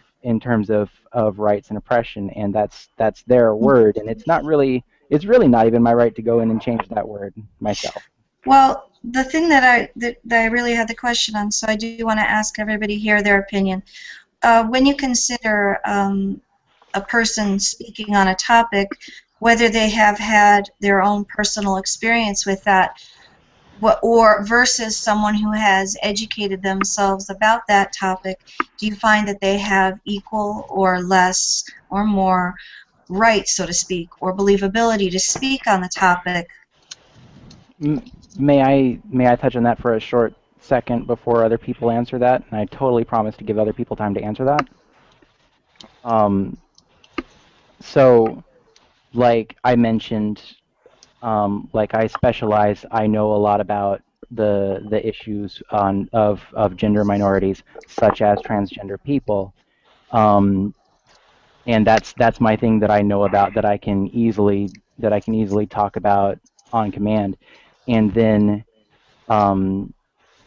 additionally, I'm somewhat educated on the other axes because I speak with people every day who are the experts on specifically the oppression of women in general, the oppression of certain racial minorities, people who specialize, with knowing about ableism. Like, I speak with those people every day, and I am educated by those people.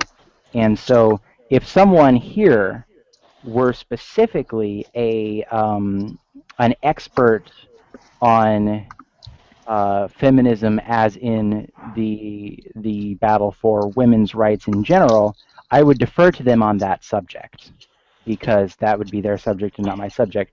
But because I appear to be, if not the feminist in the room, then possibly the closest one to that issue, maybe, unless I've been missing something. I am representing those people to the best of my abilities and willing to admit when I don't know something on said subject. So to me, I think the question kind of is best representative when we put it in an allegory, an analogy. If we were talking to, let's put it in racial terms, right? If we were talking to let's just pick a white liberal, right? Rachel Maddow talking about racial issues versus, say, Reverend Al Sharpton talking about race issues. Rachel Maddow's just not going to know, and I'm not going to know, and nobody who's white here is going to know what it's like to be pulled over as a minority in this country, and Al Sharpton would.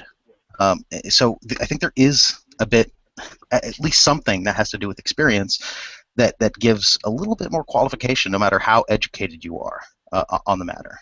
It seems to me that that's not entirely the case, that there are certainly experts we should listen to, but it's also the case that no matter how expert you are on it, unless you've walked a mile in their shoes, you're not going to really know what it's like.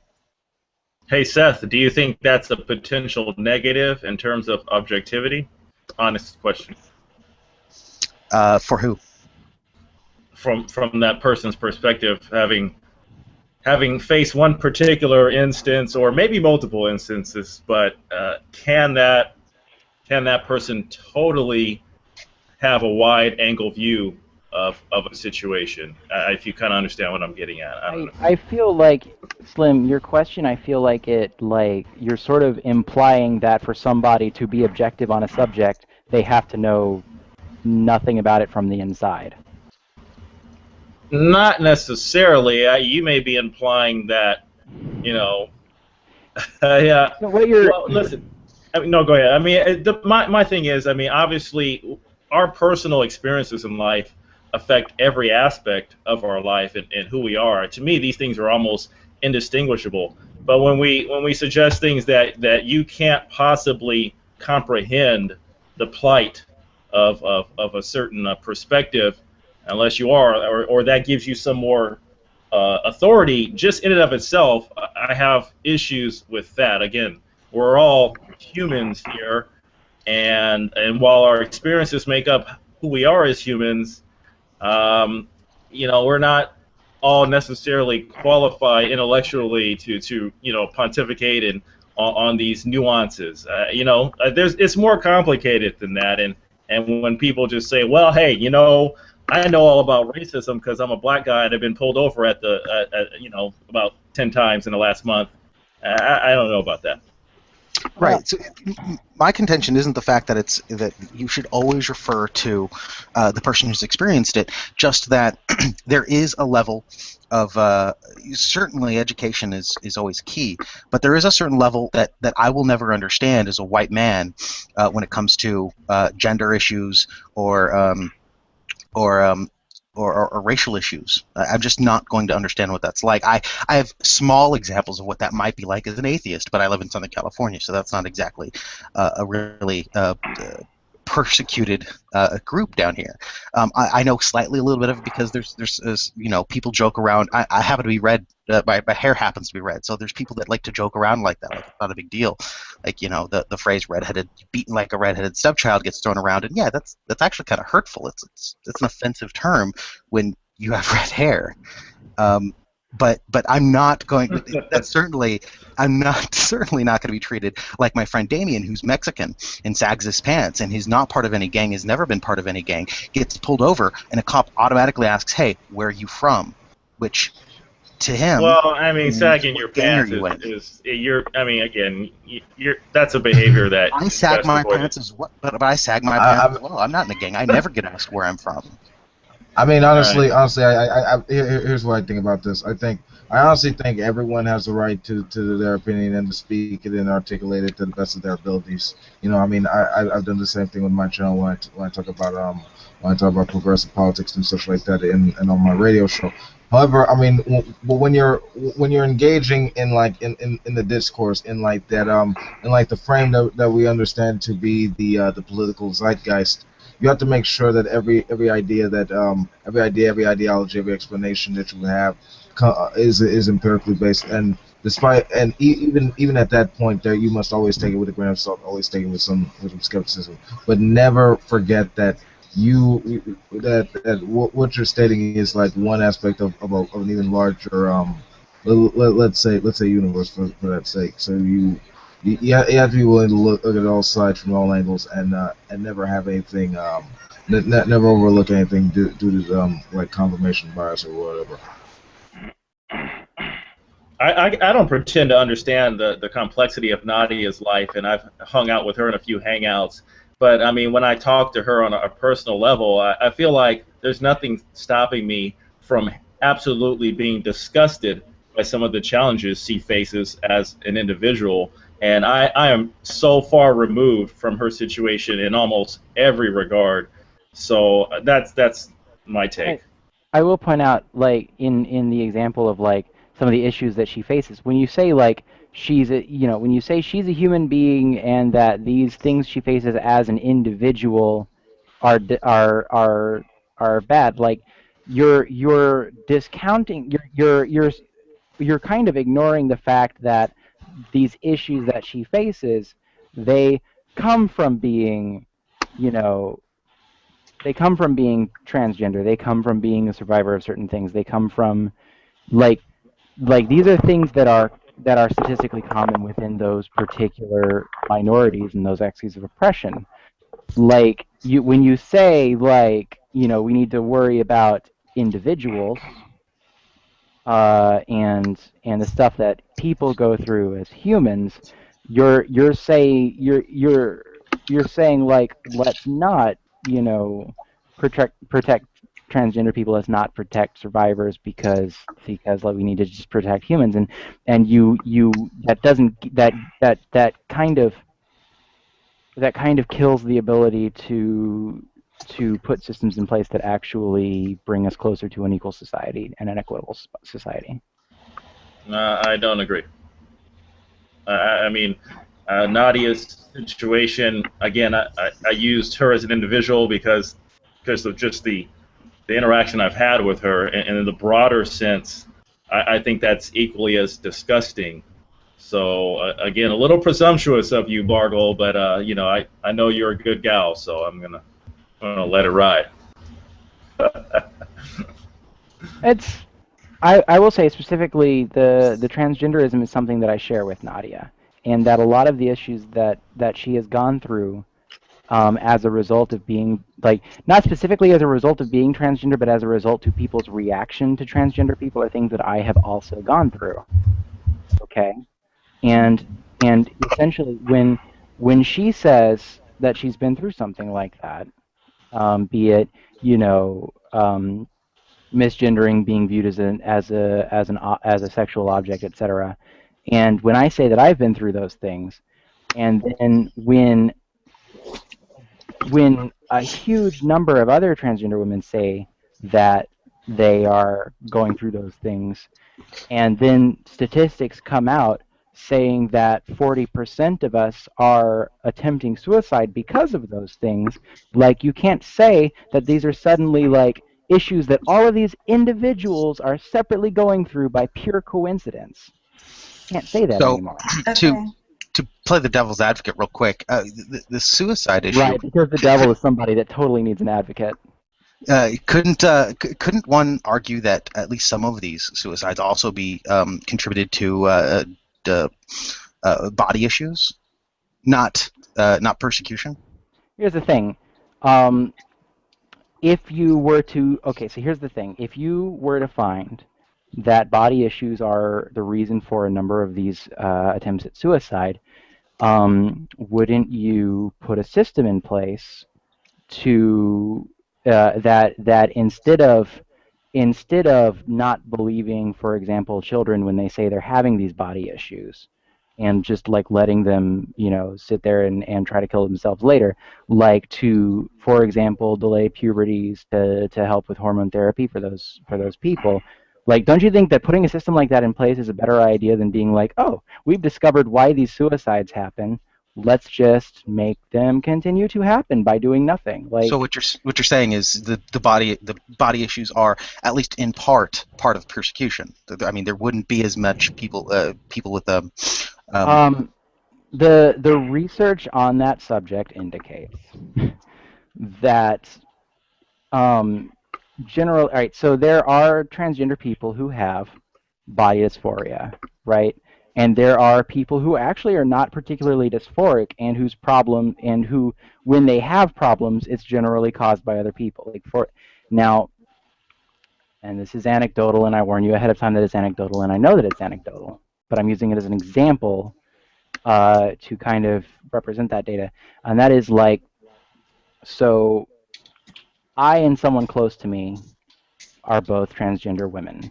I have, you know, a crap ton of body dysphoria, and so a lot of my issues are caused by my brain's idea of what my body should be not matching.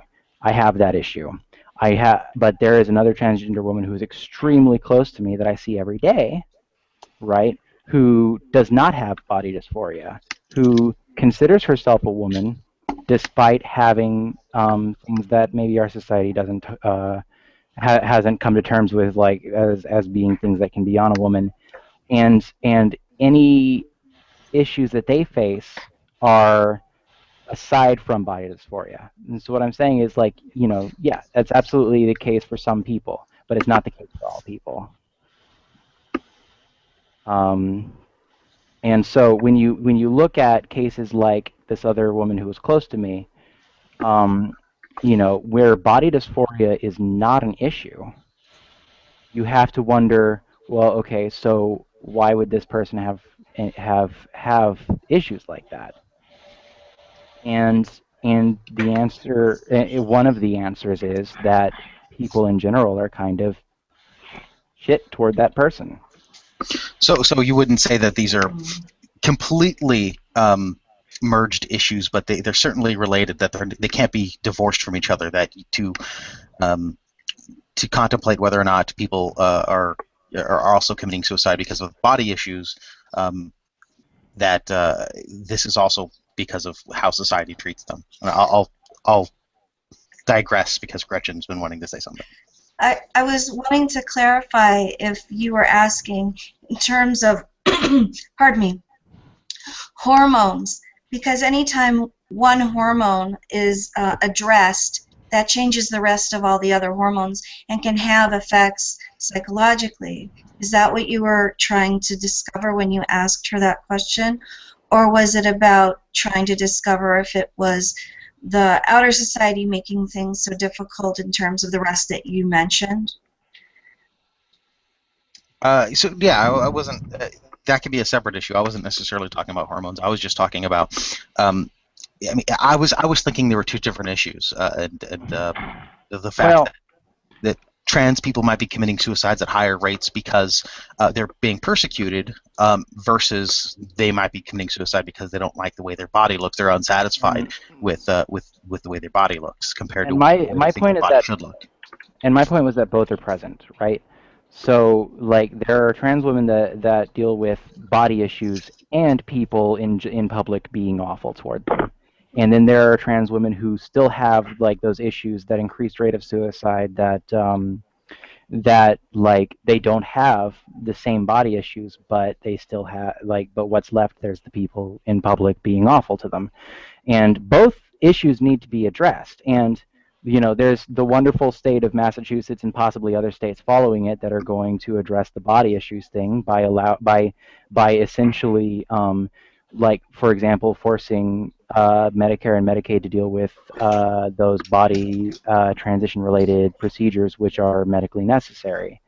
And then the people in public being crap issue is actually being addressed at the educational level in a lot of places. Not all places yet, but we're probably eventually going to get there someday. And that's, like, yes, both are issues.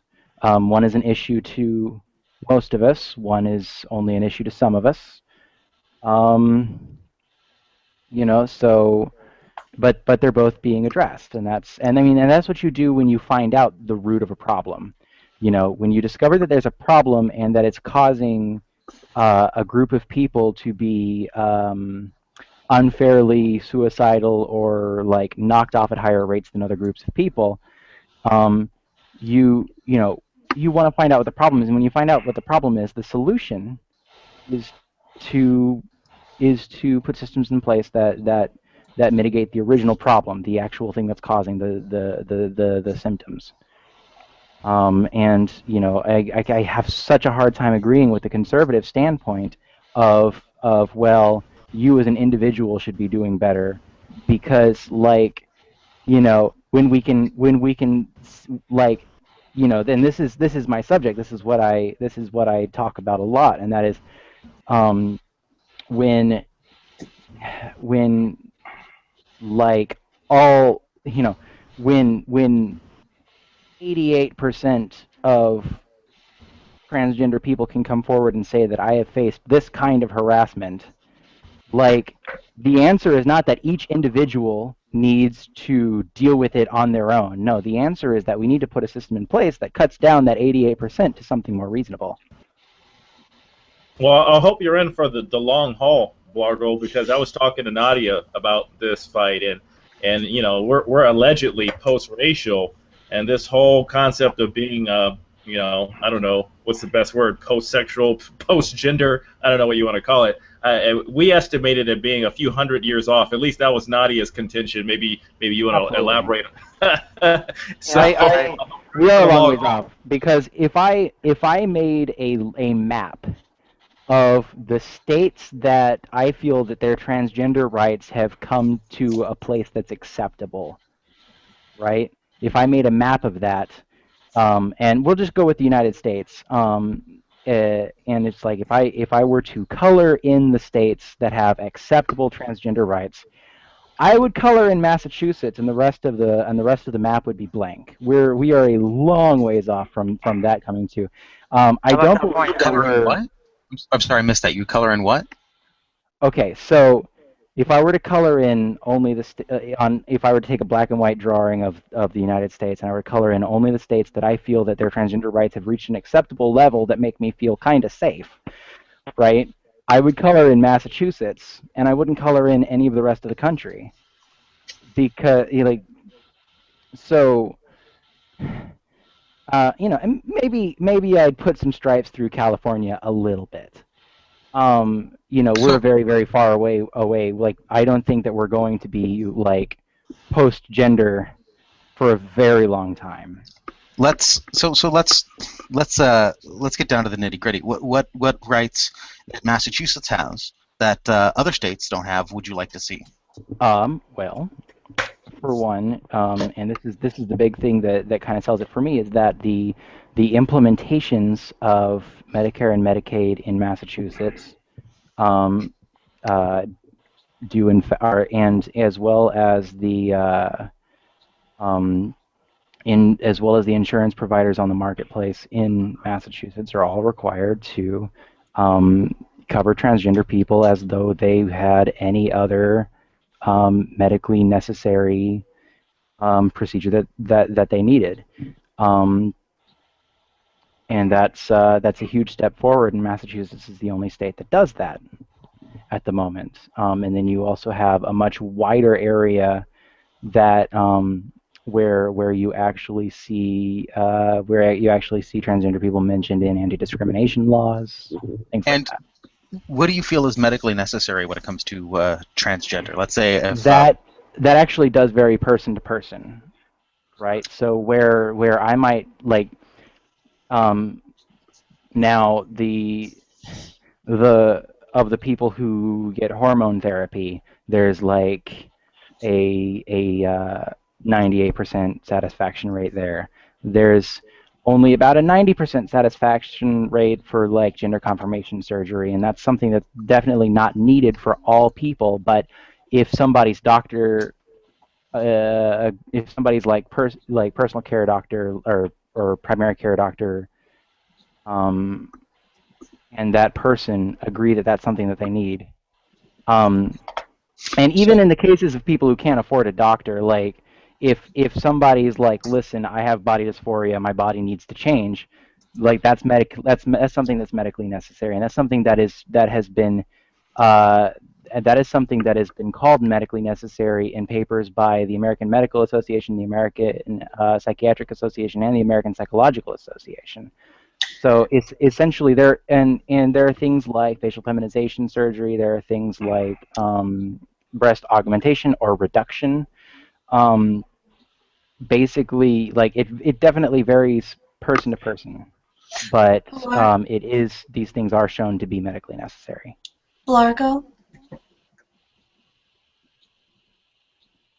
Yeah. I was wanting to mention something to you that's out of states. Are you familiar at all with any of the care that's available to veterans? I am somewhat familiar. I don't really, as someone who is not a veteran, I have to go off of second and third person accounts. Like what people tell me and what I read that's written by other people. I have been close to veterans. One of the people that I am dating is a transgender veteran. One of the people that I used to date, who is still a friend of mine. Chelsea Manning? No, I'm not. If she asked, I would definitely think about it, but that would be difficult with her being incarcerated. Wait, anyway. that doesn't stop people. You know, they get married at the jail and everything. Largo, you can make this happen. Hey, you know what? I have a lot of respect for Chelsea Manning, and if she wants to come at me with a potential relationship, like I said, I'd probably think about it. But that's like so beyond the point. Yeah, and that was one of the things that I was wanting to say is. But there are a lot of veterans who are close to me. and that all I hear, unfortunately, are the great stories of people transitioning. I mean, my own stepmother is now my stepfather is now my stepmother. And she went from Chicago out to somewhere on the East Coast. I don't know, somewhere in like Now, Philadelphia or something, and she got everything she needed taken care of. She came on back. I mean, it was fantastic, and she had service in the Coast Guard. and It's like, Yeah. wow. while there are problems with the VA's implementation, there are things that the VA does extremely well, and I someone that a couple of people that I am very close to have had issues with gatekeeping at the beginning of their experience with the VA, but once the VA's like benefits kick in, once they somehow show the VA that these things are necessary, the VA does get shit done. And and they're pretty cool. Like I was, and when I was giving my map example earlier, I was essentially talking exclusively about state laws, and which does not cover the VA, which is a federal organization. Yeah. Well, if you're maybe feeling like it's only success stories you're hearing, well, I just meant from veterans. Oh, yeah, I would Veterans are hold myself very up important as a people. failure story. And yeah, I can go into it later, but So would I you think be we have gone satisfied? into it. So would something like a provision in the Affordable Health Care Act that would cover what's the word? Gender reassignment surgery and hormone treatment for people suffering from or not suffering? Yeah, I guess they would be suffering before they changed from gender dysphoria. Could you repeat the question, please? Would you be satisfied with a provision in the Health Care Act, Affordable Care Act, that would force healthcare institutions to include, along with things like previous conditions, gender reassignment surgery and hormone treatment for people who suffer from gender dysphoria?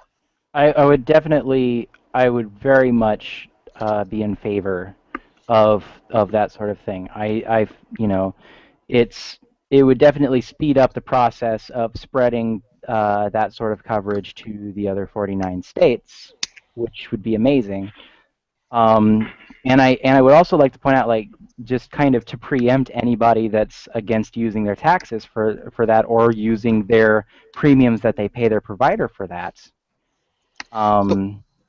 Like that, I would like to point out that the amount that it would cost to suddenly cover all of those things is incredibly negligible. For example, if you're spending several $1,000s a year on health insurance, like so many people in this country do, it would raise your individual premium something like 17 cents to have everyone in your state suddenly covered for that sort of transgender treatment. Because the thing about like those big surgeries is that while they may be expensive for an individual, they're one-time things. And once everybody's been covered, they get really infrequent. Also, one of the big payoffs is, of course, the I guess psychiatric and injury treatment goes way down for the people who would be affected. Especially between suicide and self-surgery attempts and so on. You cut way down on those costs by the surgery. In fact, an individual case of those costs about as much as the surgery in itself. And it's I had an issue trying to deal with. I used to live in Madison, Wisconsin, where I was a software developer, and I had a job, and I had insurance provided by that job. I had insurance that I was paying a lot of money for, but also some of which was paid for by that job. And I had this long, drawn-out process of trying to get transgender coverage from this insurance. And what was really hilarious is that like the amount of hormone therapy, or the amount of medication involved in my hormone therapy, it was in a couple of aspects a little bit dangerous. I had to take a lot to have the effects that I needed. And by having a simple surgery that costs something like $300, I could cut down on that danger. And it's like in insurance companies, like they can decide, currently under the law, they can decide that like, no, we're not going to pay for your gender confirmation surgery. But then like when you have a pulmonary embolism from having to take too much estrogen and pass it through your system before it gets into your bloodstream, like they do have to pay for that, and that's a lot more expensive.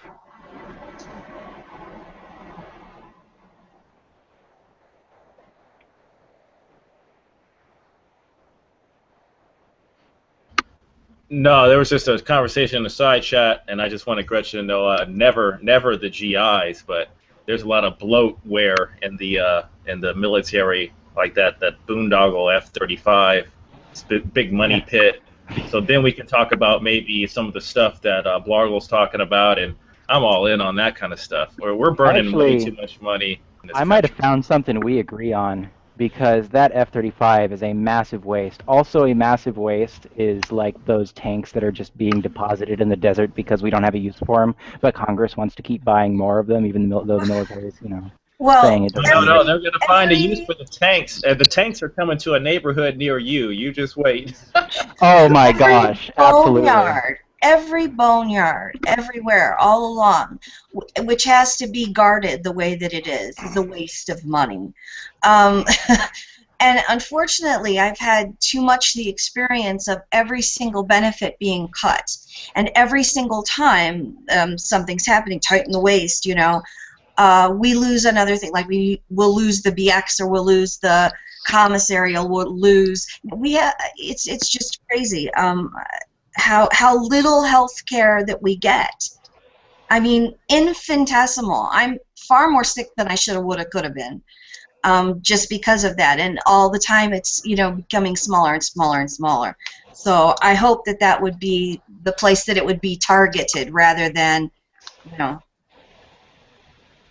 Yeah, I'm glad I try to keep myself in shape, and I'm just going to knock on wood or pray to my higher power that nothing bad happens, because that's going to ruin me. I mean, it's ruined so many Americans, running into some type of medical hardship, and we're way better than that as a nation. So we can probably all agree on that.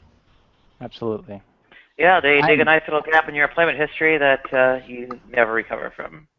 I'm gonna be right back. I've run out of both of my drinks from talking so much, so I'm gonna go get more, and I'll be right back.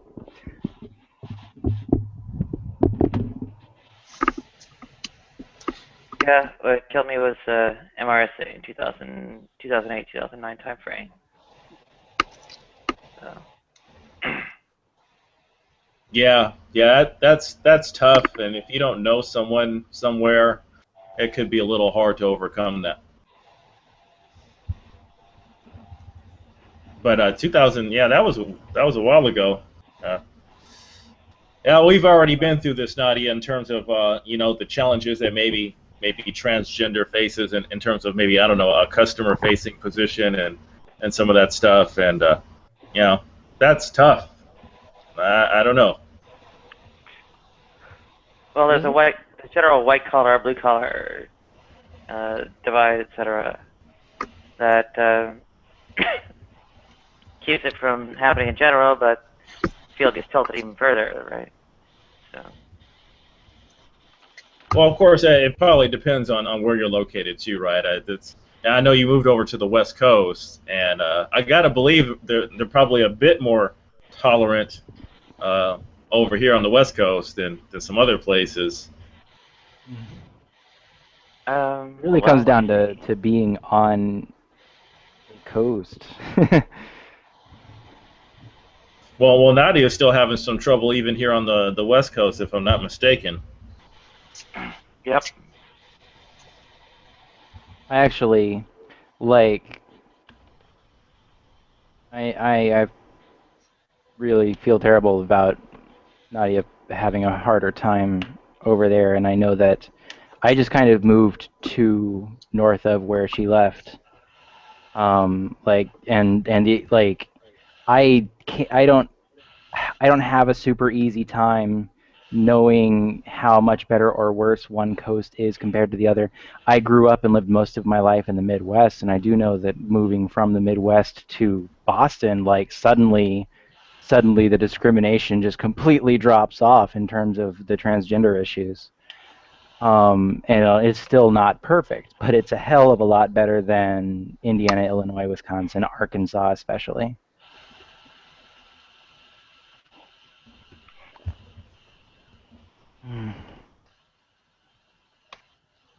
Would be really nice to like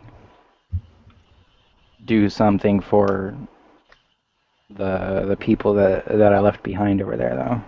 I might be stretching this a bit in my assumptions, but in your contacts and so on, do you get good feedback from England involving these issues? So while I primarily know more about the American issues than those of the United Kingdom, including England, um, I do have contacts who are transgender women who are active in those communities in England, in places like Brighton and London. Brighton can't be good. Oh no, Brighton is good. Sorry, I was thinking of. Ignore me. Sorry. Carry on. And for the most part, I feel that, like, in terms of, so there's this, you can't put all transgender movements together because you run into this issue of enforcing, like, Western, like American and English-speaking world, like, gender norms on areas that have different gender norms, right? So you have, like, countries where there are third genders that are not ever really seen in Western society except for as Mexico. do what? Mexico. Yeah, Mexico absolutely has a number of third gender people who are not something that you generally see every day or notice every day in our culture. I will say though that for the most part within the transgender activism community, you see a lot of melting between those of the United States and the United Kingdom. Um, the United States and the United Kingdom are I guess have similar enough issues when it comes to transgender people and similar enough steps forward that I have noticed that like I'll get halfway through an article about a transgender person going through something or other, and then suddenly I'll reach like a spelling of a word where I'm like, wait a second, and I'll scroll back to the top of the page and it'll turn out to be something that happened in England, because it really does take that long to tell one from the other sometimes. So I will say while you can't really, like, I as an American transgender advocate cannot speak for women in Thailand or Mexico or what I have noticed is that the United States and the United Kingdom, when they speak, when the transgender women of those two broad communities speak with each other, they definitely come from a place of very similar background. Hey, I don't Largo, see. I see a huge divide, basically. I was just based going to on bring it healthcare. up, Nadia. You're beating me to the punch because Nadia and I discussed, and this kind of transcends nationality. And so I just want to address this to Blargle because I talked to Nadia about this. About there seems to be a divide even within the trans community, and I wanted to know your perspective on how this could be affecting any progress outside of clearly obvious setbacks that are That not would connected. depend on which divide you're referring to. Well, again, I'm not the expert on it. I got this from Nadia, and I'll defer to her on that. Absolutely. Yeah, I think you might be referring to passing privilege, but Did we I discuss was that? going Yeah. to bring up And one thing UK I has found the interesting NHS. is how you said, a lot of trans folks aren't necessarily attracted to each other, and I had mentioned, in terms, and when you're facing these kind of setbacks as a community, to me, I'm thinking, okay, well then that's a reason to come together as a unity, and you listed a few things that are preventing that per se, and you know, I don't know Yeah, how much that's playing into it. it is. Although, I guess one thing I wanted to stress as far as the UK-US relationship is, having the NHS and Gender Recognition Act 2004, and also, trans healthcare, relatively comprehensive trans healthcare in the UK. Basically makes a lot of things totally incomparable. Second off, The thing is, whether you have our privatized gatekeepers on our insurance plans here in the United States, or you have the NHS's gatekeepers, transgender women in the United States and the United Kingdom, they do have things in common, such as that gatekeeping at the beginning and how long it takes to actually start a medical aspect to a transition. They have they get a lot of the same language when people discriminate against them. That's mostly in the U.S., it never gets started because it's all plutocratically allocated.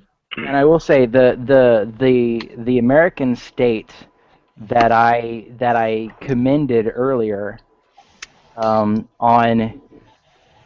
its progression compared to the other 49, which is Massachusetts.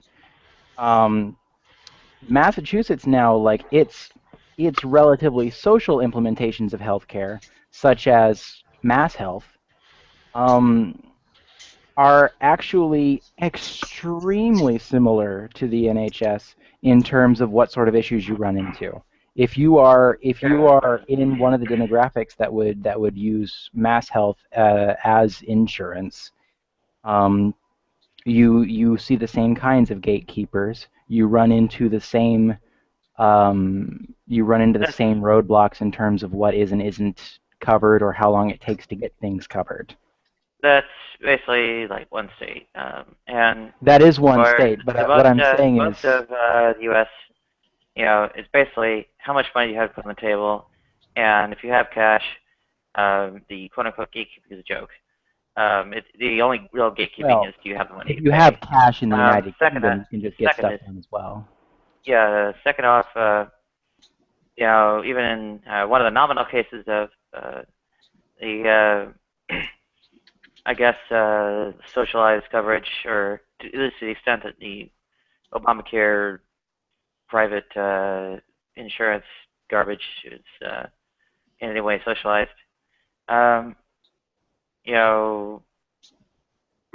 just puts you in the same quandary. It's basically a stone wall for the quote-unquote insurance coverage at all, and basically, to the extent anyone really gets anything done, they fly off to Thailand and South Korea. No pun intended, Nadia, on the stone wall. Yeah, sorry. Yeah, I thought that was funny. Yeah, unless they really pun have money, and then they can just go to Osterhout or Bowers on their own cash. But right. I mean, but that's that's really small. So obviously, if you're poor in the United States, you do run into more issues than you run into if you're poor in the United Kingdom. But no, you don't run into more issues. You never get off the ground. You never basically, move an inch. You never absolutely. move an And inch. there's I've come to the point of like scheduling something, and then when it came around, not having the insurance or the money to go through with it, right? And that's a case that you see in the United States, whereas in the United Kingdom, if it were scheduled, it would probably happen, right? But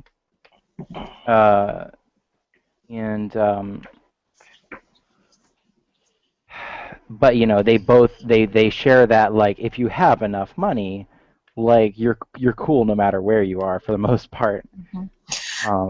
Could I ask something regarding a divide in particular that doesn't have to do with government or politics and health insurance and that kind of thing, but just one that's an issue that's dealt with. My keyboard just fell.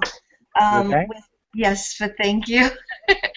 um, Within the community itself, and then the reflections that come from outside that I just see as so disturbing, and it's one of the most disheartening ones that just it troubles me. And anybody can speak on it because it's a social issue. I think I'd like to hear what other people think in terms of different forms of excuse me, discrimination within the community in terms of when someone is a woman, but not having necessarily the same internal organs, not being accepted as a woman within the community itself. And I've heard that from so many directions.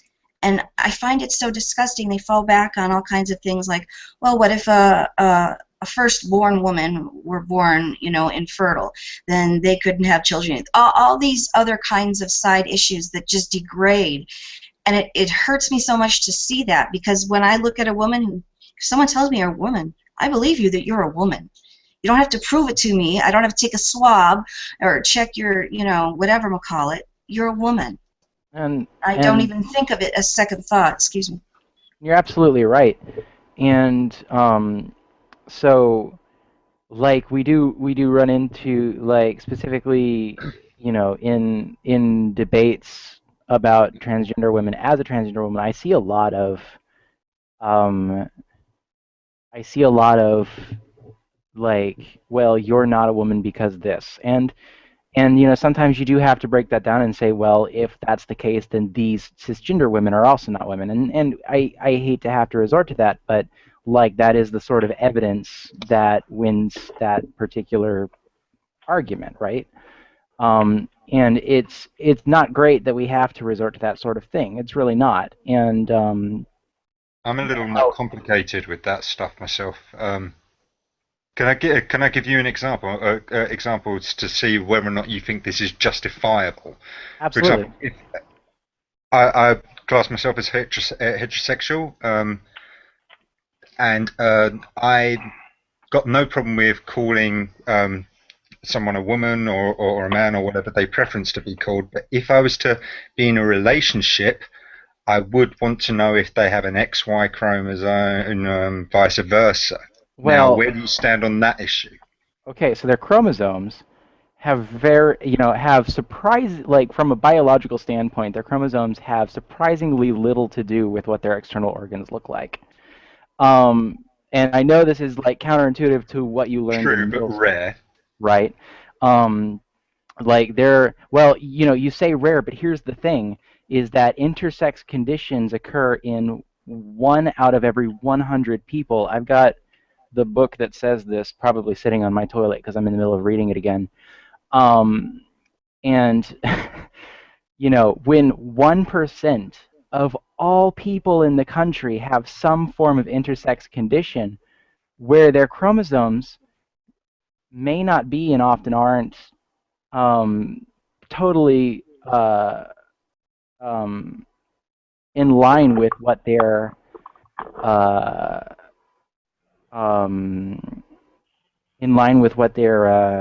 genitalia are and do. Like, there are women out there who are women who can have children who have XY chromosomes.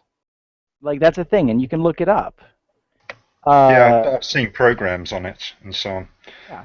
And it's surprisingly far more common than a lot of people expect it to be. And so I would say that you don't really need to know a person's chromosomes to know whether or not, for example, you can reproduce with that person.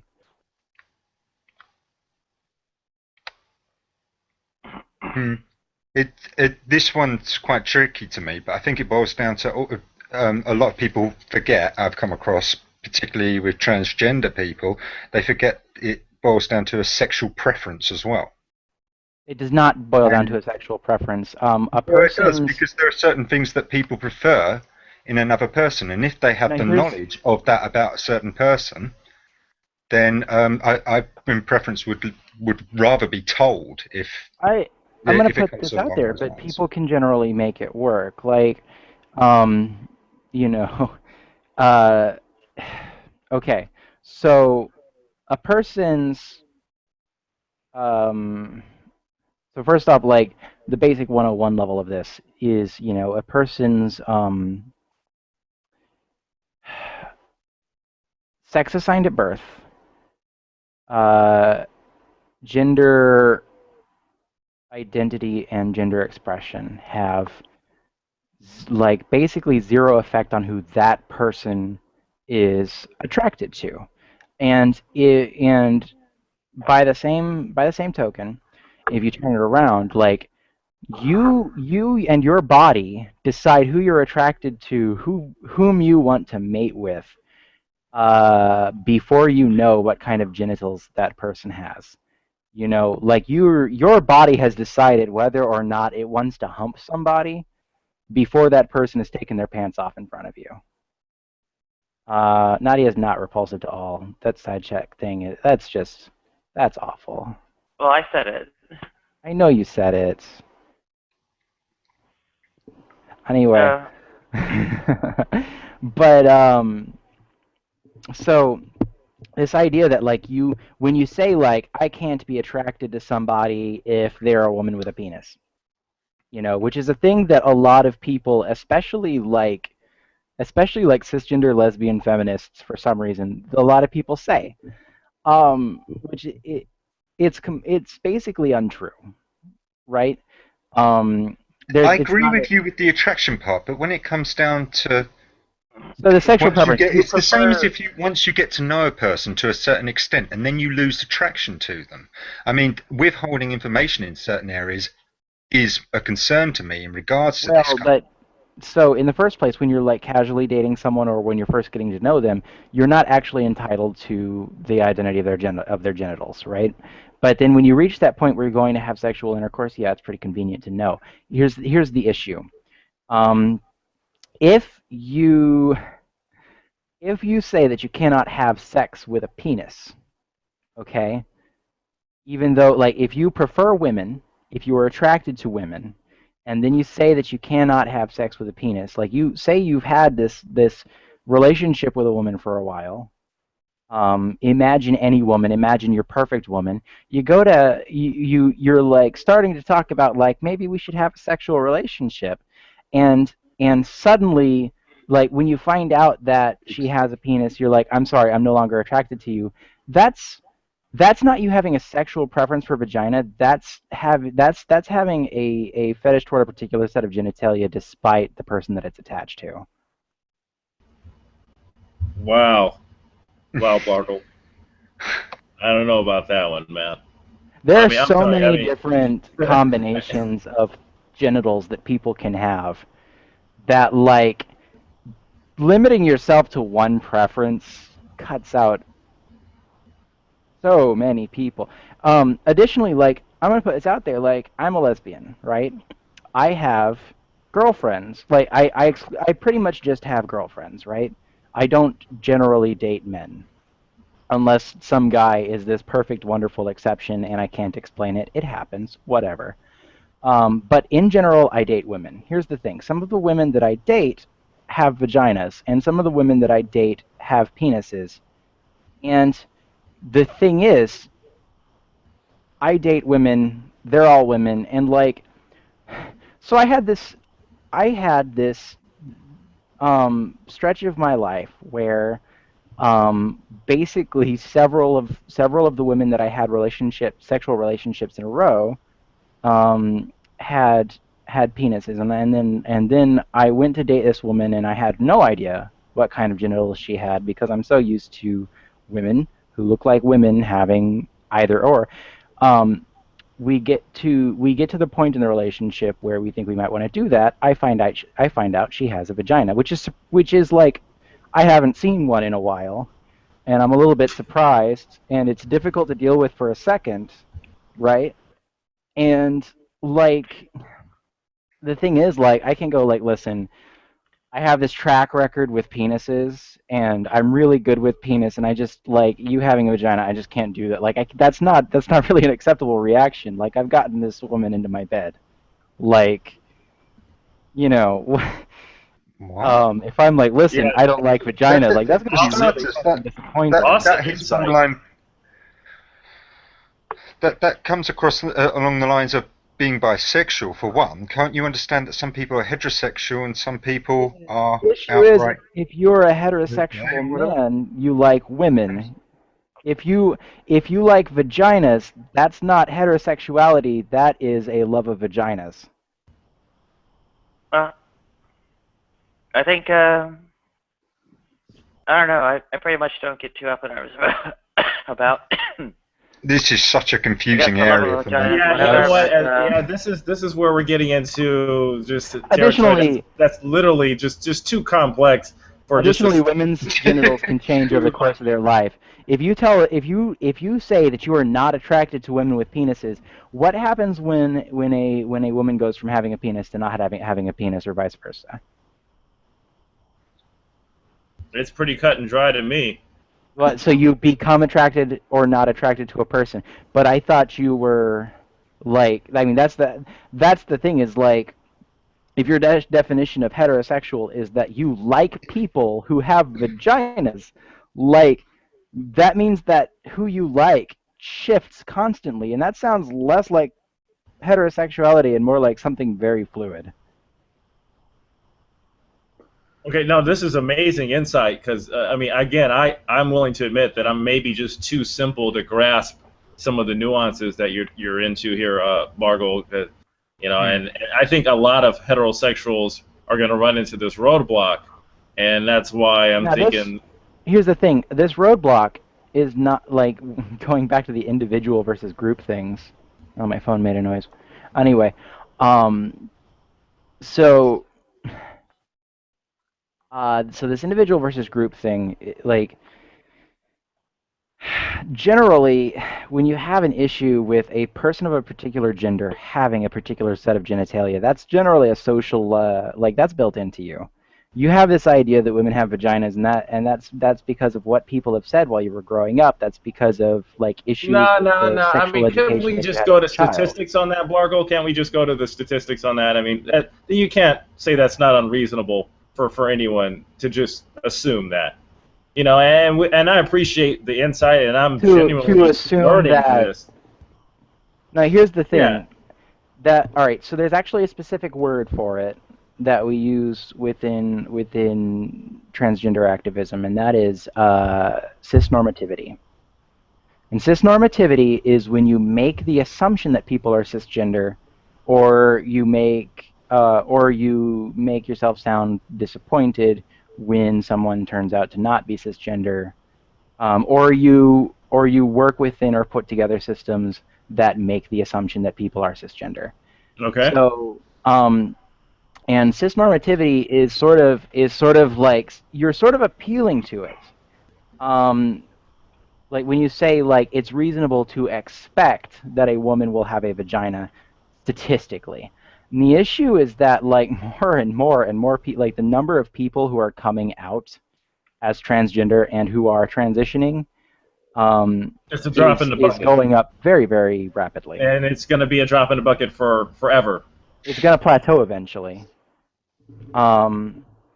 So like, and that's the thing. The drop in the bucket thing, like, so there was a recent study that actually asked people, instead of asking people, do you consider yourself cis or trans, it asked more specific questions like, do you find yourself feeling like you have aspects of both? Do you find yourself sometimes feeling like this or that? And when you actually ask more specific questions like that break down transgender into definitions and ask people if they fit into some of these non-binary definitions,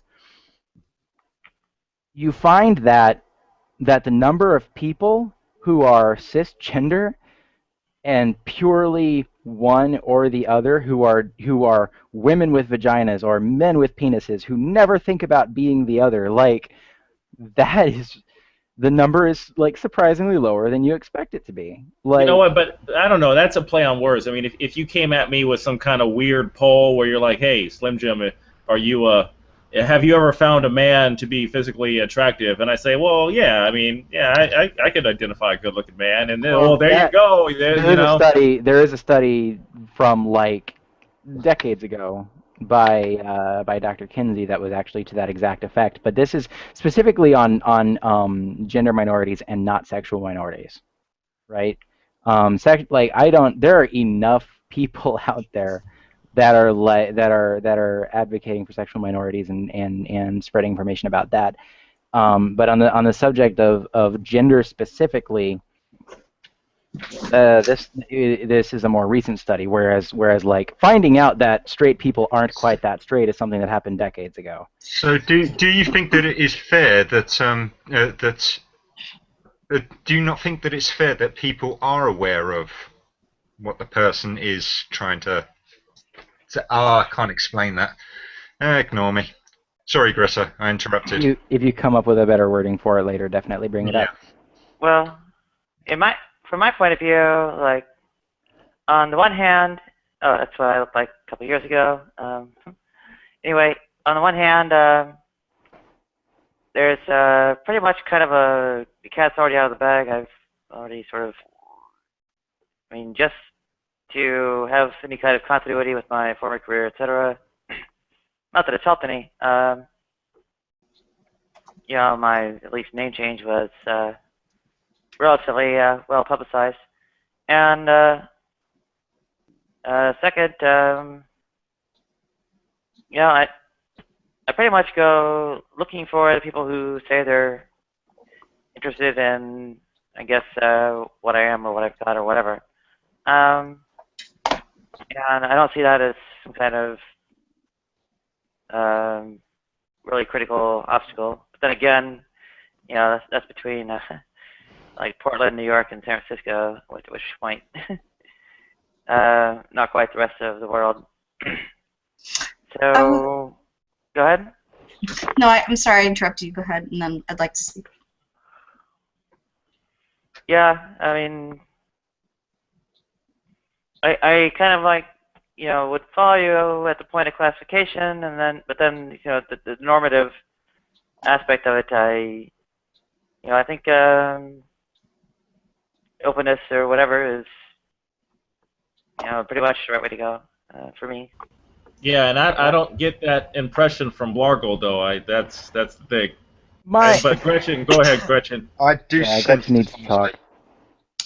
I wanted to offer a perspective that might not be so dramatic, so that maybe you might have kind of a different sort of a viewpoint of it.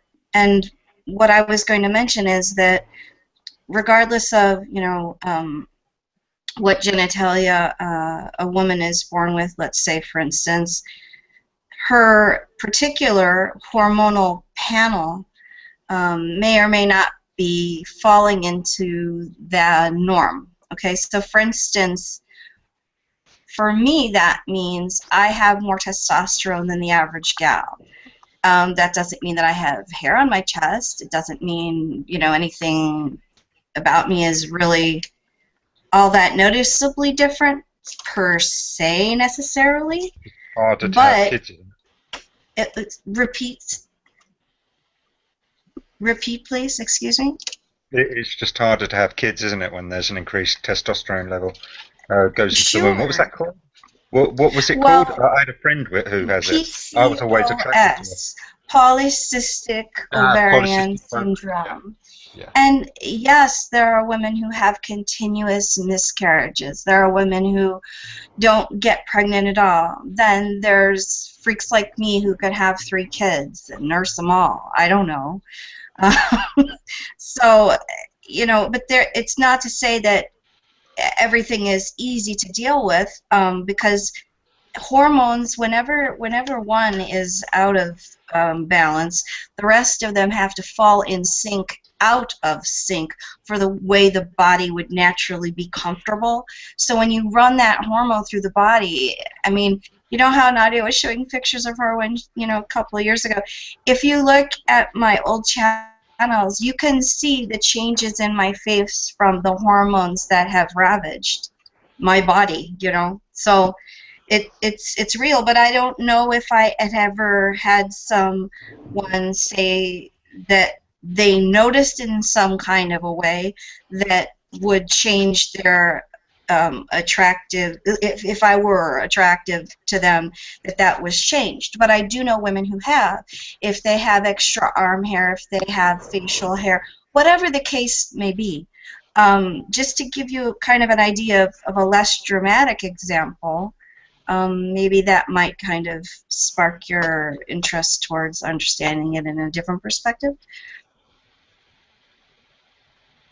I can take that into account definitely, but to me there is a point of where. Whereas, if your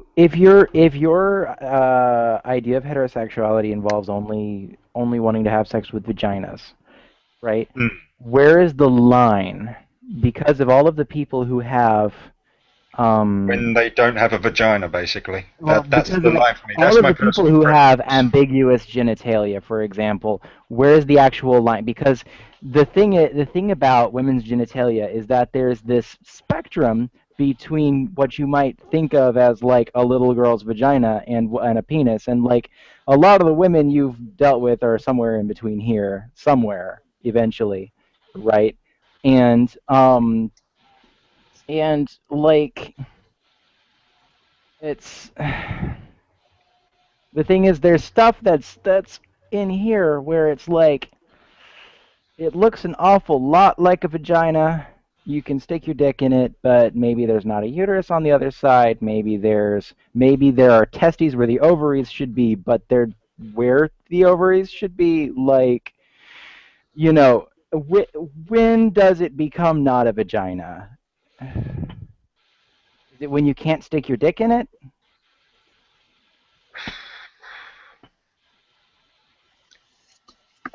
Oh, you're such a bastard, Blah. This is gonna fuck with my brain for ages. So, I mean, when it gets to the point where you're not sure, it's just better to be safe. I don't know See, how to. that's it. Yeah, what Slim said. When it's safe. Oh Christ. Yeah, but basically that's as simplistic as you can. I'm gonna put this out there. Like, you're doing a good job of moving the goalpost, Margot. I mean, I'm a little stumped, but I mean, I don't know if there's any doubt whatsoever. And listen, if it's not disclosed to me, that's dishonest. And then if it's just a pass, then hey, you got me. But I haven't bought into it. Now I've had partners whose preferred way of having sex is to stick their dicks into the other person, right?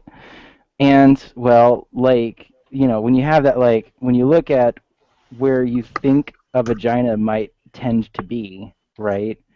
And there's nowhere to like put it in, like, believe it or not, there's this, like, it takes extra lubrication, but there's another hole on the other side. Like, you can still have straight sex with a woman who doesn't necessarily have your idea of a vagina. Like, there's one individual, like, here's, like, if you only know one way to have sex. Okay. I've got a question for you, Blah. When is a man and a woman? Is it just the fact that it's what person chooses? Then is that fundamentally it? At about the age of 3 or 4, a child is capable of telling you whether they are a boy or a girl. I wouldn't have been able to articulate. So there's the average child, and there are exceptions. And I'm totally confused now. Some people realize later in their life that they might have been wrong, that they might have been affected by what the people around them were saying, and that their first guess was off, and that happens. But generally, people can very easily tell you what they are. Like Gretchen mentioned earlier, when somebody tells her that they're a woman, they're they tend to be a woman, like whatever genitals they might happen to have, like. And she's very much right. Like, that's the difference between a man and a woman, is that a man will tell you that he is a man, and a woman will tell you that she is a woman. So if I could try to articulate what I think Blargle is getting at, it's not physical, it's psychological. Not quite. It's close, and that model of thinking about it has helped to simplify it for a very long time, right? So, But that simplification is what keeps the human race going. I mean, when we get into this bizarre territory, it's like, I mean, what about the whole making babies aspect of it, Blargle? well, if your entire goal from a relationship is to make babies, like, that does not reflect on your sexuality. That reflects on your will to, like, I love babies. I freaking love babies. They're delicious. I personally have several babies, and I want more babies, right? Here's the thing. I'm in relationships that sexually are not going to produce babies, okay? And that does not make the relationships lesser, right? I still have fulfilling relationships with those people. Specifically the partner of mine that I live with and our bodies, when they come together, don't produce babies. But the two of us really want some. Well, we're hoping that certain surgeries come further toward helping us out with that in the future. And if that doesn't happen, we'll adopt.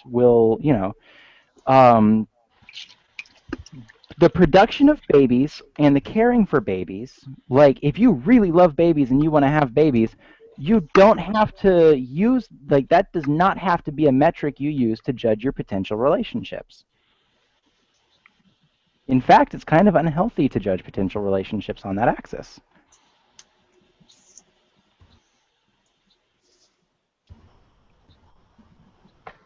I got nothing. Yeah, anyone? I mean, Well, I got nothing. stay at nothing. Zero population. Please adopt. Consider. Oh, I'd definitely be up for adopting.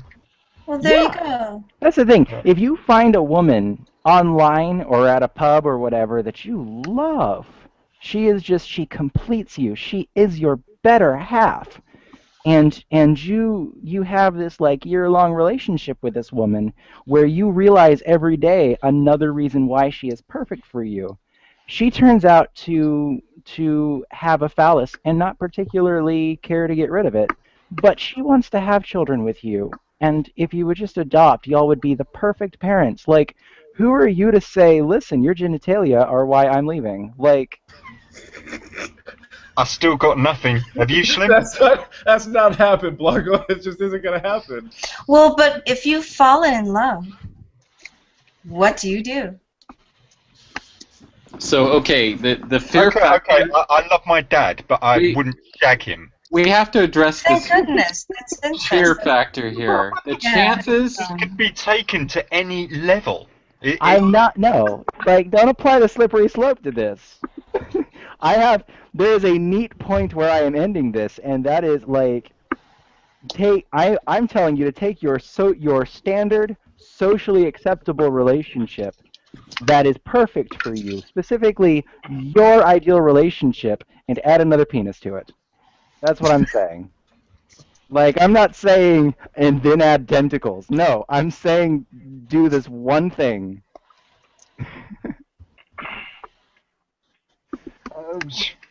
I don't know. It's a matter of practicality. I'm pre-op and unpassable, so I mean, it's like you could even bring incest into any form of incest. Bring incest into this. I'm not.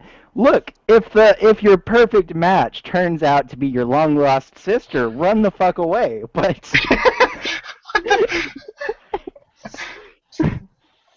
oh, I'm totally fucked up now. But if it turns out to be a woman of precisely the level of femininity that you prefer, and who is just shares all of your hobbies, prefers to sleep in exactly the position you prefer to sleep in, prefers to sex in exactly the position you prefer to sex in, but she has this little phallus left over from medical issues as a child. Like whatever. I'm gonna have a nightmare tonight. No, you shouldn't. Me too. I mean, I'm gonna dream that I find this dream woman, and it's gonna go down just like Blargle said. But see, that's the trick here. The chances of this happening are incredibly low. I mean, that's Absolutely, and the I'm playing reality along, here. So. All right, here's the thing. The chances are a little bit lower than the chances of meeting your perfect woman and her having a vagina. Of course, the chances of meeting your perfect woman are pretty fucking slim in the first place, right? Hey! You got a point there. I'm going to put this out there. The True. chances of you meeting this dream woman that I've been describing, like... Well, hey, Blargle, it turns out if I do perceive the woman to be perfect, that she probably has a penis. Now we can take that away from you.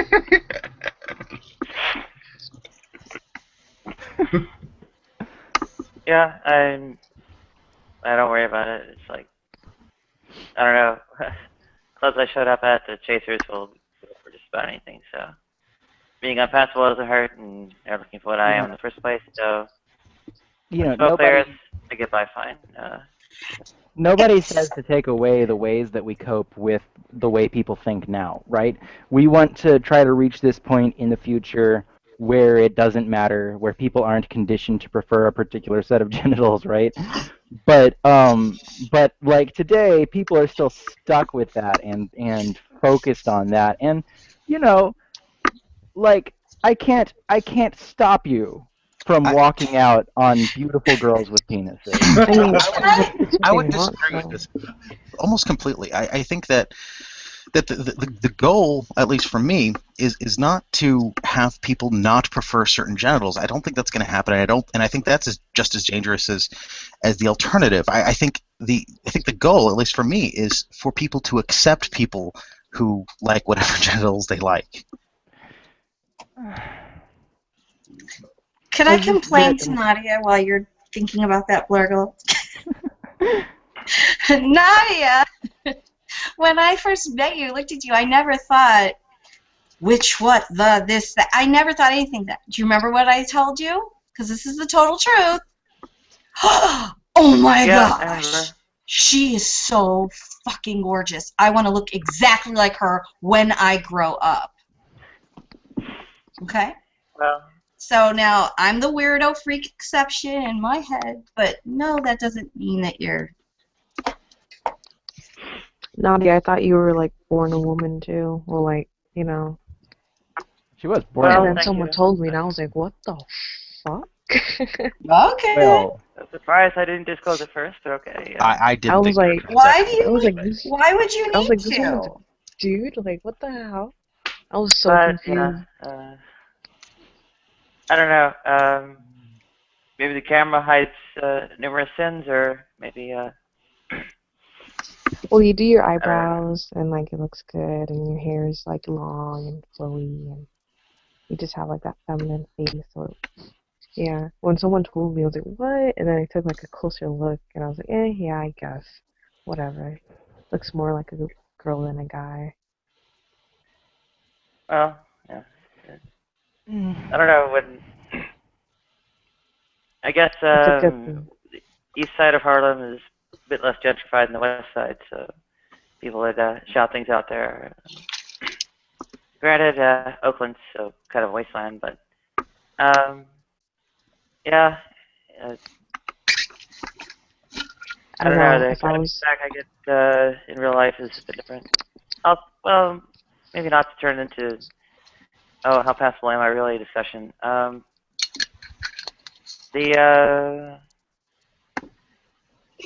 don't know how deep of an ethical issue it is. I kind of sidestep it because I guess I pretty much just feed all the ground to I don't know reactionary or whatever you want to call it attitude on this to begin with. I don't know that it's the hill to die on at this point. I think well, getting the access to healthcare or something is far bigger issue, and also non-discrimination in terms of health, housing, healthcare, or sorry, health, housing, employment, public accommodation, and justice. Probably hold off on what people want for the partners until sort of smoke clears with that. So.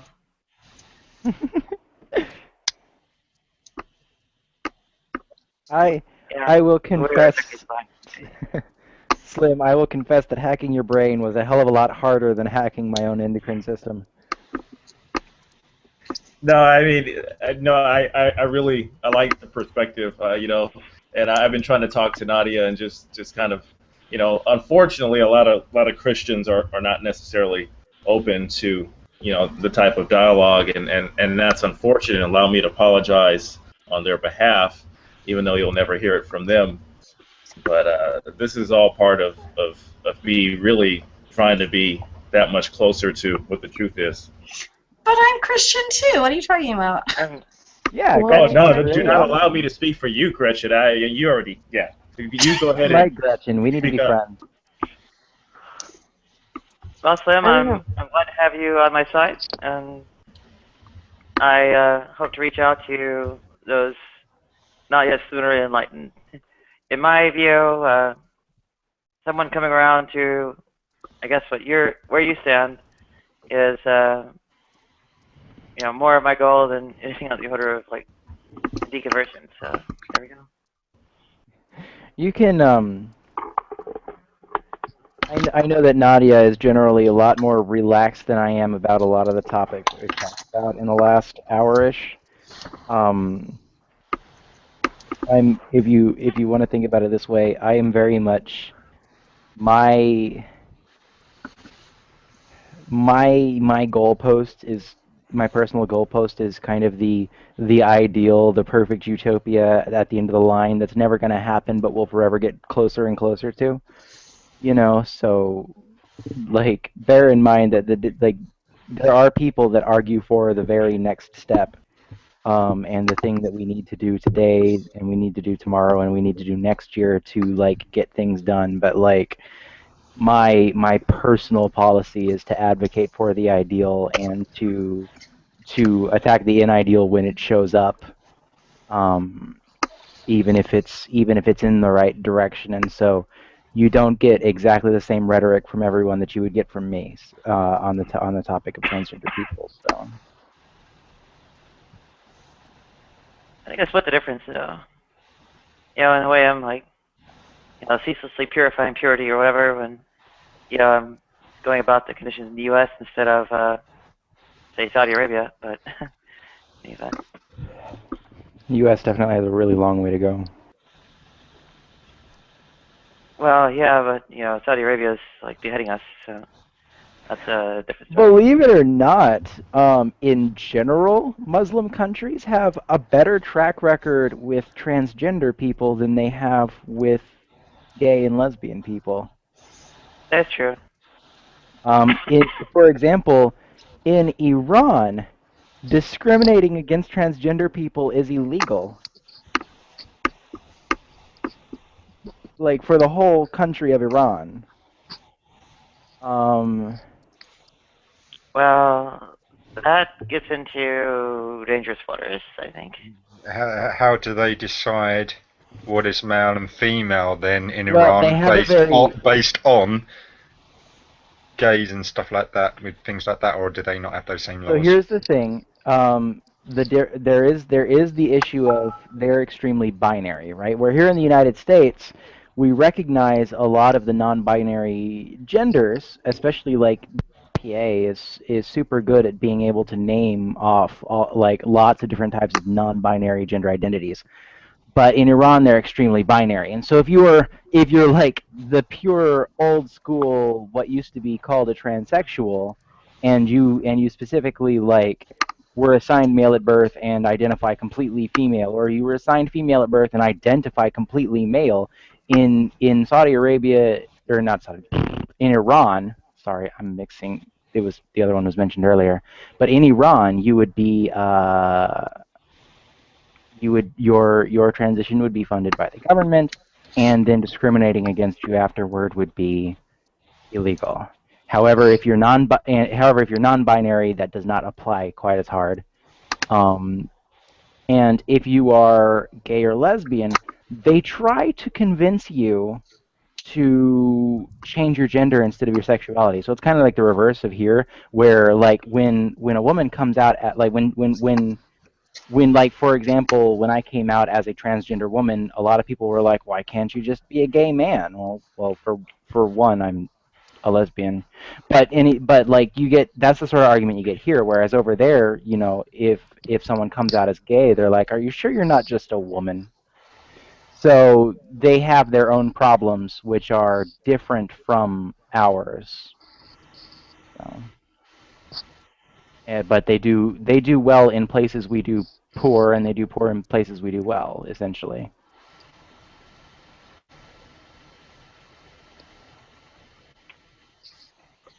Well, I think they hold to the death penalty for apostasy too. And possibly also sodomy. You know, saying, but just blanket saying like in Arabian countries we'd be beheaded is kind of not totally. Well, Saudi Arabia specifically. Let me see. Well, outside of Iran, though, I mean, I think the chances of you getting beheaded are pretty good. I didn't know this about Iran, by the way. That was very educational. I'll look into that for kicks. Yeah, I'll dig up a link on Iran. Hang on. They're a pretty eccentric people, so I'm not necessarily surprised.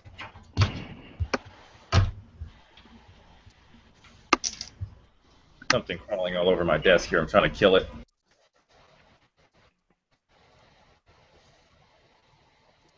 I go for BBC. Well, here's one from the CBC.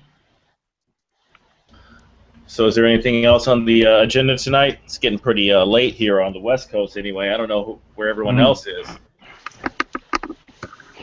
Here in Boston, it is almost sunrise. Nice. And I know Thomas I'm is not even sure sure. over there. I'm not even sure how to explain why to phosphorus. Someone help me out here to explain to phosphorus what we've been talking about, please.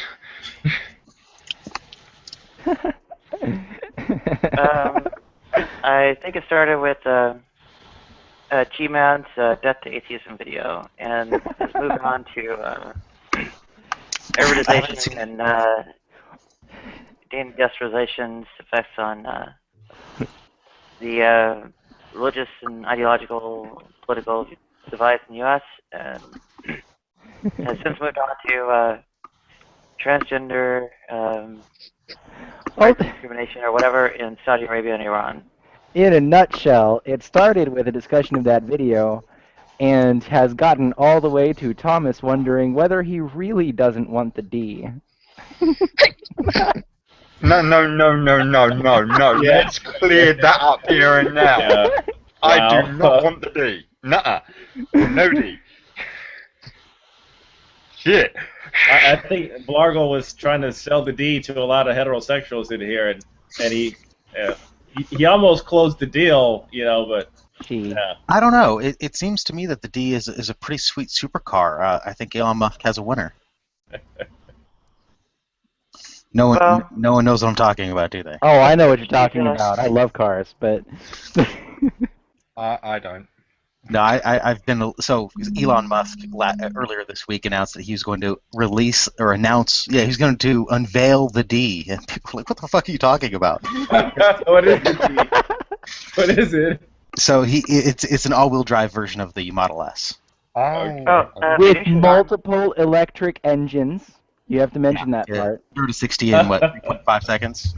Yeah. It's pretty much a supercar. I don't think it's going to. I mean, people are asking, is it going to revolutionize the car industry? No, it's not. It's another exotic, but I think it's a good exotic. I think it's an interesting and it's a cool car. I don't think it's going to revolutionize the car industry. I think it's just a new exotic. It's a performance luxury car with infinite torque. Is what it is. And those don't revolutionize the car industry. They're fun toys for rich people. Give us a Nothing wrong link. with that, but Give us a link of this car, please. so yeah, you can just look up Tesla D. As a traditionalist, though, I'm really intrigued by the whole application of how electric cars really apply their power. That's Might find Nikolai Tesla fan fiction, though. I don't know. Yeah, I saw a Iranian woman pop on and off of, I guess, chat and so on. See if she's willing to appear on air. But Nadia, I did look up Saudi Arabia specifically, and they are less friendly than Iran on that subject. So you were right. You were kind of right in that one. I don't think they go as far as beheading unless you're in like a really bad area, maybe. But it's definitely not like a cakewalk. the Murawin or whatever, it's pretty extreme. They're kind of judge, jury, and executioner, like on the spot. You did share the beheadings. Iran one. I was Does looking anyone for else that buy one. into this? I don't know. I think this whole ISIS threat's a little overblown. A few yahoos cutting off one or two heads, and now we gotta send the F-35 out there and risk it or Raptor. And yeah, I don't know. It'll be so long before the 35 goes up there. We gotta send the Raptor in to take out a few of these butchers with their machetes. I don't know. This is really out of control. I'll tell you. Did anyone see the first episode of the current season of The Walking Dead? I'm still trying to catch up on Netflix with the other seasons, so I got to pace myself. I won't spoil it for you, but the first 5 minutes almost made me throw up. It was extremely gory. I He's going to be sitting there with a bag, and if he doesn't throw up, he's going to be disappointed.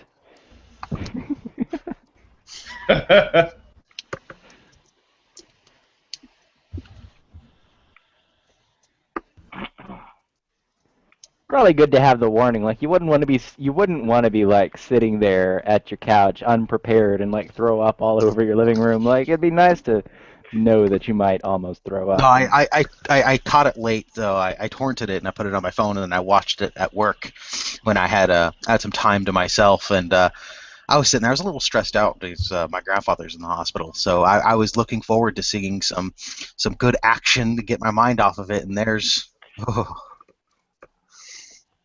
really gory scene right at the beginning, huh? What was this again?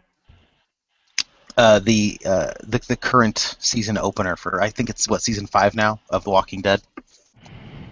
Oh. Yeah, I don't follow much of that stuff.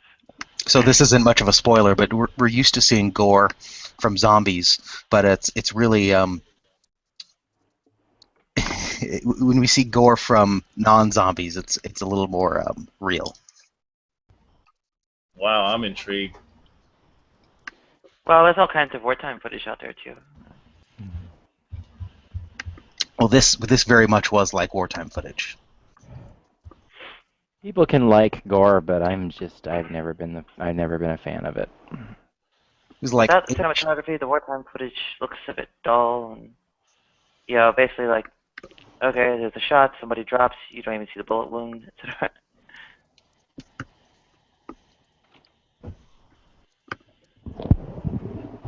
Even so,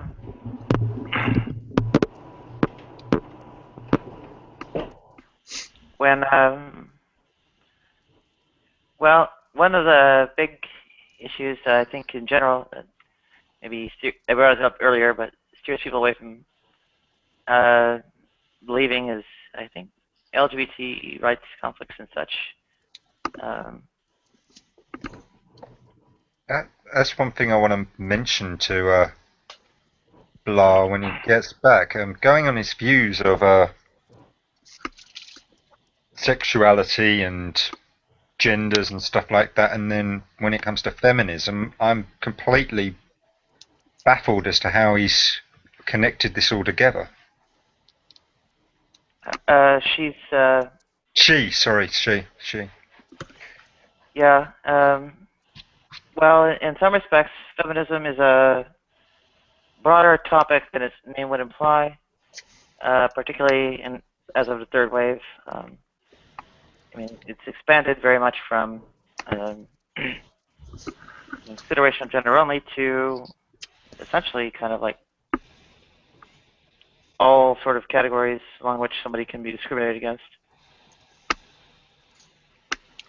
Intersectionality, while a product of black feminism, was fully general, and a lot of people have taken it toward that end.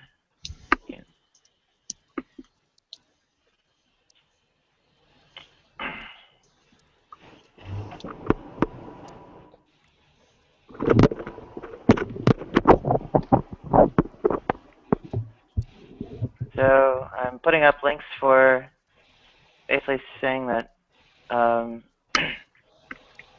people leaving the faith are doing so in droves over basically the sort of anti-LGBT affairs. I have a completely unrelated question that I promise isn't going to lead to a conversation. You can't promise that. No, if this one leads to a conversation, it's going to be pretty impressive. I'm taking that as a challenge.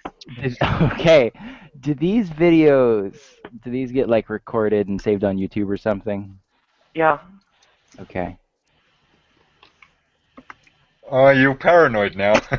No. I totally, like, while I was in the bathroom, was thinking, like, you know what I want to do when we're done here? Share this on my Tumblr. Yeah, I can give you a link to it. I think there's a few hours of Nadia snoring on her channel if you're into it. You know what? Snoring Nadia is adorable, and I have gone to sleep watching it before. Creepy. She knows, though. Like, we used to, we used to have a group of trans women that would video chat together all the time, like a year ago. That more than a year, but yeah. Yeah, a little more than that. It really was. But it was holy shit, we made a conversation out of it. Anyway, but we, like some of the members on there would just like talk to each other until we literally fell asleep, and there would be like at the end of the night there would be like 3 or 4 women just sleeping on camera because we fell asleep talking to each other. And like being the first one to wake up and being like, "Oh," at the other ones that were still sleeping was pretty cool. Okay, bear with me while I copy and paste this link.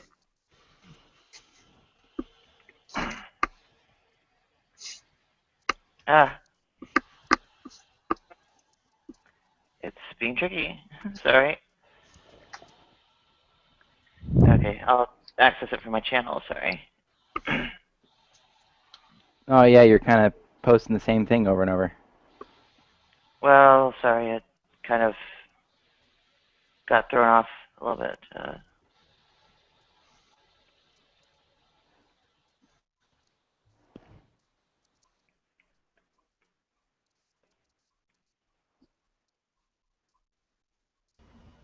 Hey, Blargle, what's up with that Facebook? Is that something recent, or what's going on with you? That was today. I was I was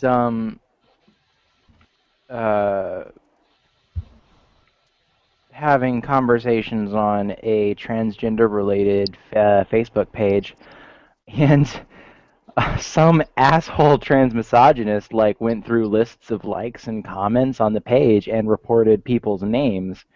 And like when one of those reports happens, like people automatically like get temporarily kicked from Facebook. Until they can like verify that their name is in fact their real name. And Facebook said that they're not going to do this anymore, but I think that they just said that to make people shut up. So you're just being a little bit too opinionated with an alias, huh? Are you gonna blame it on me, are you? Well, okay, so the thing is, this name started out as an alias. And in the beginning, like I had my legal name, and I was like, I'm gonna be secure on the internet and use an alias for all of this stuff, right? Thing is, like, fast forward to a future where, like, thanks to transition and stuff, like I lost a lot of friends who turned out to be, unfortunately, like assholes who couldn't accept that kind of thing, and then, like, we're reaching a point where, like, I've moved all over the country. It's hard to keep local friends because I keep moving, and most of my friends are across the internet and are people who met me in, like, social networks and stuff. And like, for the most part, people who know me by this name and who don't know me by my legal name, or if you like people like best friends who, with a gun pointed to their head, could not tell you my legal name. And so I reached this point where, where in the beginning this was my alias that I used to protect myself on the internet. And nowadays, this is my name, and my legal name is an alias that I use to protect myself in legal documents for the most part. Like, Yeah. In So my you case, go ahead. looks like Blargle has acquired a fondness for his virtual friends with his alias, and now he doesn't want to let it go. Her. Yeah. I keep messing up there, but yeah, I think you were being bad though, Blargle. You're being real bad, and Zuckerberg's not having that. Zuckerberg can bite my ass. I only use Facebook because my friends do.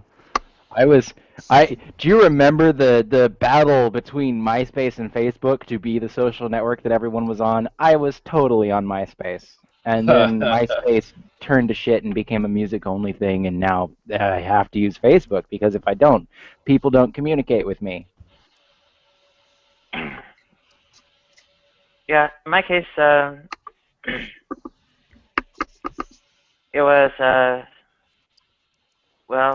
catastrophic sort of things went on in 2008, 2009 that kind of cut me off from everybody before any name changes, be they legal or on the internet and so on. The internet pretty much largely tracks legal names, and essentially until the papers were on file and went by my birthday. So, and they've always been in sync. I've never been a fan of the modern Western style of naming people. Well, I try to keep my inflammatory rhetoric on Google Plus with my AKA. Definitely going to behave myself with the real name on Facebook. Do you on Facebook? Do you use your legal name as your Facebook name and then have Slim as like the nickname in parentheses, or?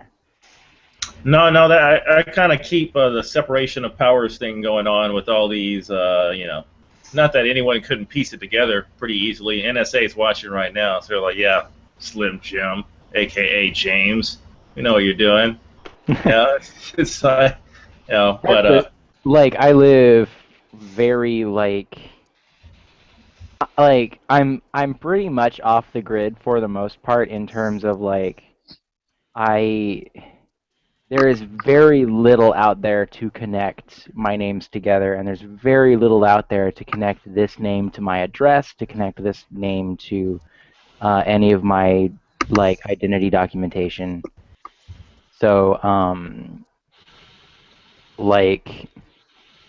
it's something I'm sort of proud of. Like, if you went looking for who is Blargle Rage Quit, it is actually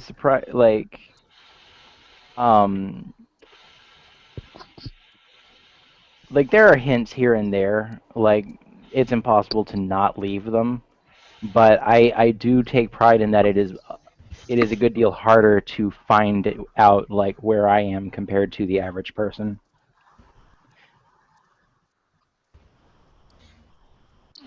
And I would like it to stay that way because I have, like I mentioned during the Gamergate thing earlier, like I have close friends who, when people on the internet found out where they were, actually went to attack them. So that's something You that mean I physically attack them? like Like to the literally attack them. oh, Like I like to have go a beat them friend up or who something? ended up moving in with a different friend because like the Gamergaters found her address. That's pretty freaky. Well, Yeah. In my that's case, it might be impacting my employment, although it's difficult to really establish that even. well, General that's where the knowledge. 357 Magnum comes in handy right there. It handles it real quick. Well, like Employment or it's, okay, never mind. I might live in a place where that's an acceptable solution, but said friend is in Massachusetts where you don't get away with it quite as easily. Nah, you can have a 357 anywhere, even Well, you in could. New York. But yeah, I wouldn't though. They'll make it a reason to come throw you in the gulag over there and call it the Mhm. safe guy. Yeah, I think we've got a bigger gulag than the Soviet Union ever had. Yeah, we're Oh my putting gosh. everybody in jail over here for anything, right? Have you seen the like timeline, like the GIF that is like the United States map with like states colored in by how many people are incarcerated, and like going over time, like going year by year, and you can like watch how much the states are like lighting up more over time to the point where now like we're like half of like we've reached the point historically where like half of Louisiana's population is at some point or other. It's sick, man. It's really sick, and I don't see it changing. I don't even know how we got to this point. Well, I do know the war on drugs got us to this point. That's another it's another hurdle we have to leap over as a country. You know, we've been talking about the whole trans issue. What kind of war goes on for decades? There's no goal. It's just nothing but casualties, and there's like no end. What kind of war is this? Am I the only one that thinks that the solution to the drug war is to legalize all drugs? Yeah, I'm with it. I mean, not that I'm enthusiastic about it, but that ultimately needs to happen. Yeah, for the Does anyone most part, disagree? like I mean, there's got to be totally consequences for that. regulate like taking drugs and then driving on a car on a road where other people are driving. Like that's a problem. Taking drugs in your basement where no one else is going to get hurt, I don't see as much of a problem there. Right. I think this should be heavy regulation. As a matter of fact, I think the government should make anybody who's selling these be heavily regulated in order to keep people informed of what they're putting in their body. I think that that's the point, that you should be informed of the dangers of what you put in your body, but allowed to put whatever you want in your body. The government shouldn't say what you can and can't put in your body, just that the people selling you this thing have to tell you what is in it and what it can cause. Yeah, ultimately the government has a responsibility to keep people safe. Like you have to believe that or you would ask them to like disband the military and everything. Like you know, most people generally agree that the government has a responsibility to keep you safe.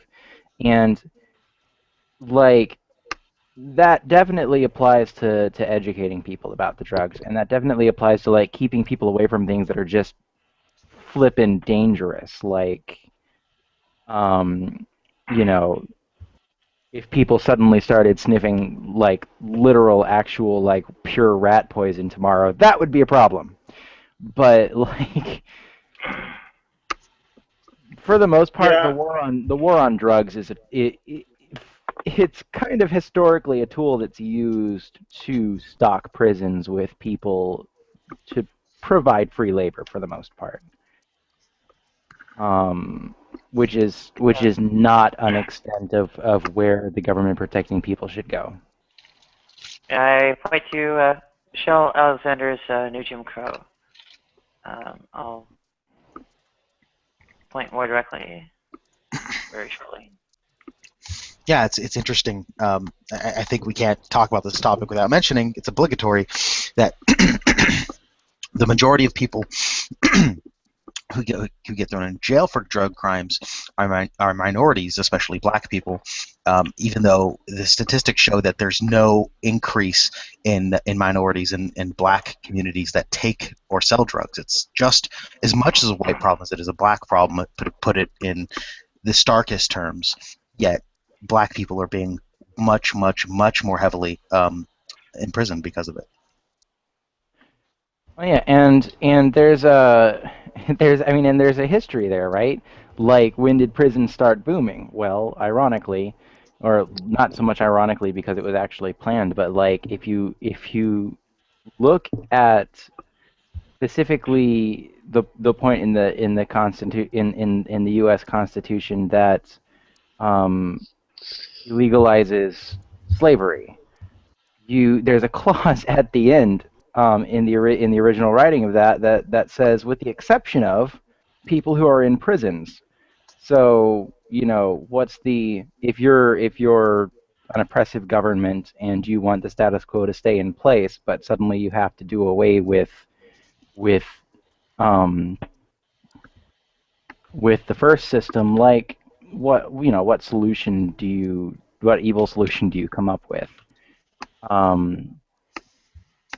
And so you have to come up with a way, like, you have to come up with a system of, like, crimes that you're going to accuse these people of so that you can incarcerate them. And you see this effect, right, where you have places where the sale of drugs is illegal, and you have a fairly equitable number of white people selling the drugs as there are people of color selling drugs, and yet you see a much higher rate of incarceration of the people of color who are doing it, and you see the white people who are doing it actually making a lot of money, being relatively successful, where their counterparts are being locked away and being used for the exception to that amendment. So, I mean, my main problem, if we're gonna sentence, like the whole crack cocaine versus powder cocaine, I have a big issue with that. In terms of white people selling more and getting away with it. I think there's some unique factors to minority urban drug dealing that lends itself to a lot of problems, especially just the in and out, and a lot of violence, drive-bys and things like that. I mean, and again, this is kind of that whole, poverty issue that plays in as well. But when you have someone being charged for crack cocaine versus powder, it's all cocaine, and someone going to jail for twice as long. That to me looks like a target assault on a community. I'll agree with that, but I'm not too sure outside of that. There could be some factors within these inner cities that contribute to why they're always in jail for it. and you can't talk about issues like that without bringing up those intersections between different issues. Like, there's the issue of classes, there's the issue of races, there's What would you say is the best way of countering these issues? You mentioned about government and so on. I mean, they generally do a pretty piss poor job in looking after us, I believe, both in America and England and a lot of the others. What would you incorporate to try and make it a better system? There need to be policies that promote equitability rather than equality, for the most part. Because you have these systems in place that have been in place for practically ever, that favor people who are now oppressors over people who are now the oppressed. And ultimately, like, you can't implement a system where everybody is under the law equal, because you see things like, you see things like there being both, white and and black drug dealers where the black ones are arrested and the white ones aren't, right? You know, you can't just like, even though those people are equal under the law, they're not treated equally, and so you have to put into policies like you need to put cameras on the police officers' vests. You need to keep strong policies in place for reviewing those officers' biases or potential biases, and making sure that they're not showing that preference. So you like the idea of a big brother nation where England in particular are taking that path? I love the idea of a big brother nation. One of the ways this could be combated is if there was more focus on training and recruiting people, police officers that are from the communities they police. So number one, this solves a lot of problems. Number one, this solves the problem of mostly of race, right? If it's a mostly black neighborhood and you're recruiting from the neighborhood, there's going to be mostly black police officers. This is or there should be, yes. Right. Another thing this solves is another reason this might solve something like police brutality is because if you are policing your own neighborhood, you're a lot less likely to treat harshly the people that you know and live around. You absolutely know those people, right? You're going to be more of a peacekeeper and less of a soldier. The large, like the big event directly related to racial prejudice that is in the news right now is the 2 months ago Ferguson and extrajudicial executions following closely behind it. But like specifically, if we look at Ferguson as a community, the majority of that community, of the area where this occurred, is people of color, and specifically black people, right?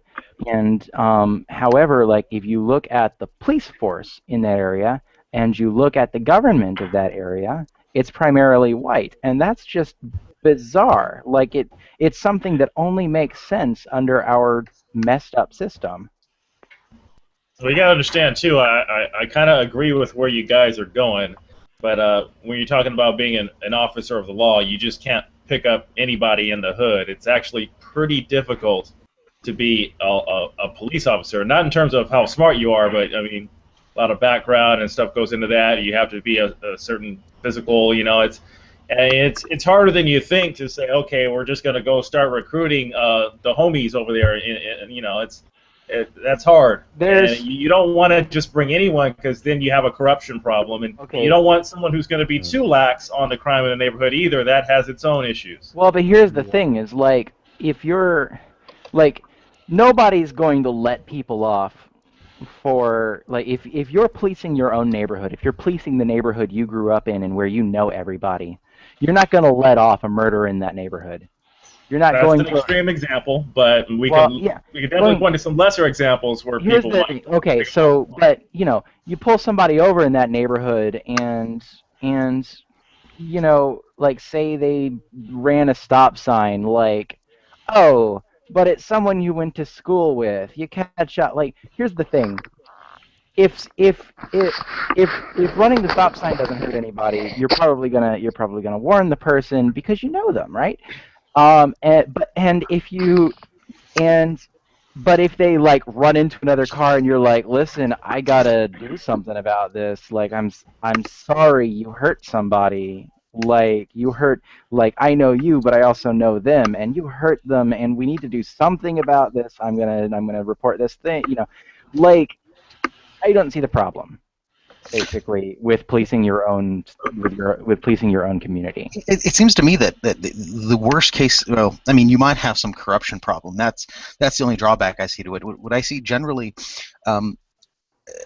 is probably most likely is people maybe letting people off with minor crimes, speeding, jaywalking, things like that. What they're not going to, at least I wouldn't, using common sense, I wouldn't let off people who commit violent crimes, and I think that's the goal of a peace officer, not to be a nanny for everyone and watching and making sure you're abiding to the letter of every single law, but to keep your community safe.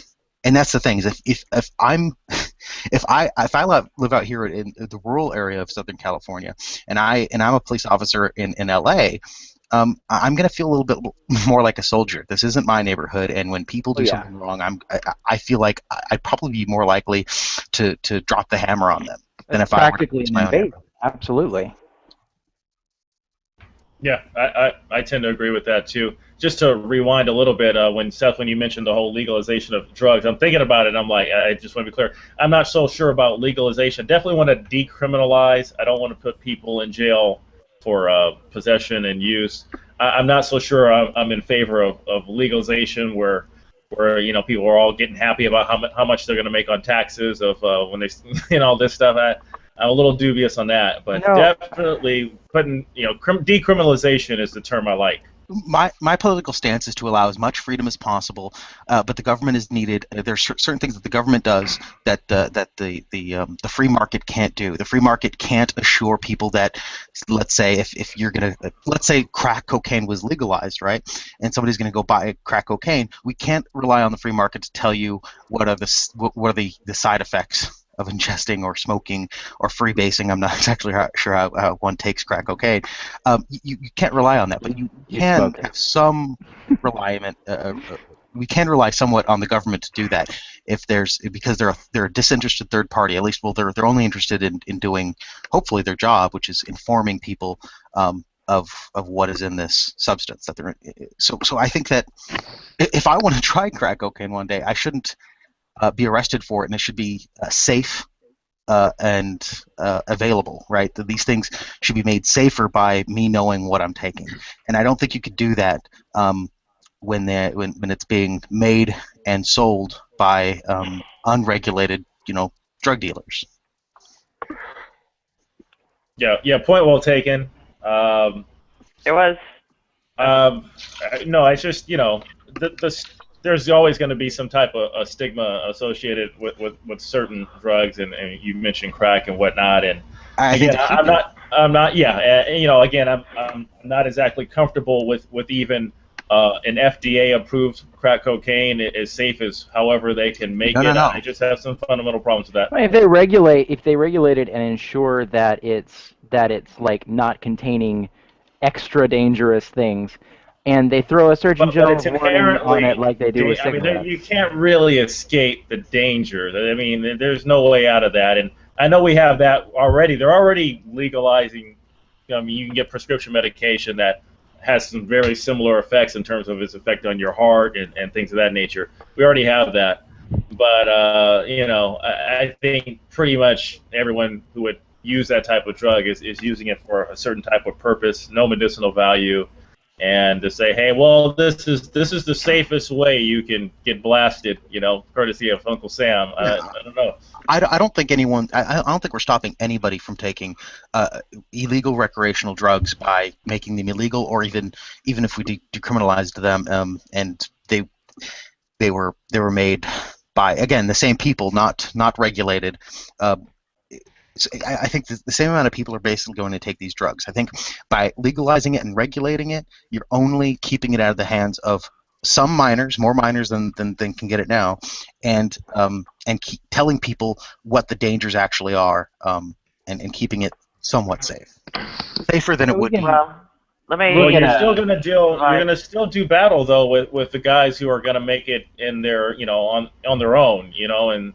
Well, if we want to talk specifically about that, like, let's talk about a decriminalization success story in the form of prohibition and the lack of prohibition on alcohol, because in our current state, both after and actually before prohibition, like with the regulations in place on alcohol, which are actually stricter now than they were back then, like people do still make alcohol. Like I have an ex who had an uncle that kept trying to hand me alcohol that he had made by himself, and it's pretty good, but like you know, the readily available stuff, the stuff that you can just go to the corner and buy, like that's safe generally compared to, and the thing is, you know, you've got the relatively safe stuff that you can go buy, and you've got the not guaranteed to be safe stuff that people have made.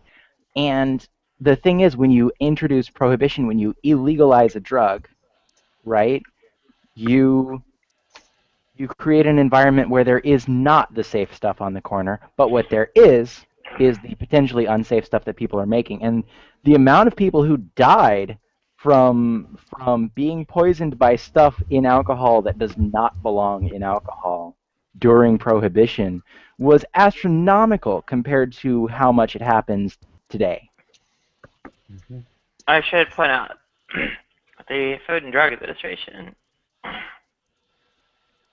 I think, was in particular spurred on by a diet pill that was essentially a tapeworm in a pill, and well, the means to purge it at some point later, or drugs to kill it at some point later, and well, other rampant abuses like that. The actual mood-altering drugs, while completely legal at the time, didn't seem to have quite as much of an effect, just by means of, well, the sort of reputations and so on of, you know, the companies and such being at stake. It's more the things, areas where there was, you know, kind of the opportunity for woo or snake oil or whatever, where dangerous things came up. And at the time things started getting prohibited,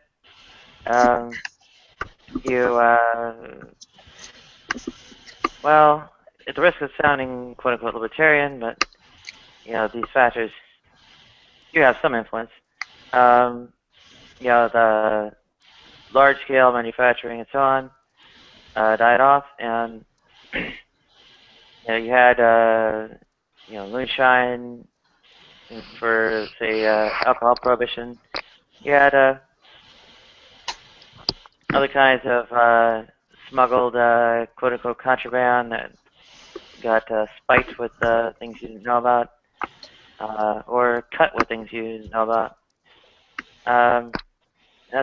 And actually a lot of the spiking and cutting is what causes a lot of the harmful effects today. Like, I believe strychnine is commonly used to cut things like LSD and other kinds of actual poisons, or are also used to cut other things. Spiking with angel dust is common, and that can be pretty far out as far as the behavioral effects while under the influence. And yeah, you get a lot less danger from the actual drug itself when it's under a legal regime. Even without FDA intervention, you get the FDA involved, and it gets really clean.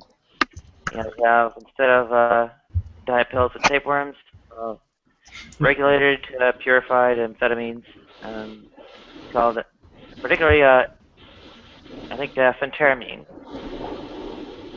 They are diet pills. They are prescribed by doctors and perfectly legal. And well, it always comes back to the big government versus small government thing, right? And that's pretty much what it always comes down to. I don't know if the government necessarily, I mean, you know, should be protecting people from themselves in this particular regard, you know. Got some issues with it. It's not themselves, right? There's a big, huge information asymmetry, right? People don't know, you know, what's a real cure, what isn't. I would say it's more they don't know of a tapeworms or amphetamines as far as diet pills, right? Amphetamines were there back in the 1890s. The government protecting us thing, I feel like, yes, it should protect us, but in a different way, right? Like, the way that they think they're protecting us now is by making these things illegal and like incarcerating the people that sell and use them, right? Um, Whereas the way that they should be protecting us is by ensuring that there's nothing, you know, by making sure that they're basically as safe as unharmful as they can be, in educating people on how much is dangerous and what you shouldn't do at the same time, etc. So there's an analogy that I kind of came across probably a decade ago when I was at the street races. I was in high school. That pissed me off because this is an example of the government taking away a freedom in order to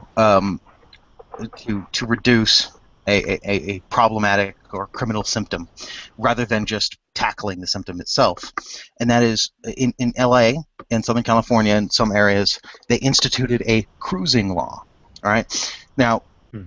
I don't know how many of you live, if any of you have been to Southern California, but Southern California is somewhat known for having a car culture, right?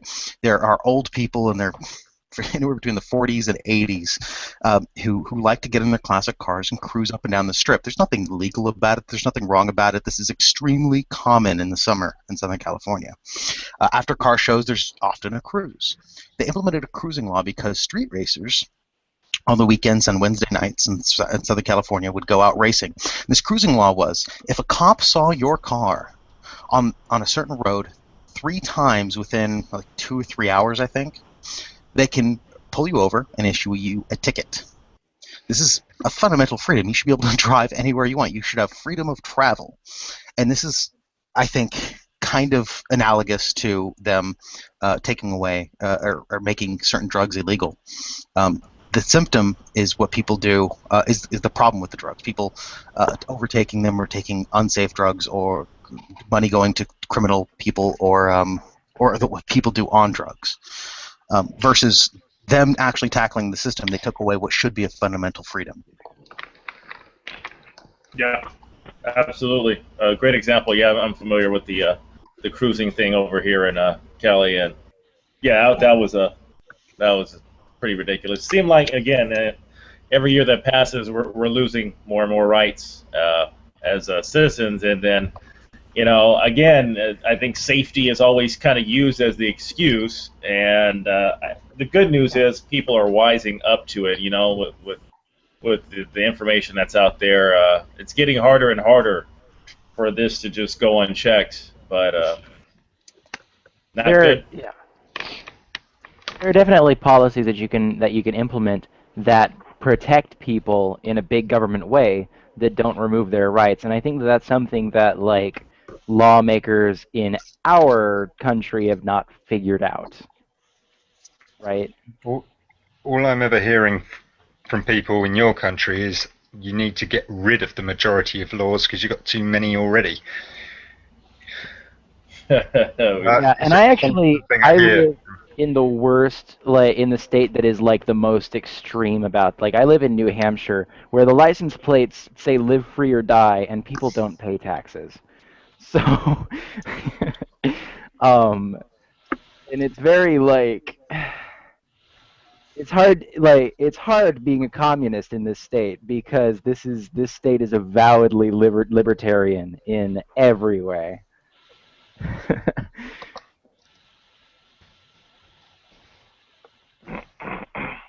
It's hard because the people have this Have a idea, nice, right? See ya. Nice. Yeah, good chatting, folks. Gonna call it, but I'll be seeing you folks in traffic. Good talking to you. See. Take care, man. Cheers. So people have this idea that like you pick between big government and small government, and small government doesn't protect anybody, but big government takes away freedoms, right? And it's like nobody realizes like you can protect people without taking away their freedoms. Like that's a thing that you can do. And passing a law that is for the protection of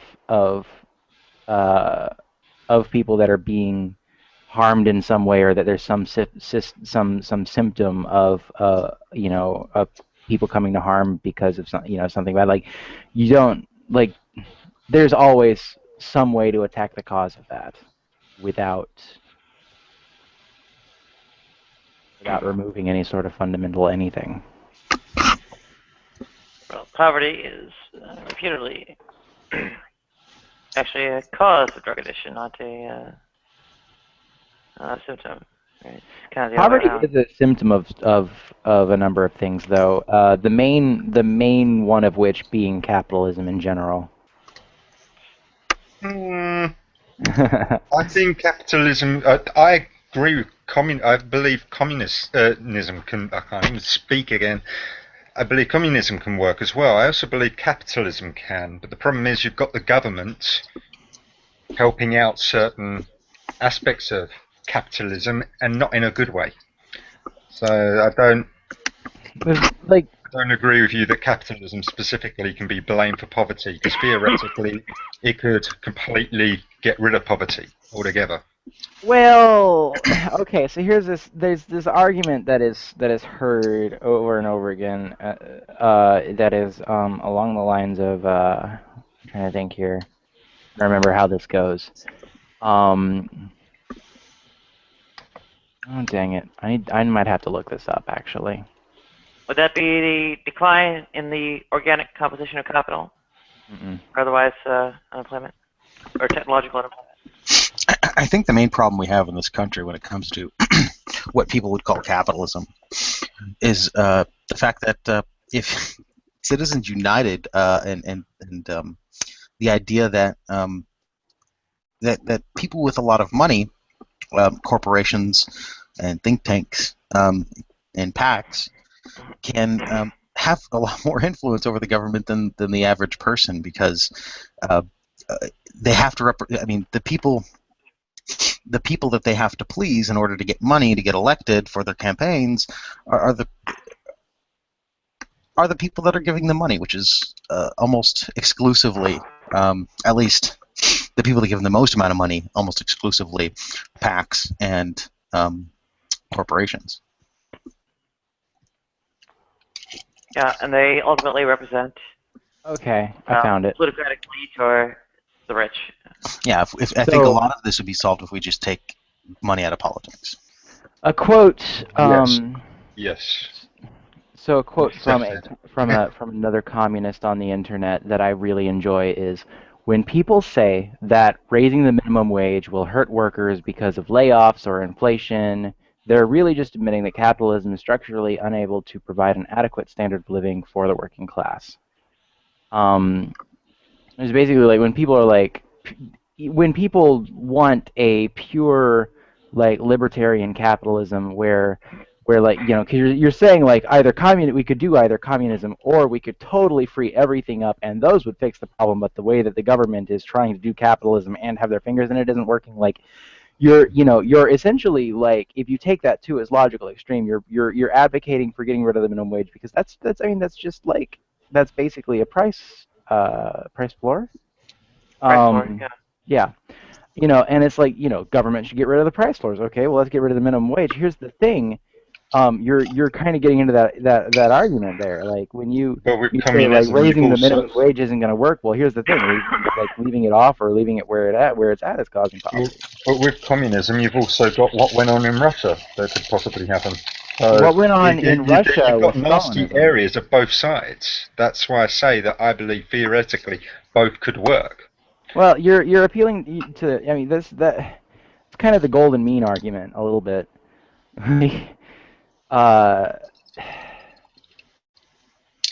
Like, ultimately, like, the thing is, like, what happened in Russia isn't an issue with communism. What happened in Russia is an issue with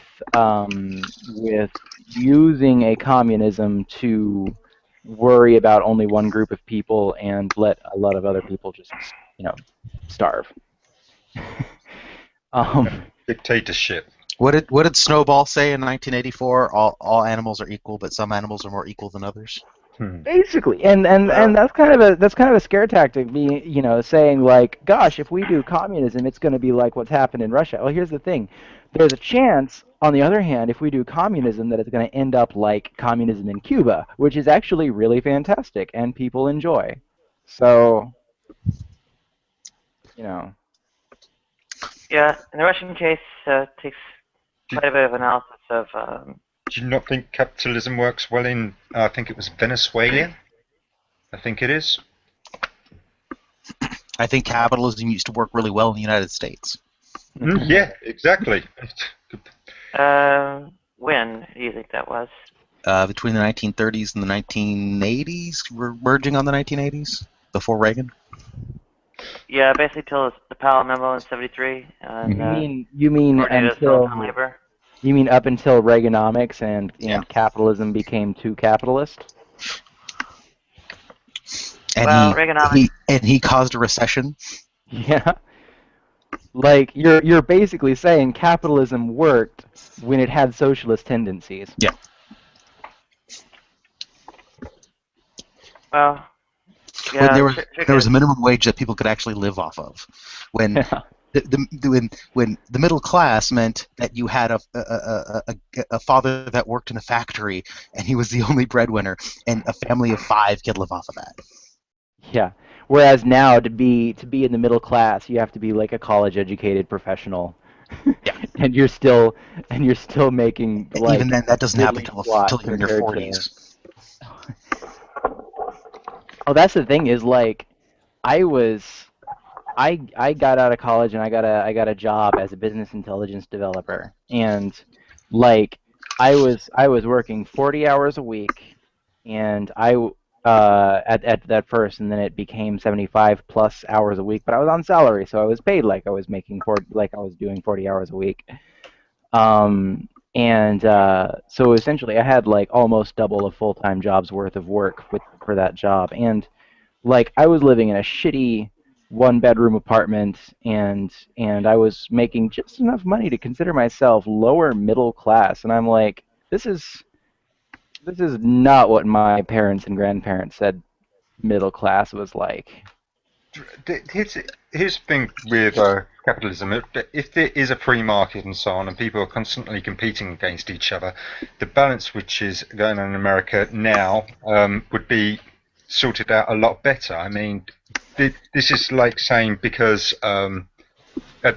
this is basically you get different levels of poverty in Africa and stuff like that as well. I mean, that's not necessarily because of the setup of the system. It's because other people from other parts of the world with a different political setup are taking advantage of a certain area. Here's an issue, right? I feel that any system where some level of poverty is considered expected is inadequate. No, it's not that it's expected. It's just that it is the way of the world right now. And that being the way of the world is a problem. Yes. Yeah. So in the meantime, our reserve army is unemployed and decline the organic composition of capital, and of course, still quite a bit of primitive accumulation and such in terms of things ranging from U.S.'s asset forfeiture to extreme exploitation of labor in both prisons and third world. Point to a lot of things that I think Marx had in mind as far as the way the world works, and even beyond that, whole globalization where state withers away might be happening a little before any kind of quote-unquote revolution. In fact, the revolution wasn't actually conceived of as something of or anything like a insurrection or uprising, rather a radical change in the way modus operandi. So, when smoke clears, I think we have, well, more globalization to do. Effectively, the political and well, really political globalization is lagging behind the economic, but even so, catching up might help resolve various growth inequities in between first and third worlds, and Also, even like, internally to the third world. also kind of holding out for automation as well. Like, once we reach a point of automation where it's not even realistic to employ half or maybe even a quarter of the of people, like maybe someday they'll realize that a system where everyone has to have a job to survive is a bad idea. Maybe someday we'll see that Star Trek society where people don't work because they have to, but work because it's what they want.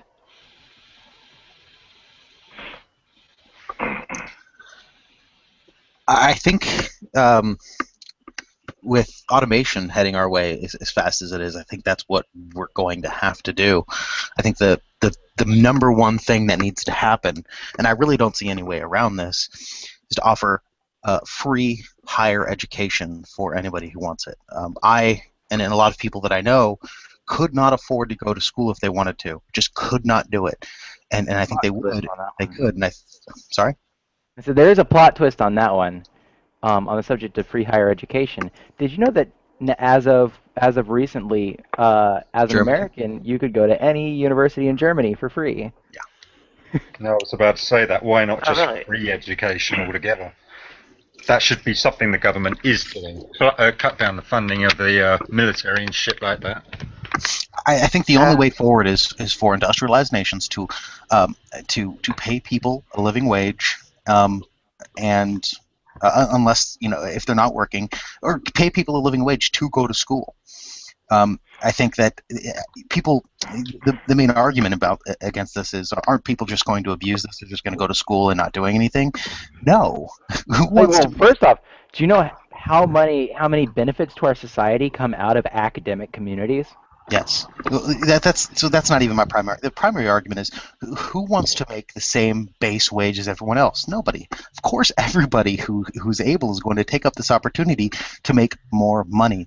Of course, I don't want to make the base wage everyone else is making. I want to be successful. I would want to go to school to learn everything that I want to learn, and get hired at a place that can't do automated things like, say, coding, and make a lot more than my peers. I think that kind of competition for individuals would really drive the society forward, and I think it has to be done because I think everything else is going to be automated. I think if we implemented a standard wage for all citizens, that there would still be a surplus of people wanting to be employed.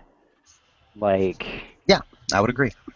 But the only difference would be, one, believe it or not, the government would save a lot of money if the studies on cities that already have systems like that in place are accurate. And two, the people who want to be employed but aren't will actually be surviving. For once. And we could totally afford this as long as we cut out the loopholes for corporations and started charging corporations that make a certain amount of money 45% of their income. I think that's completely doable, and that's not that extreme. That's close to what we had in the 1940s. And it's basically like if you make enough money to not get all your taxes back, it's what you're basically paying on your income tax in a lot of states anyway. And these corporations are only going to be making more money once things become more automated.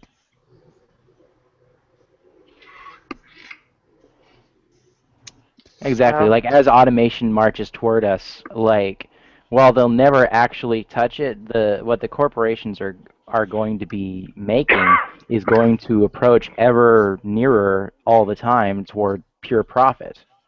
Of course, until that, I mean, that's going. I don't think I don't see that as happening without crashing, because as automation marches forward, there's going to be more unemployment, less people with this disposable income to buy their products.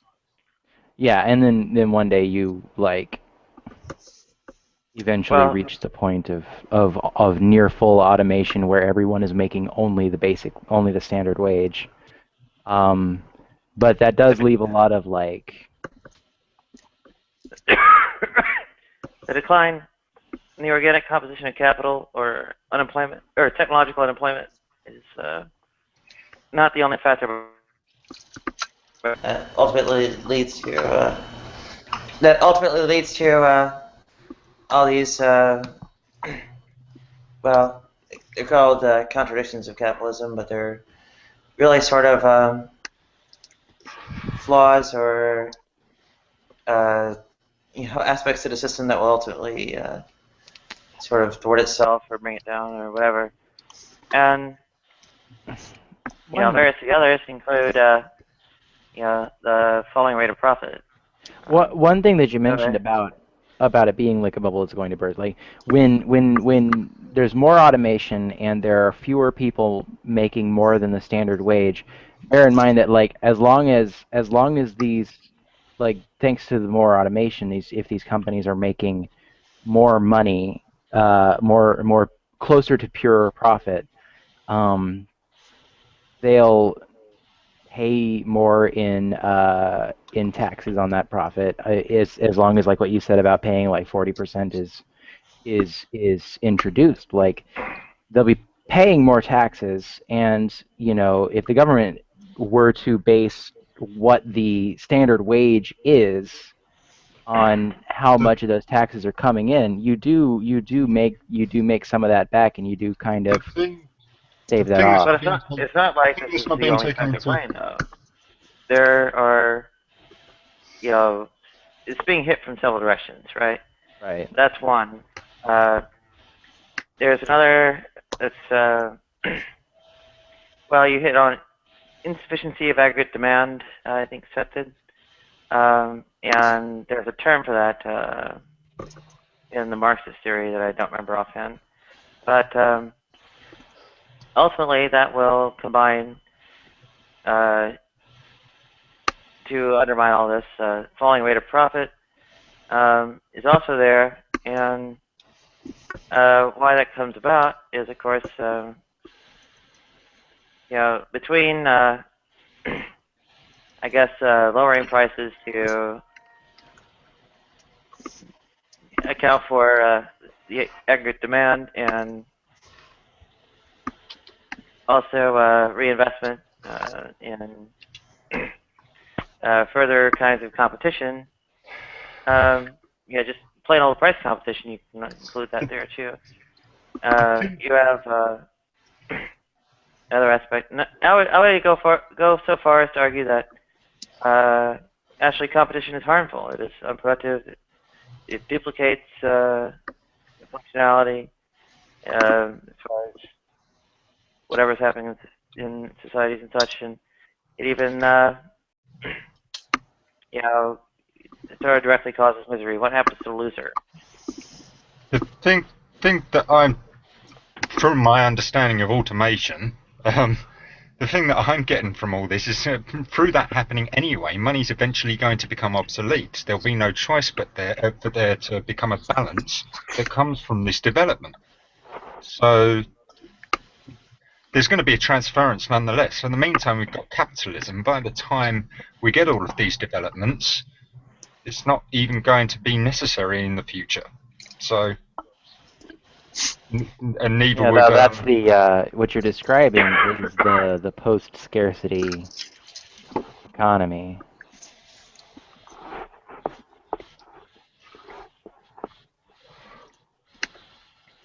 So for the meantime, isn't it better just to stick with capitalism then? Capitalism with some changes. I agree. It needs changes, yeah. I would ideally rather see communism, but as long as I'm going to live in a capitalism, if they make some changes, it's Russia. bearable. I think I think capitalism. I'd rather live in a capitalist society. Generally, I just think there should be more regulations on it, and they regulations like taking their hands off of government. Taking some of the money out of politics. But I think that there's a competition in capitalism that just can't be matched in communism. Well, and I argue the competition is harmful. One of the tricks is, of course, that there are, I guess, some notions where you're supposed to quote unquote bring about some revolution or whatever, as opposed to a different understanding of what the revolution is, and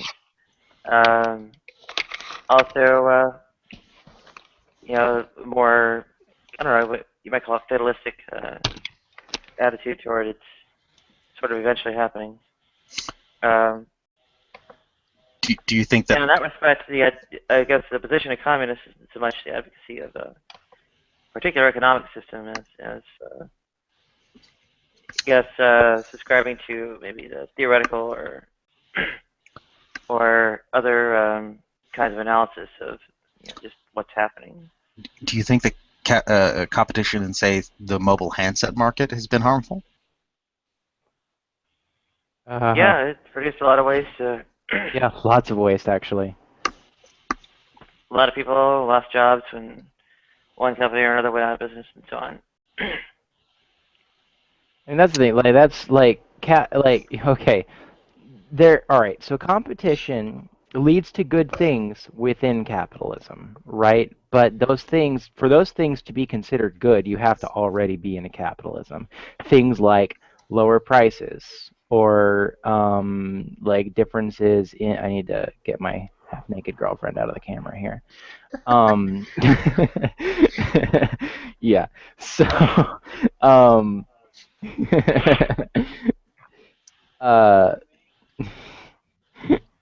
sec. Focus. Now's not the time.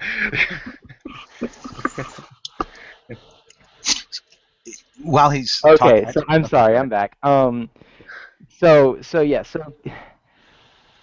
basically, the competition causes these good things like lower prices, possibly higher quality, disputed, I guess. But the thing is, the lower prices thing is if you're not in a capitalism, it means squat, right? And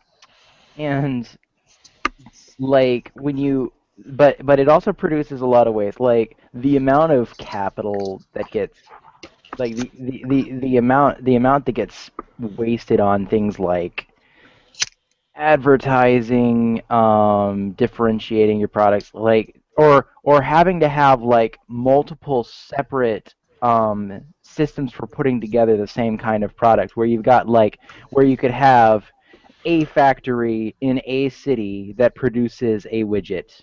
Instead, you have two factories in two cities that produce the exact same widget, but with different names. Where that land could be used more efficiently for something else. So, sticking to the handset market, when Nadia says there's been a lot of people laid off when companies get accumulated, I just I'm not a programmer. I just don't see that happening. Whenever I'm reading about in tech news, companies get accumulated and people get hired at other companies, making programming for different things. And a lot of times these acquisitions are acqui-hires. They want the programmers. They want these people working on their product instead of what they were working on before, and I just don't see that as particularly wasteful. There's a lot of people who don't make the cut, right? They might want the programmers, but they don't want the let's say HR personnel or the managers, and they might dump half the programmers in the process too. So no, my experience is not that that happens at all. And in fact, it gets a little bit worse, right? Like even where this, say, not a sort of competition in a capitalist system, the you know, sort of quote unquote incentives for productivity, etc. make well, the manner of dealing with say someone who's quote unquote less productive, just really cool, where you would if you were say architecting a state to deal with the problem or whatever, you might have a policy that okay, someone doesn't appear to have that great of talent for something, and send them off to be retrained somewhere. Where and maybe they don't like it, but at least they still have education and being arranged, and don't get put out on the street. Where here, somebody gets laid off because they weren't in, I don't know, whatever, making whatever cut with office politics, whatever. Welcome to the street, right? So.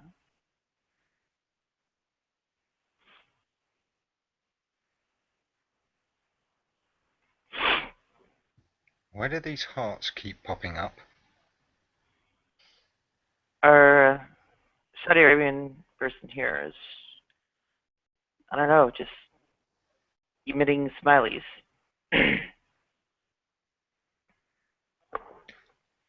Emitting they're from smileys is Jeddah, nice. Saudi Arabia.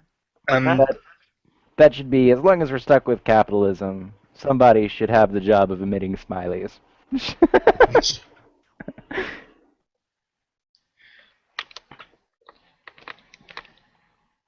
I mean, there's there's a different way of managing a workforce apart from basically just okay, your paycheck's stopping and no longer welcome in the building, and have fun out on the street. Yeah. Oh, and by the way, your healthcare stopped too, so whatever permanent condition you had, you die from. Yeah, capitalism is sort of the idea that people who can't find work deserve to die. Yeah. And I mean, it's not like communism is against work. It's not about life, They're the same as with communism. That's not exactly about life and whether or not people live or die, is it? It's nothing about that. And the fact is, even in communism, there are going to be companies that have to close down because they're out of date or whatever, and people are going to have to adapt and move on. Otherwise, they won't have a job. I'd see. It's difference managed is points more that are trying to be made. in communism, though. Well, Sorry? yeah, the difference is the entire goal is different, right? The entire goal is to serve society. You have the stakeholders, are capitalism. Right? Capitalism is what you get when you throw a whole bunch of competing goals in a bowl and tell them to kiss. Where like communism has the goal of keeping a country running and keeping people alive, right? Not just alive. Do what? Not just alive, but also. But yeah, and in a lot of cases thriving. So what about? So why would you say that communism then needs to be more capitalistic as well? Then no, they kind of need to work together. No, believe it or not, communism works best on its own. Capitalism, to make it work, you have to inject socialist bits. Otherwise, you have people dying in the streets. Communism, on the other hand, if you inject capitalist bits, starts to fail. You have to have, communism is better when kept pure, where capitalism is more manageable when mixed with things. As I said, don't get me wrong. I believe both can be equally as effective if actually put to good use. Yeah, you have to both require being regulated correctly to work. There's always going to be those assholes which try buggering it up for everybody else. So that's the problem. Well, let me analyze the case of the factory closing or whatever. let's say, or a business closing. So in that case,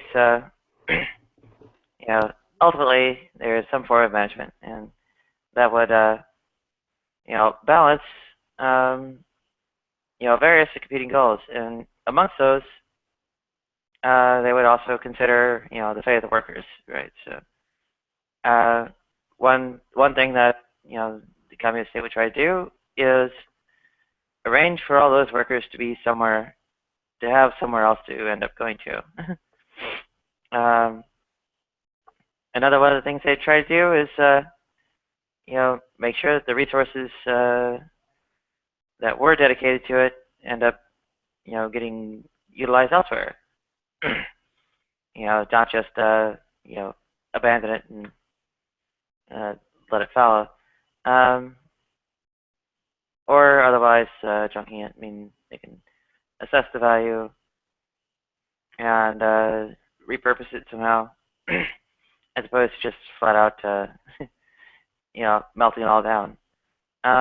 Which tends to be kind of the nasty way of dealing with equipment and such as it stands now. I mean, for instance, But yet again with that, that still gives people in capitalism technically more freedom. Then they get to choose who they want to help, and so on and so forth, which I see can be a plus in negative also, but at least it gives more freedom. Well, so like well, having who gets helped more or less like be a popularity contest is a little messed up though. Like, adorable three-legged puppies might get a lot more likes on Facebook than,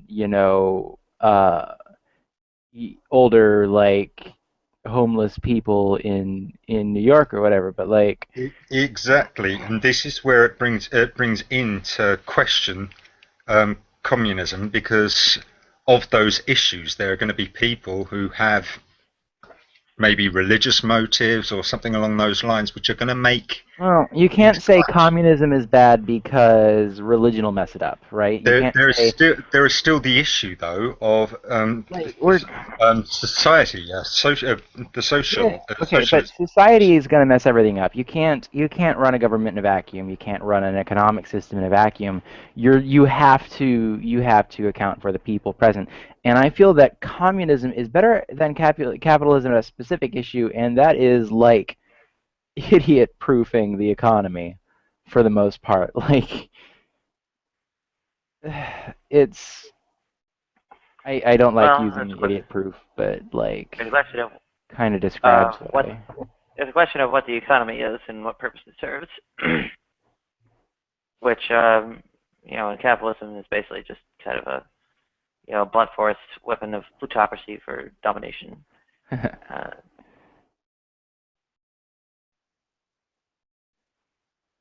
Does anyone else think it's an interesting and convenient development that like Europeans have been pushing on the world the system of government that most benefits the majority?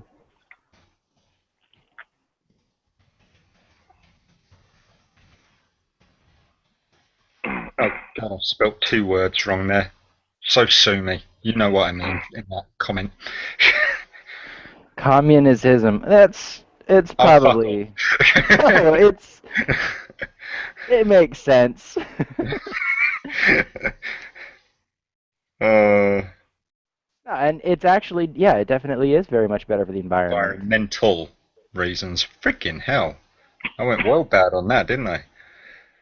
Anyway, you know what I mean. There are, of course, further things like in Marx's theory, the metabolic rift is spoken of, where, in more modern terms, you might consider resource depletion and I suppose environmental concerns to be those. And I suppose in his day, the decline of soil quality was, I suppose, the chief expressed concern. But in ours, we have, of course, petroleum and other fossil fuel resource depletion, as well as declines in the ore grades of essentially all metals. Furthermore, well, to expand the concept of metabolic rift to, essentially other natural phenomena. Beyond that, we have climate change, the result of pollution, Do you and agree even that antibiotic resistance. do you agree that communism is slower at progression compared to capitalism? Actually, I would argue that it's faster. You'd say it's In terms faster. of, one sec. No. Easy argument for speed. She's going to work, and I'm not going to see her for like a gajillion hours because she works open to close every day ever. Yeah, USSR's industrialization. Only, what, you think 15 or 16? Yeah, like she's working like 15 or 16 hours today, just like yesterday and the day before. Anyway, I believe that communism is actually better than capitalism at progressing and at like, switching to path or moving forward on paths toward more progressive policies, because one of pretty much one of the vast differences between capitalism and communism is that capitalism reacts to things happening and kind of shifts itself over time to get closer to that balance that it wants until the next thing changes, while communism communism is governed. It's when the people in power, when the people in charge of a communism recognize a need for change, they can say, okay, do this. Hey, communism, do this thing, and it does it. It's like the only lag between knowing that you need to do something and having it implemented in communism is the time that it takes to implement it. Whereas in capitalism, you have to justify it to an epic butt ton of people. Couldn't that make it more stagnant, though? Think about it. Think about what communism's competition is. It is capitalism. So it's therefore going to be having to constantly develop and so on. Well, if the whole world, for example, was communist, you don't think the production and progression would slow down? Because I can't see how it. You think that there would be no competition between nations if all of them were communist? I think it would slow down. Because I remember Russia doing kind of well in the space race. Right? What did they get out of it, though, in the end? About as much as we did, but exactly. Not a good example for this. No, here's the thing. Here's the thing. Both NASA and their equivalent, those organizations actually do cause a lot of technological advances. This is the best writing utensil I have ever fucking used. Well, with the exception of the pink version of the same thing. But this was invented for the sole purpose of not causing electrical fires in space. Mm-hmm. Right?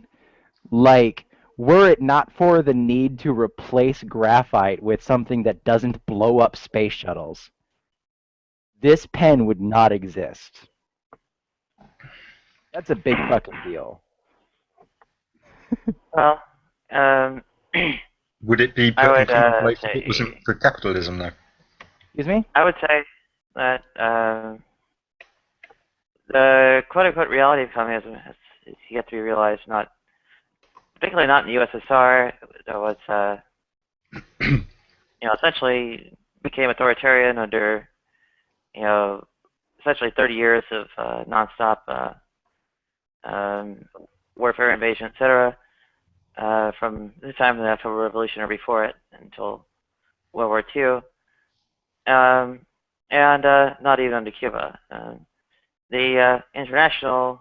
So you stop using Cuba because I can bring in China. Okay. Well, China, how did that even likewise not remotely related to what was actually described, because had to do with the industrial proletariat, where China was a peasant revolution. Can we? Working on the global character of the anticipated, culmination of contradictions, that quote-unquote revolution that essentially forces, simply by practical considerations to, adopt a different way of doing things, is, it was nowhere in sight during either of those nations' times, and it's a fairly long way off now, even so. In the first and third worlds are still, rapidly divided, and the, globalized capital, etc., has nowhere near the sort of total domination expected. Go ahead. Well, I got 2 points. You actually mentioned the first and third worlds being divided, and I will say that communisms are by definition, like, the second world is defined as the communist part. But anyway, I would like to talk for a second or for a minute about how basically Thomas's example of a bad communism is literally the fastest growing economy in the world. No, no, no, no, no. I was using China as an example of capitalism. It's set up in industry is basically capitalist. Its whole development is. It's got a dictatorial government and so on, but its actual setup when it comes to businesses and everything is very capitalist. Yeah, come on. I'm gonna. It is 1 minute. Like, here's the thing: is like, oh my gosh, you just called China So capitalism. stop blowing raspberries and stuff. Let me collect myself. I'll blame Richard Raspberry. Like, China is literally like dictatorially governed by the Communist Party, right? Like that is literally like the people own the industry, and Where does like Hong Kong come into it as well? well, Hong Kong is still nominally capitalist due to the agreement with the United Kingdom, if I'm not mistaken. They ended up making an agreement with Beijing, I think. That they had to clarify it with them because there was a long debate about that, wasn't there? With, I'm not. Hong Kong, Beijing saying, "Hang on, no, we're Hong Kong. We still want the rights that we had when we were with, GB and so on." Right, and I'm not the most educated on that, so. Hence the rioting also China's that's going on busy. now. Well, China's kind of lost on both fronts. You've got the whole rise of the princelings and such,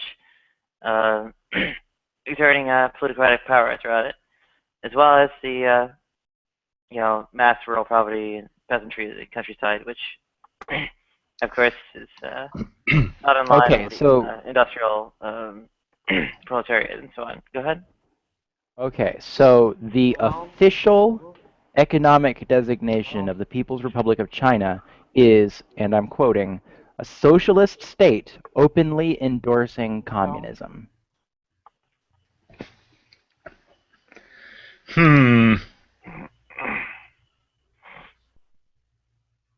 And a socialist state is any state that is constitutionally dedicated to the construction of a socialist society. So at least the laws and policies that are Would you call written China down socialist? Going on what they did with the Tibetans and what's going on with Hong Kong now, I mean, they can hardly get away with it with Hong Kong. Well,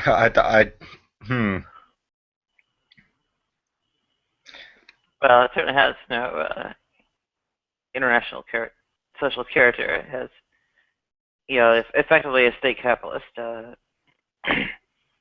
relationship with the rest of the world. Yeah. And like I said, the rise of the princelings and such since Deng Xiaoping's reforms, as well as the mass peasantry and so on, seriously undermine its credibility as anything remotely communist. In fact, I would almost say that there's it almost doesn't make sense to talk about sort of communism as a form of government per se. It's yeah, you essentially like you have your system of government and you have your economic system. And some work better together than others. Like I would argue that communism kind of almost requires either some form of oligarchy or dictatorship or anarchy. And like if you do like in the middle stuff like representative republics, it can get kind of weird sometimes. Um, and whereas essentially like a capitalist country is a little freer in how many different configurations of government that work, because you have you don't really need somebody there either making the decisions or a complete lack thereof to make it work. What about Germany? How that used to be. About Germany.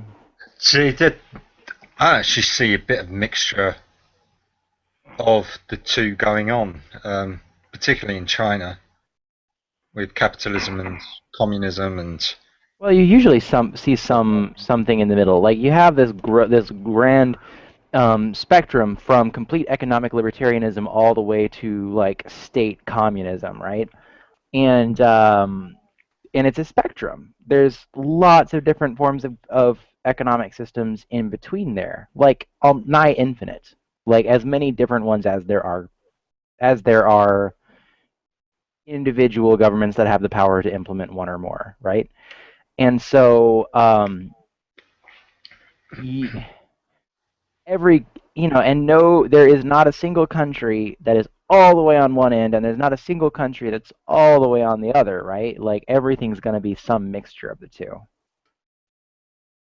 I think it'd be really cool to see things that are closer to the communist end because it's something we don't get to see very often, right? Like, and I live in New Hampshire, I can see the other end of the spectrum as much as I want. This again brings into it a bit for me. It's whoever's doing best at the time are going to call their specific setup whatever they wish. It seems to me. This is also another reason why I kind of find it unnecessary to say that either capitalism or communism is better one way or the other. You might just as well mingle them together and make sweet love or something like that. Now kiss. Yeah.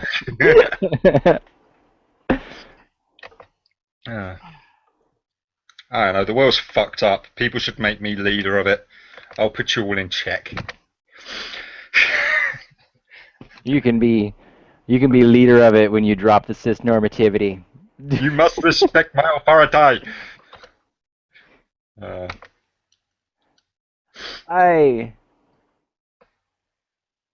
I suppose I'm biased in thinking that I would be a better leader. Yeah. I don't know, like, do you play nation states? We should compare nation states.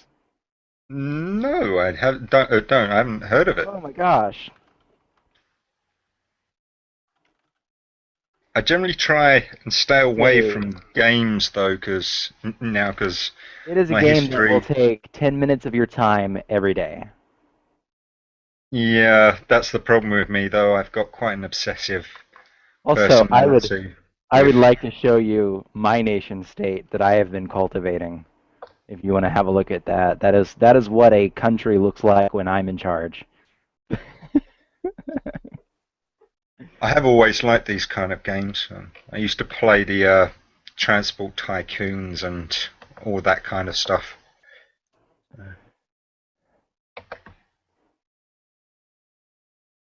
Hang on a minute, where is it? It's a weird setup, this. Nation. Create nations, see the world. Make it a better place. Oh God. So, I'm gonna favourite it and come back to that at a later stage. I feel like mine is impressive.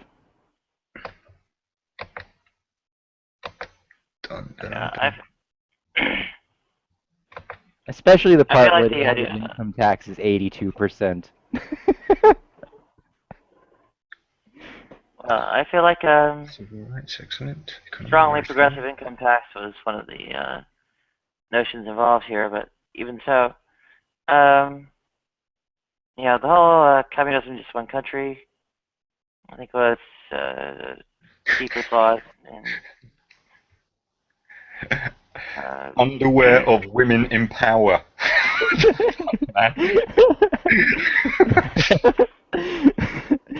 That's I allowed a bit I of a free speech already don't want issue. you being my ruler. I allowed a bit of a free speech issue to move through and continue happening that I wasn't expecting to lead to that.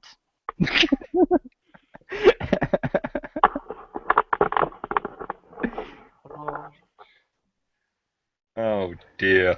Yeah. But like look at the little like you see down at the bottom where there's like the hearts and the human head and the umbrellas and that stuff. Yeah. Hover over that. Top 10%. There's a roost for most compensation citizens. What the fuck does that even Compassionate. mean? Top 10% of the world for most compassionate citizens. Oh, compassionate. A bit dyslexic, by the way, if you hadn't noticed. Oh, I am too. It's nice to meet others. 10% of the world's most godforsaken. I like that one. The most godforsaken. Yes. Top 10% of the world. That is literally a metric of the percent of citizens who are atheist. Mm. I swear. My nation just like, that's the thing is like I didn't like condone atheism in any way. It was essentially I never showed any preference for like a state religion or anything. And just over time, the lack of the government giving even half a shit for any Yeah. sort of religion evolved into having one of the most atheist populations in the world. So the designers are most probably atheist. Possibly. Dedicated public healthcare. I like that one. World's nicest sisters. Oh, God, I'm going to stop talking. I give in with it.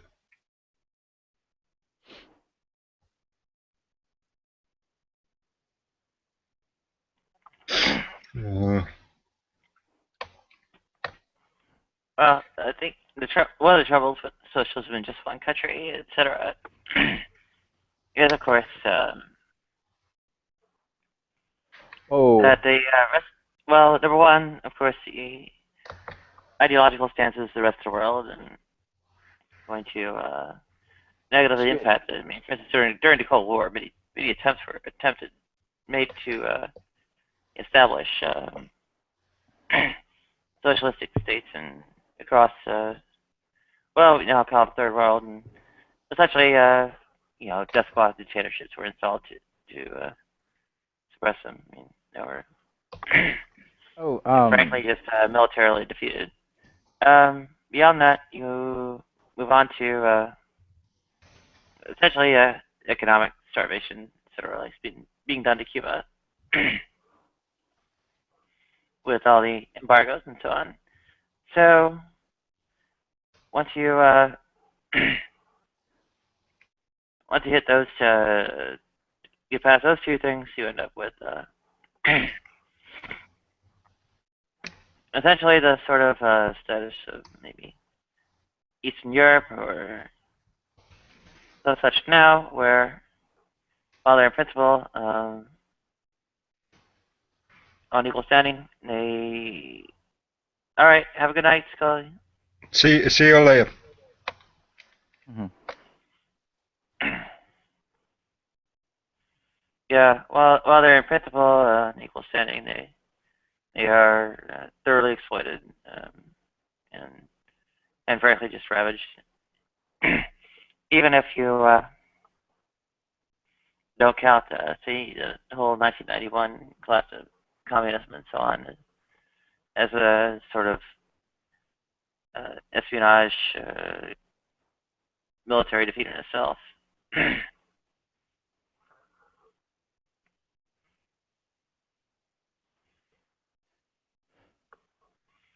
I don't know.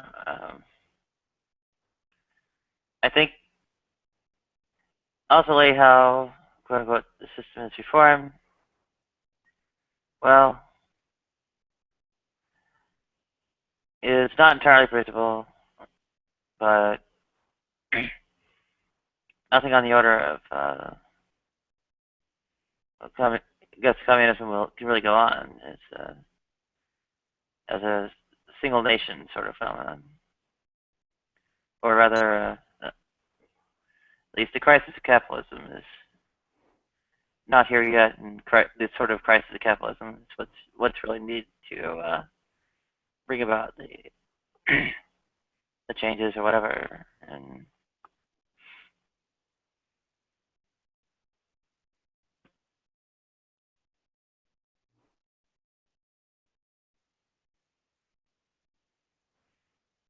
I mean, you have the notion that there are like little crises and sort of the ultimate crisis.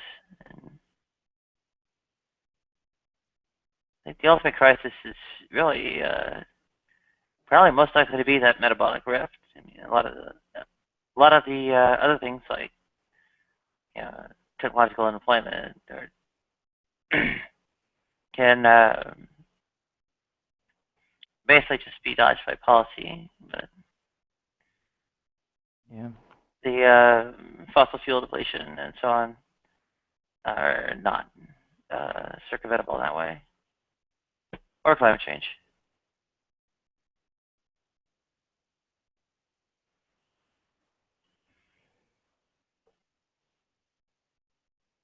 I think of the people that have been in here tonight that were actively speaking. I think we're down to a couple that generally agree on things. That's true.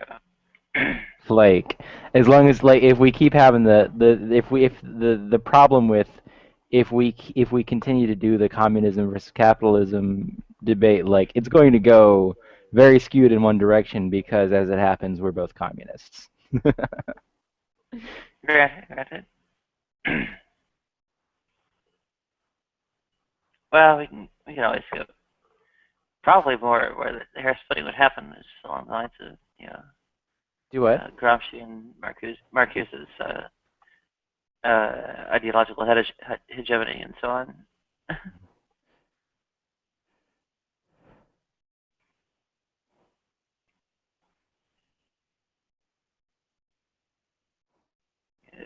Essentially, where class struggle is somehow conducted over over all that, and I kind of have a lot of homegrown theories or whatever you might call them to I don't know, modify all the Marxism. Hi, Gretchen. Good to have you back.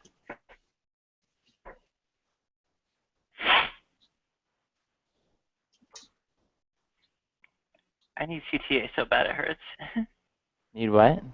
I need like CTA or Femlar or Lava so bad it hurts. Hmm. And you hear my voice cracking after only a couple of hours. Yeah. Doop doop doop. And it's not even that good at its best.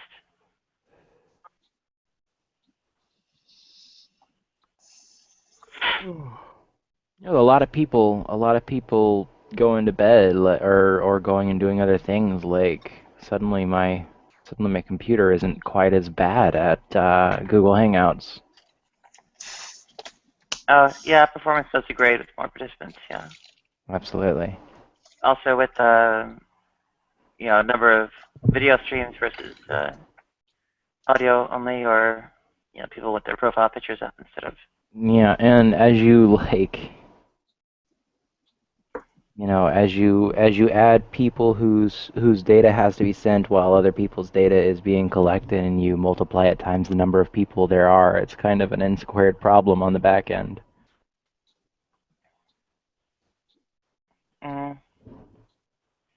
Yeah, there's that in the back end, but I don't think the back end's Right, it's not going to affect my client quite as bad, but it's I've got to get I have to get 4 different video feeds from the rest of you, and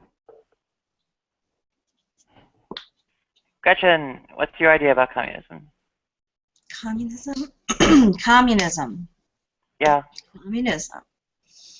Hmm. Just cold ask. There we go. Yeah, that's really out of the blue. Haha, get it? Blue, Out of the blue red. because it's red. Exactly. Thank you for understanding.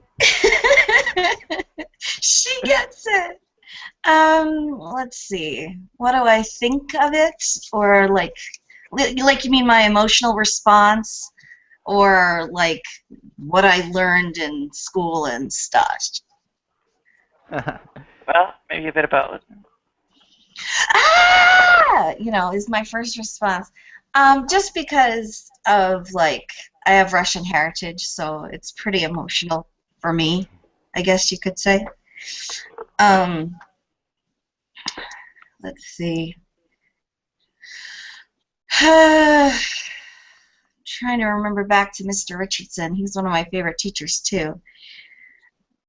I remember having a lot of trouble understanding it different points of view in terms of one being a government or political system and one being more of like a financial, and that we were talking about the contrasted differences of that. This was in like 9th or 10th grade, so this is like forever back to me to recall. And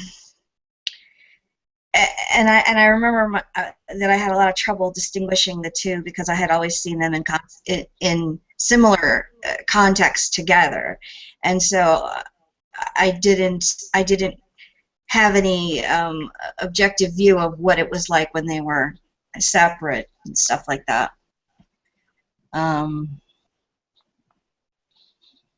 What else? Oh, well,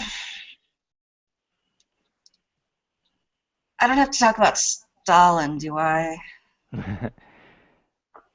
Unless you want to. No, Holodomor. Surely But anyways, other than that, a conversation about communism can actually and its merits and disadvantages can all totally happen without mention of Stalinism as it happens. Holodomor. Anyway, I have to keep saying that. That's the emotional part. Like I can't divorce it. I can't get over it. I remember I made like one of my first jokes, and it was about that. And that I stayed after between the bells, and then I had to like run to my next class. And this is so weird because then he asked me another question, and I'll tell you what that one was too. So I said to him, "What gets the red out quicker than Visine?" Joseph McCarthy. You know, the Red Scare, U.S. history. Okay. And then he said, "Okay, I'm going to put you in the hot seat." And I'm like, "Okay, go ahead," because we had been playing that game this whole time. And he said, and he had asked just random questions to everybody there. And he asked me, oddly, "Do you think sex is here to stay?" And I said, "Yes, probably until people learn to love each other." I was what, like 13, 14? It's like 10th grade, 9th, 10th grade, something like that. So that's probably as much as I remember about it all. I remember history stuff better than I do political stuff. I leave that to my brother because he's a professor in that, so I'm like, "Oh good, I don't have to think about it. You'll tell me everything." It's like there's the fun joke like, "Oh, between me and my brother, like combining the two of us, we know everything in the universe. Go ahead, ask me a question." Right. And then it's about anything. Oh, my brother knows that. And I'm the that's same what my brother knows. Right. And I'm the same way with my husband. Except we kind of do know the opposite of what each other knows, so it sort of does kind of work out. Which I know. I'm sorry. Go ahead. I had an electronics professor in college who said there's an inverse correlation between how much you know about a subject and how much your spouse will care about it. There you go. That works for me. Which, you know, that reminds me of Nadia. I owe you the half Naki's picky of my sweetie. Remember? The half what? The half Nakis of him walking in that Oh, video from absolutely. Yogi Angel 7. Can I like? Absolutely, yeah. Yeah, I'll be back while I'm looking for that. I mean, you know what I'm saying, right? Yep, yep. I reached that point where I'm considering passing out as a way to sentences are hard. Yeah. I think that I should find food, take hormones, and fall into a bed. Yeah, So that's fine. I'll miss you. It was great to meet you in chat tonight. I'm so it was glad you nice. came tonight. It got heated at times, but I can tell that you're good people.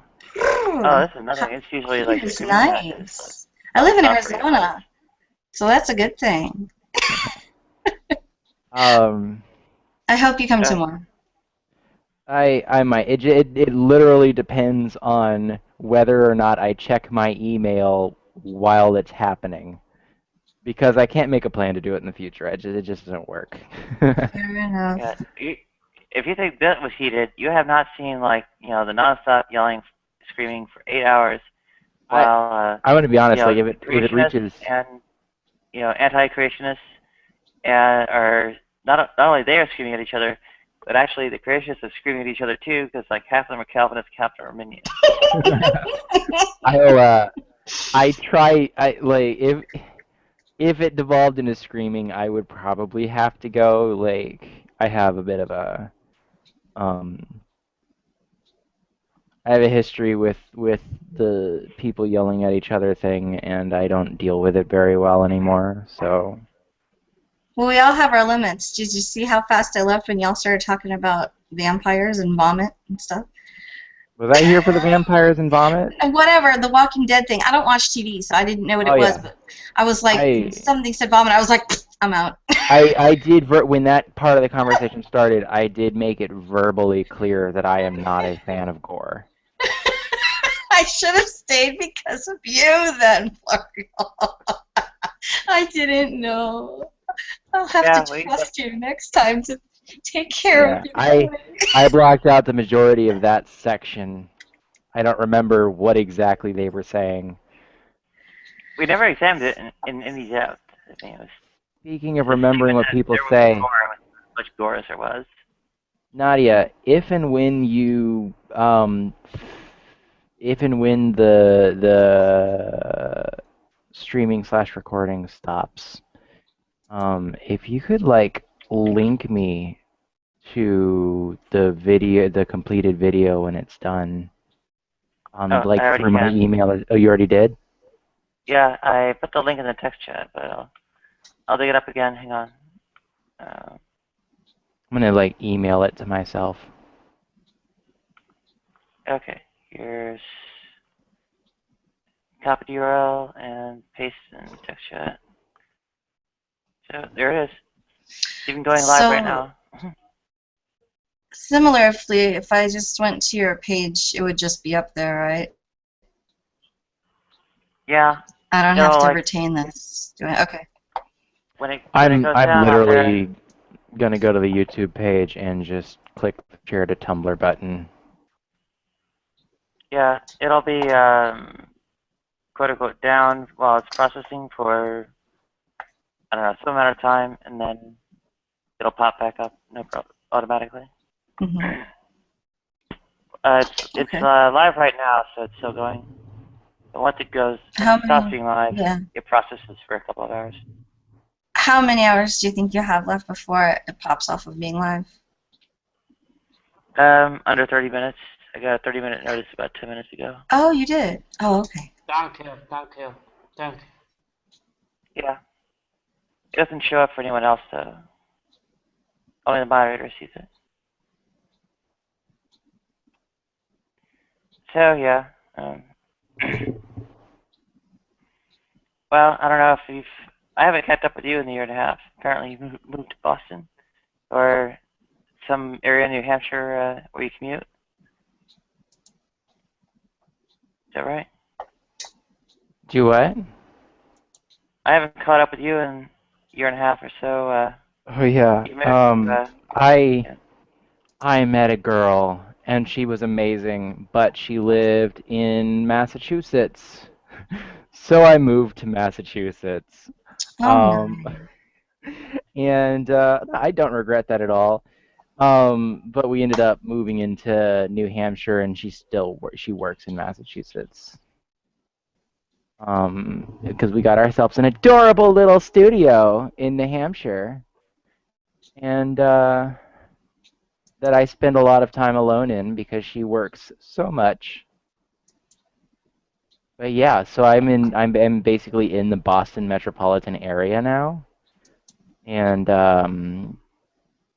it's like in the process of switching to having a doctor in Boston and finding people around here to hang out with, which is surprisingly turning out to be easier than like back where I'm from.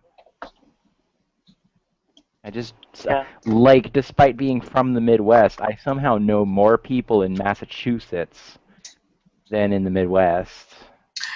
You know, I was going to tell you I'm your southern neighbor because I'm from Chicago originally.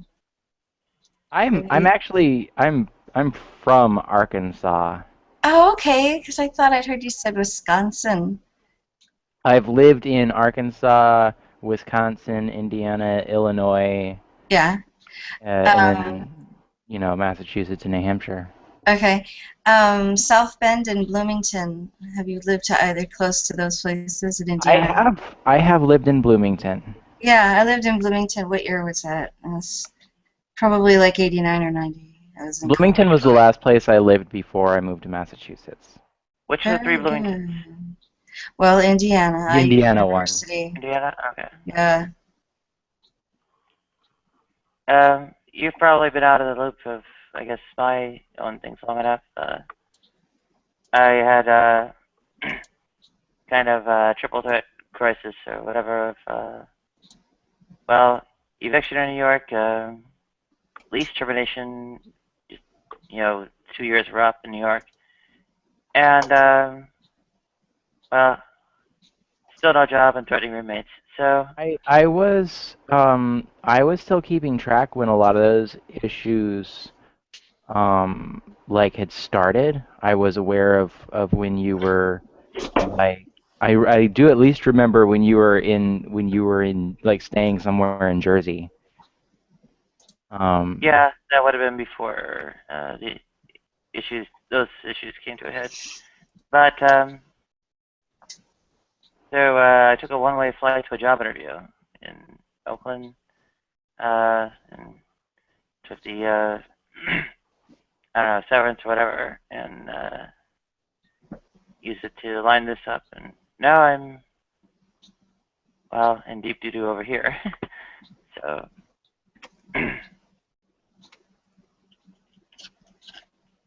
Yeah, and sometimes, I mean, you get those spiraling situations where you're going to be in doo-doo wherever you go, so you might as well go somewhere more comfortable to be in doo-doo. I was a lot more comfortable in New York, actually, but it's like Silicon Valley had a lot more of the prospective employers. California had much more. Sorry, Silicon Valley had a lot more prospective employers, and California had, well, progressive healthcare regulations. Right. Especially for Wish you could get those out of Massachusetts, though. If only, if you could find, if only the Silicon Valley were in the Boston area, you'd be made. You could just, but. Yeah, I'm not really able to capitalize on much of California. Pretty much, if you have the kind of Medicaid garbage or whatever, you have year-long waits to get to a GP for anything before even consideration of any grant anything. I was super surprised that, like, around here at a sliding scale place, the waiting list is only like 2 weeks long total, which was just like it blew my mind.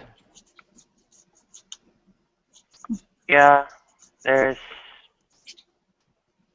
there are problems. It was a lot better in New York as far as healthcare. Yeah. At that point, I never actually had the Medicaid or anything, Like, which yeah, was the West Coast kind of gets like at least, especially like being from slash in the Midwest at time, like the West Coast gets almost romanticized. Like, ooh, I want to move to Seattle. I want to move to Silicon Valley. I want to move to San Francisco, right? Like these beautiful places on the West Coast that are super progressive, and it's like having moved to the East Coast and remembering the times that I visited the West Coast, I'm like, nah. I'm good. I'll stick to Boston. Thank you. You made a good choice. I've lived in both. New York beats the pants off of the Bay Area by a long shot. And yeah, they even with like not even Medicaid, just like the random vouchers and so on, they got thrown around. We're covering more of my stuff than Medicaid is. At least for the quote unquote bare bones survival. That said, I was still getting hospital bills racked up against my own credit record, but anyway. It was there aren't it's getting ugly. I'm gonna go down hard pretty soon. That scares me. I know you. Go ahead. I'm sorry. I genuinely wish that I had more than a like.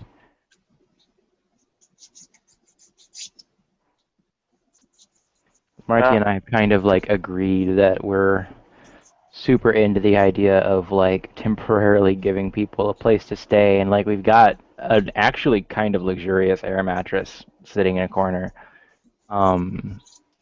that is in addition to like our regular one that we sleep on, and like obviously she and I would talk to each other first about anyone, but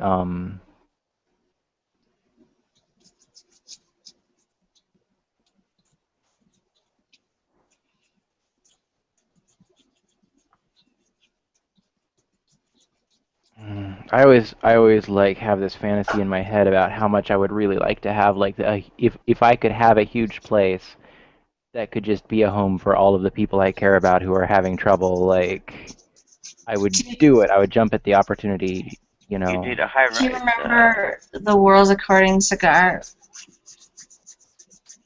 The what? Remember The World According to Cigar? I want that house. That's the house I want.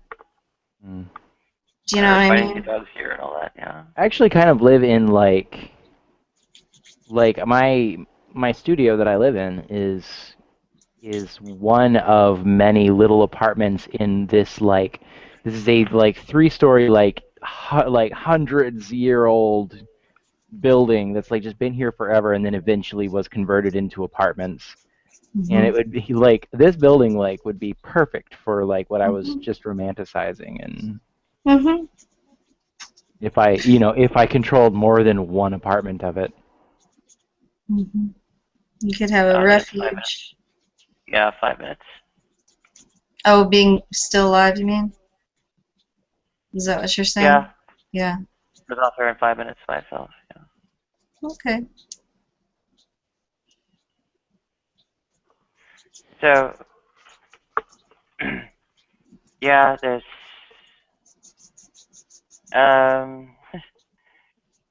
too large a crisis ongoing for individuals to really address. I mean, it's